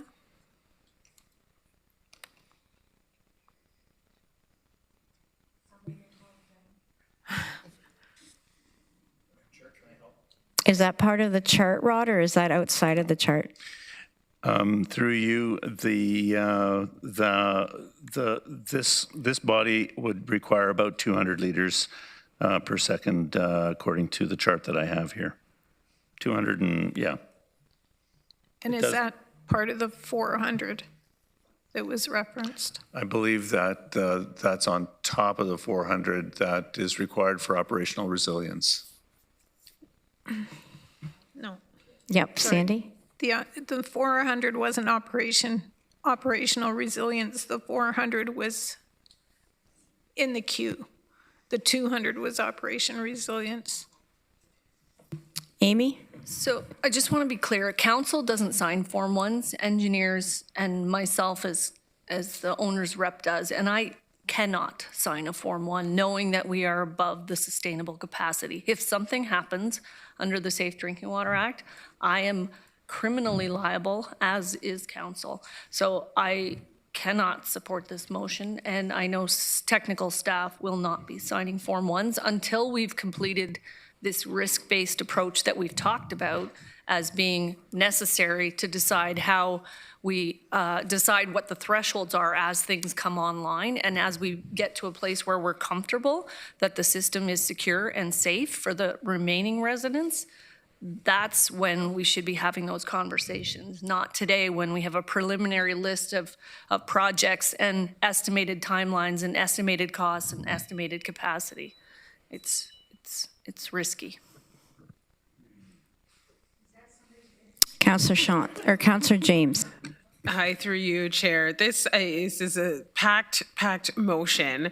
I think there's a lot of, there's some valid things I could support. I feel like there's still more information that we need staff to kind of come back to. I'm wondering if Councillor Urbanovic would be open to just deferring this for now until we get some clarity around some of what's been said around even with the Form 1s. I just think a little bit more time to process this. It's a big motion that I think requires some clarification to come back to. So are you moving to defer it? I'm moving to defer this. Is there a seconder? Moved by Councillor Foxton. Okay, can I speak to it? Councillor Vanovic? So first of all, to be clear, in number 1, we are talking projects that should already have been considered as part of the modeling that the region has shared. So we're not talking new numbers. We're talking about things that should have already been part of that modeling. Number 2, nobody's talking about signing anything that does not meet the threshold that our professional engineers are required to do. Thirdly, this motion is intended to start sending some clear signals to the community and to the industry about how we're dealing with this in a timely manner and making sure that there is effective dialogue between the region and area municipalities in order to move projects forward that are going to impact over 30,000 jobs in this community. And so I don't think that this can be deferred another month so that we can, quite frankly, not have folks looking at this in the meantime. And so I would hope that, we had a motion that came to us, Councillor James, from you at around 9 o'clock tonight. This one was sent early this morning. Okay, colleagues, I'm going to intervene and say it is 5 to 12. I need a motion to extend. Okay. Anybody object? Okay. Did we get who moved it, seconded? And I see no objections. Okay. So, Councillor James, you've moved a motion to defer and it's been seconded. Are you deferring it to the next council meeting? Yeah, it would be to the next committee day or council. So, and I mean, I just want to confirm here. So we had, Ms.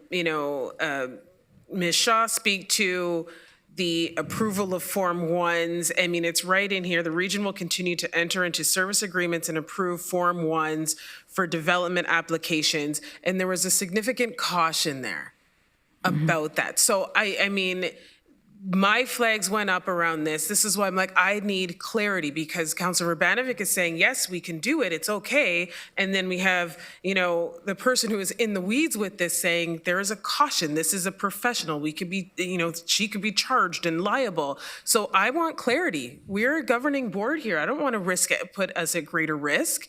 So I think if it's that aspect, Councilor Urbanovic, at the very least, needs to be deferred. And I mean, it's just, we're hearing two different things here. And I'm erring on the side of caution with this. So, so time and place, you're deferring it to? Time and place, defer it to the committee meeting, the SID committee meeting, February 10th. In February. Okay. Your second part of the motion, I support that. I don't, and again, deferring back to staff to confirm, but there are aspects We're of just that I do talking about the deferral. So you've moved Okay. a deferral. It's been seconded. Okay. We have time and place. Speaking to the deferral, Councillor Urbanovic, you've already spoken to it. Do you want to speak again? No, only to say, I think we need to really think hard about the message we're sending to the community in terms of action or not. Councillor Foxton. Thank you. If we're deferring this to the February meeting, Ms. Shaw, I need to know all the negatives in this. And is there any way you could see around changing the wording or whatever that would allow you to feel comfortable? Because it's important that you are able to live with this motion, because it's direction to staff. Thank you. Councillor Salonen. Just a point of clarification, because I got a bit confused because I think that there were two motions deferred technically. Is it the entire motion, or is it only part one of the motion that has been deferred? So initially before Councillor Gowing, I was going to defer the whole thing. So that's the intention, my intention initially with this. Okay, so it is the whole thing that is currently up for deferral. Thank you. Councillor Gowing. I was actually going to clarify that too. So then I'm going to put the question to staff. Can we defer just one and deal with the rest? Is there any issues with 2, 3, and 4 from staff? Okay. Mr. Getzky. Through you, Chair. So on 2, I would say the risk assessment, I don't think we can realize it by March. I don't think that's possible. So, depending where, we can give you a ballpark estimate right now, or if you want to defer, we can look at it and bring back information when this is. So we're in your hands. We can try to give you a ballpark estimate now. I'm looking at Amy and Nicole and all this, but I don't think even earlier than May, because this has to go. The solutions need to be vetted. There's a feasibility stage, so it's very different for all the different projects. But we'll do whatever we can. But March is for risk to really assess the risk to the system, given all of the uncertainties that we have, would be a significant challenge. I don't have the other. the other parts. Point of order, Chair. Isn't it just time and place now that the deferral motion has been put on the floor? Isn't it only time and place that can be debated? It is time and place, right. Thank you. So I'm going to ask you, there's a motion to defer. We have time and place. Please use your e-scribe to vote. Just clarification, are we just doing the first one, or are we doing The whole motion. the whole thing?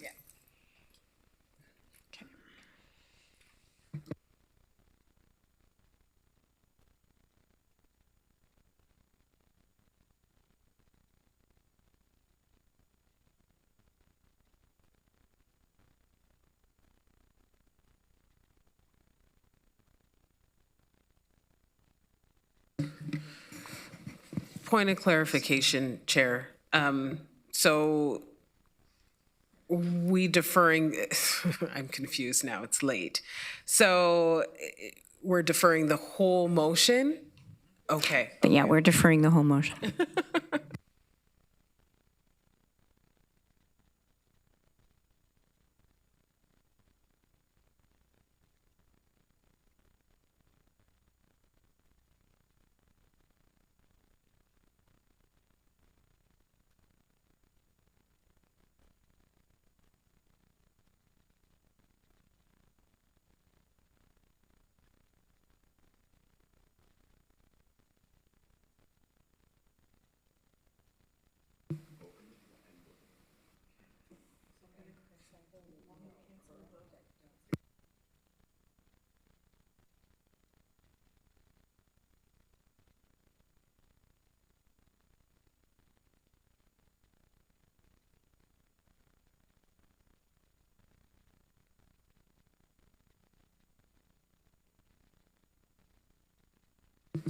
So colleagues, the motion to defer is defeated, so we're now back to the main motion. And Councillor Gowing, you've asked them to be separated, so we will separate them. We're going to start. We're going to skip the whereases. And we'll go to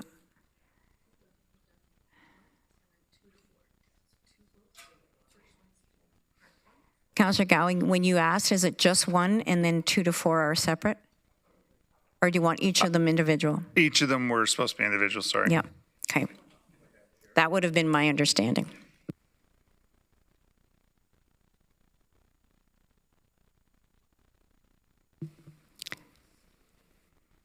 So we're now dealing with number 1 of the motion, and I have Joe Gowing. You're satisfied with, okay. Councillor Schatz. Councillor Branovic. I'm going to, clearly folks need to get some additional information, so I'm going to refer number 1 to committee day so that folks can get the additional information. And yeah, so I'll move that.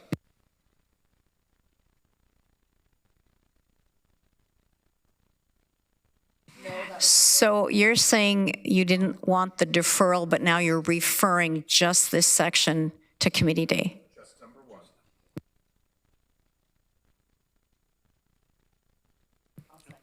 Okay, there's a motion to refer. Is there a seconder? Seconded by Councillor Gowing. So we're now voting on referral of section 1 to the February committee day.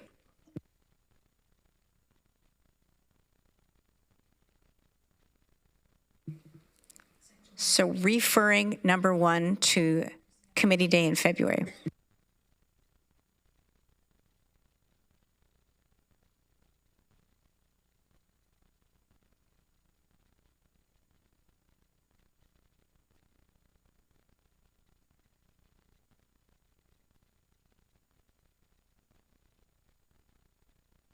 So use eScribe when it comes up.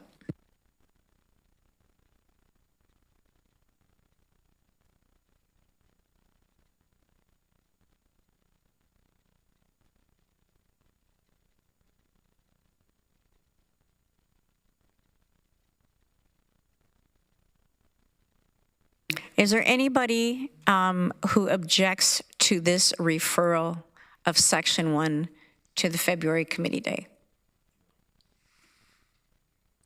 Okay, so we have unanimous consent.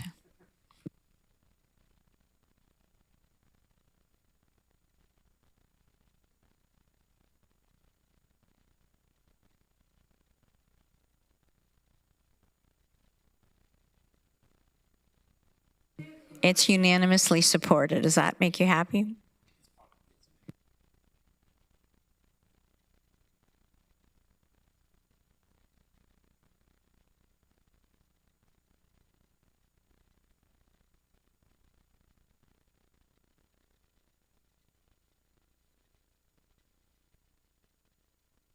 So we're now dealing with the second point.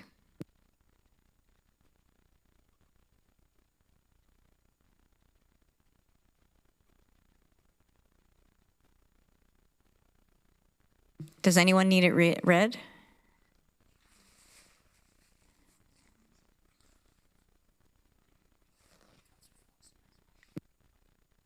Councillor Foxon, you have a question? Yes, please.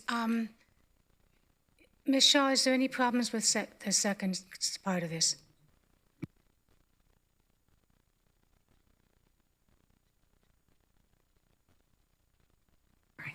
Through the chair, is it possible to put up?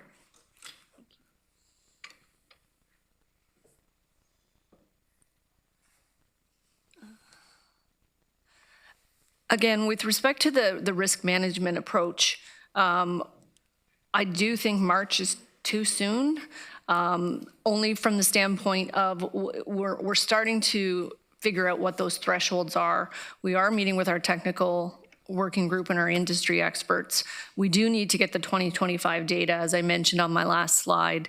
We do need to find out what our timelines are from the ministry about expediting these projects. We do need to shore up whether these projects are even viable with respect to the Briardine is one of them. So again, it's very difficult for me to, and I'm a very scientific person. I want to give you facts, and I don't like a lot of this tentative stuff because I know people want answers.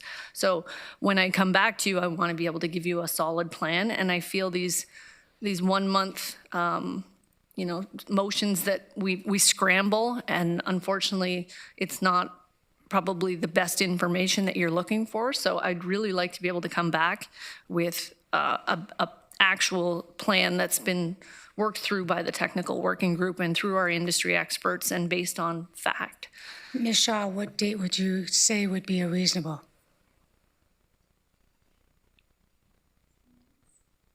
Pardon me? Through the chair, at least 2 months, because when you say come back in March, that means all of the materials is really being ready by end of February. So you're saying end of April? Ideally. Friendly amendment, end of April? There's no such thing as a friendly amendment. If you want to make an amendment, Hostile amendment? No, it's just an amendment. Would you like to amend the motion? Yes, please. And what are you amending it to? To add the date to be April 2026, end of April. Is there a seconder for that? Seconded by Councillor Erb. So we're voting on the amendment, and this changes the March 2026 to the end of April 2026. Councillor Brvanovich. Yeah, so I guess if we're going to be moving things into the end of April, and as you know, we're going to get into construction season and so on, and people are going to wonder what their future holds. And so my question as we defer this is our communication strategy going to get into how we respond to literally thousands of people in our community, painters, drywallers, floorers, the list goes on, who are not going to have a job potentially and are not going to be able to pay mortgages, are not going to be able to do, are we going to just be upping our need for supportive housing? Like, folks, everyone in this room is still going to get a paycheck come April 30th. There's lots of people based on our decisions that aren't, and so we need to consider that as part of our decision-making process. I have no further speakers, so we're voting on the amendment end of April 2026. Please use the scribe.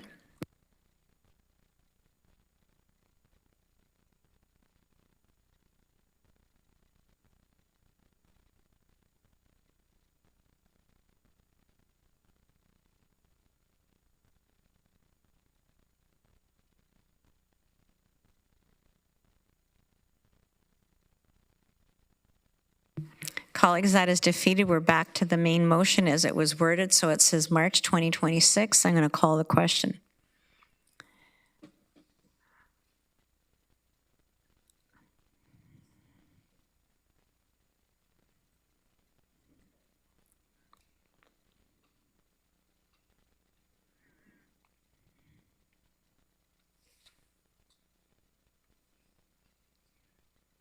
Colleagues, that is carried. The next section is number 3, I'm assuming. These are numbered numerically.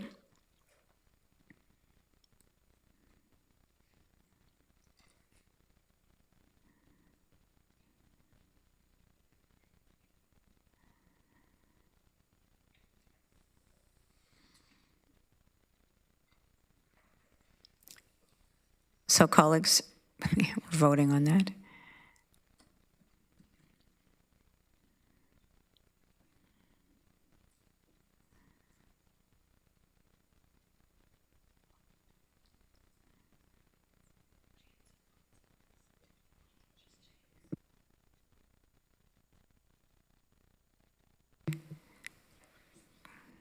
Colleagues, that is carried. Mr. Getsky. Just through you, Chair, if I may, on number 4, to understand what is sought, because it looks like the request there would be for us to provide a bi-monthly version of the annual monitoring report, which is a lot of work. I know I'll lean on staff. I know we're working today to be able to provide you with the equivalent of that monitoring report with that adjusted supply and demand. So I think from a regulatory standpoint, we have to provide it by the end of March. But I don't, I want to be very careful about the amount of work and the accuracy of the data to provide a bi-monthly update on supply and demand. Councilor Bravanovich. Madam Chair, nobody's looking for a copy of the annual report. We're in a crisis. We're in an emergency. When we were dealing with COVID, we were getting regular updates all the time, talking about how many people were in the hospital, how many people were getting vaccinated, all that stuff. This arguably, as I've said before, is the biggest issue that we have dealt with in my 30 years on council, and probably the biggest issue that we've dealt with at regional council. For 50 years, over 50 years, the municipalities and the 700,000 residents of this community have relied on the region in terms of water supply and water treatment. We have an issue. We need to move forward and figure out a plan how to deal with it. And getting regular reports is the least that the public deserves and that this council, as the board of directors, deserves to get on a regular basis. Mr. Getsky. Through you, Chair. So maybe I misinterpreted. I thought you were looking for the equivalent of the table that's in the monitoring report to be updated every, so bi-monthly reports, I would say in general, that's fine. I think I was interpreting it as a bi-monthly data request, which I think is the challenge. But we'll in any case, I mean, the intent is to on the whole water supply issue, we're updating you on a much more frequent basis than bi-monthly. So we're happy to continue to do that. So apologies if I misinterpreted. Yeah, Mr. Getsky, these are things like flow numbers and so on. Staff have those daily. I mean, there's a meter that counts this stuff, and we get those numbers.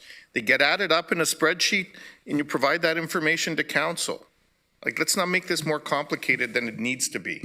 Councillor Foxton. Thank you. And I agree with Councillor Bravanovich. And I'm glad, Mr. Getsky, you understand now and that you're already doing it. And this is essential. not just for us as council, but for the public. When they hear it, and get reported on, it's our accountability to the public and to the business industry to keep everybody informed. Thank you. Councillor James. Thank you, through you, Chair. This is one I absolutely support of the motions from Councillor Verbanovic. I do believe that we need to be providing more frequent information to council, to the public, especially regarding supply and demand. When I'm thinking about all of these housing accelerator funds and all of these investments that are going to continue to come down the pipeline from upper levels of government, and I think it's just a form of accountability for us to have consistent reporting going forward to ensure we don't end up in this situation like this in the future. Okay, I'm calling the question. Please use your e-scribe to vote.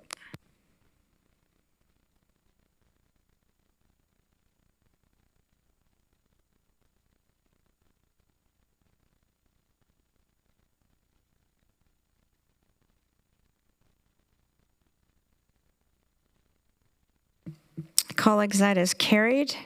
Next, I need a motion to vote for committee to rise and council to resume. Moved by Councillor Foxton, seconded by Councillor Rodriguez. Do we have any objections? So that is unanimously carried. We now need to vote to adopt the proceedings of the Committee of the Whole. If I could have a mover and a seconder, moved by Councillor Sean, seconded by Councillor Harris. Is there any objection? Seeing none, that is unanimously carried. So motions that were received and were provided. One is Councillor Rodriguez on the road safety program. Would you like to speak to your motion? I'll be real efficient, Chair. This was a motion that came forward to SID committee in January and was moved today to council. Really, what it's asking to do is just to really let the community know that road safety is still a priority for us. We had our tools change and our toolbox change last year, but we do have an opportunity to go forward from here. And so really the two asks here is that staff come back by the end of Q2 and following the wind down of the ASC program to first establish how to allocate the remaining road safety reserve balance to fund school zone road safety initiatives starting in 2026.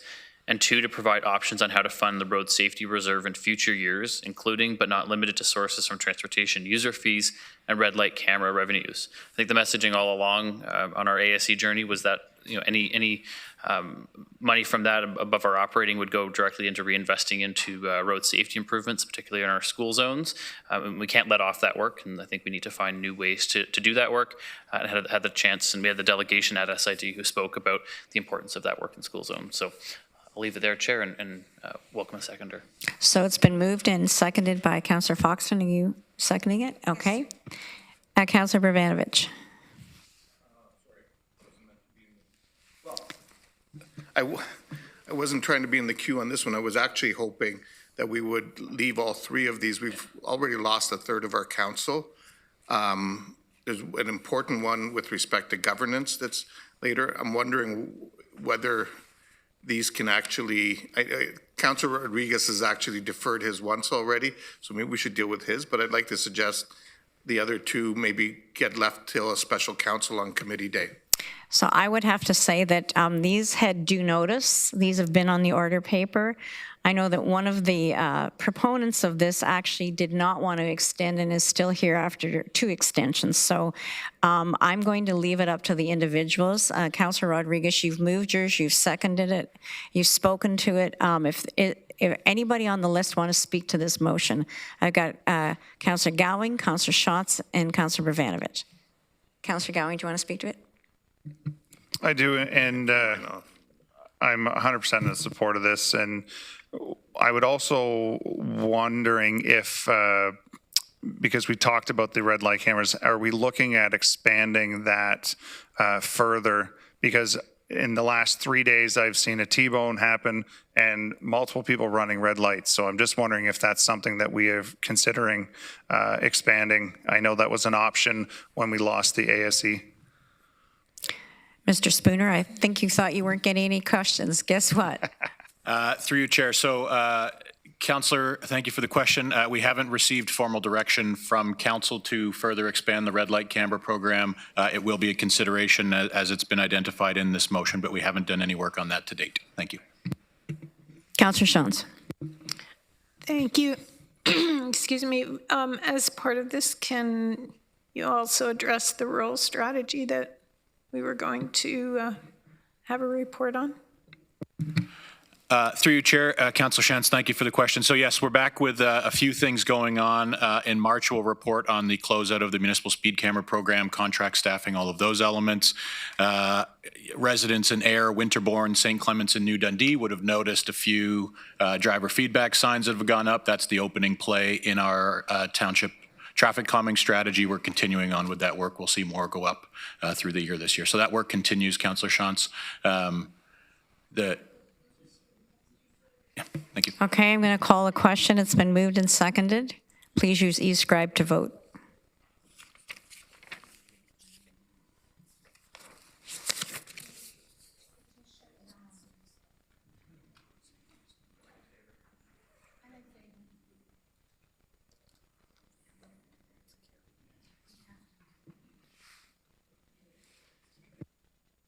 That is carried, colleagues. Councillor Gowing, you're up next. Do you want to defer your motion, or do you want to move it today? I don't think we have quorum anymore anyways, but We do. we do? We just lost 2.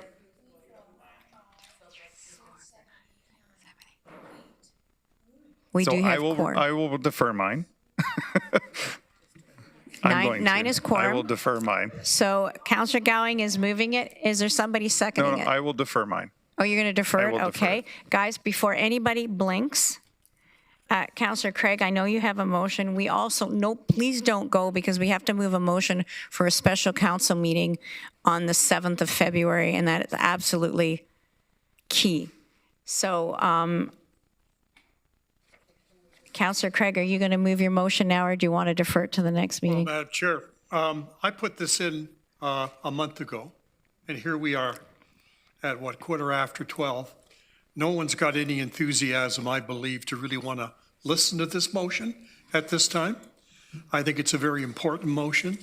I think in consideration, Madam Chair, of comments in the news media today from a good friend of mine, Scott Higgins, criticizing and wanting to change and reform regional council on the fly, that needs to be disputed. And I plan, when I bring this up again, I'm going to talk to the motion on the floor.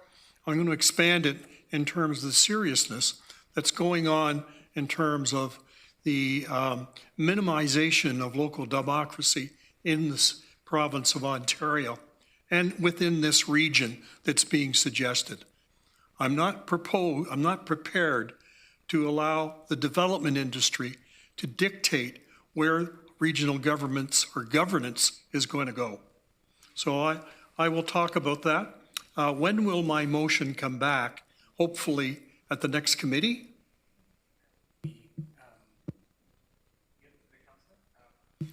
It's up to you, Councillor Craig. Do you want it for committee day, or do you want it for next council meeting? Well, as soon as possible, okay, before other things come down from the province.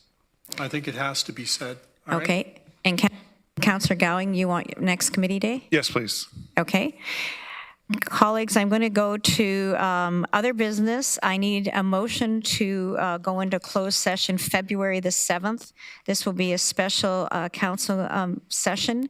It's enclosed, and it'll be in the Waterloo County room. If I could have a mover and a seconder. Moved by Councillor James, seconded by Councillor Erb. Are there any anybody objecting? Councillor Salanin, do you have a question? It was just a question about the motions being deferred to committee. It was more so just a request that when it's being chaired, can those please be brought to the front of the agenda, because they have had due notice, and I think that they need their appropriate attention to be discussed. Like, it's up to the chair in our procedural bylaw.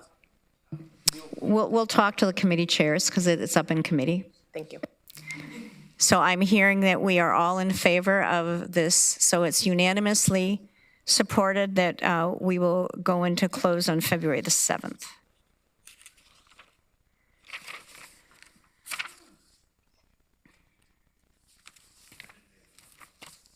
Did I skip anything?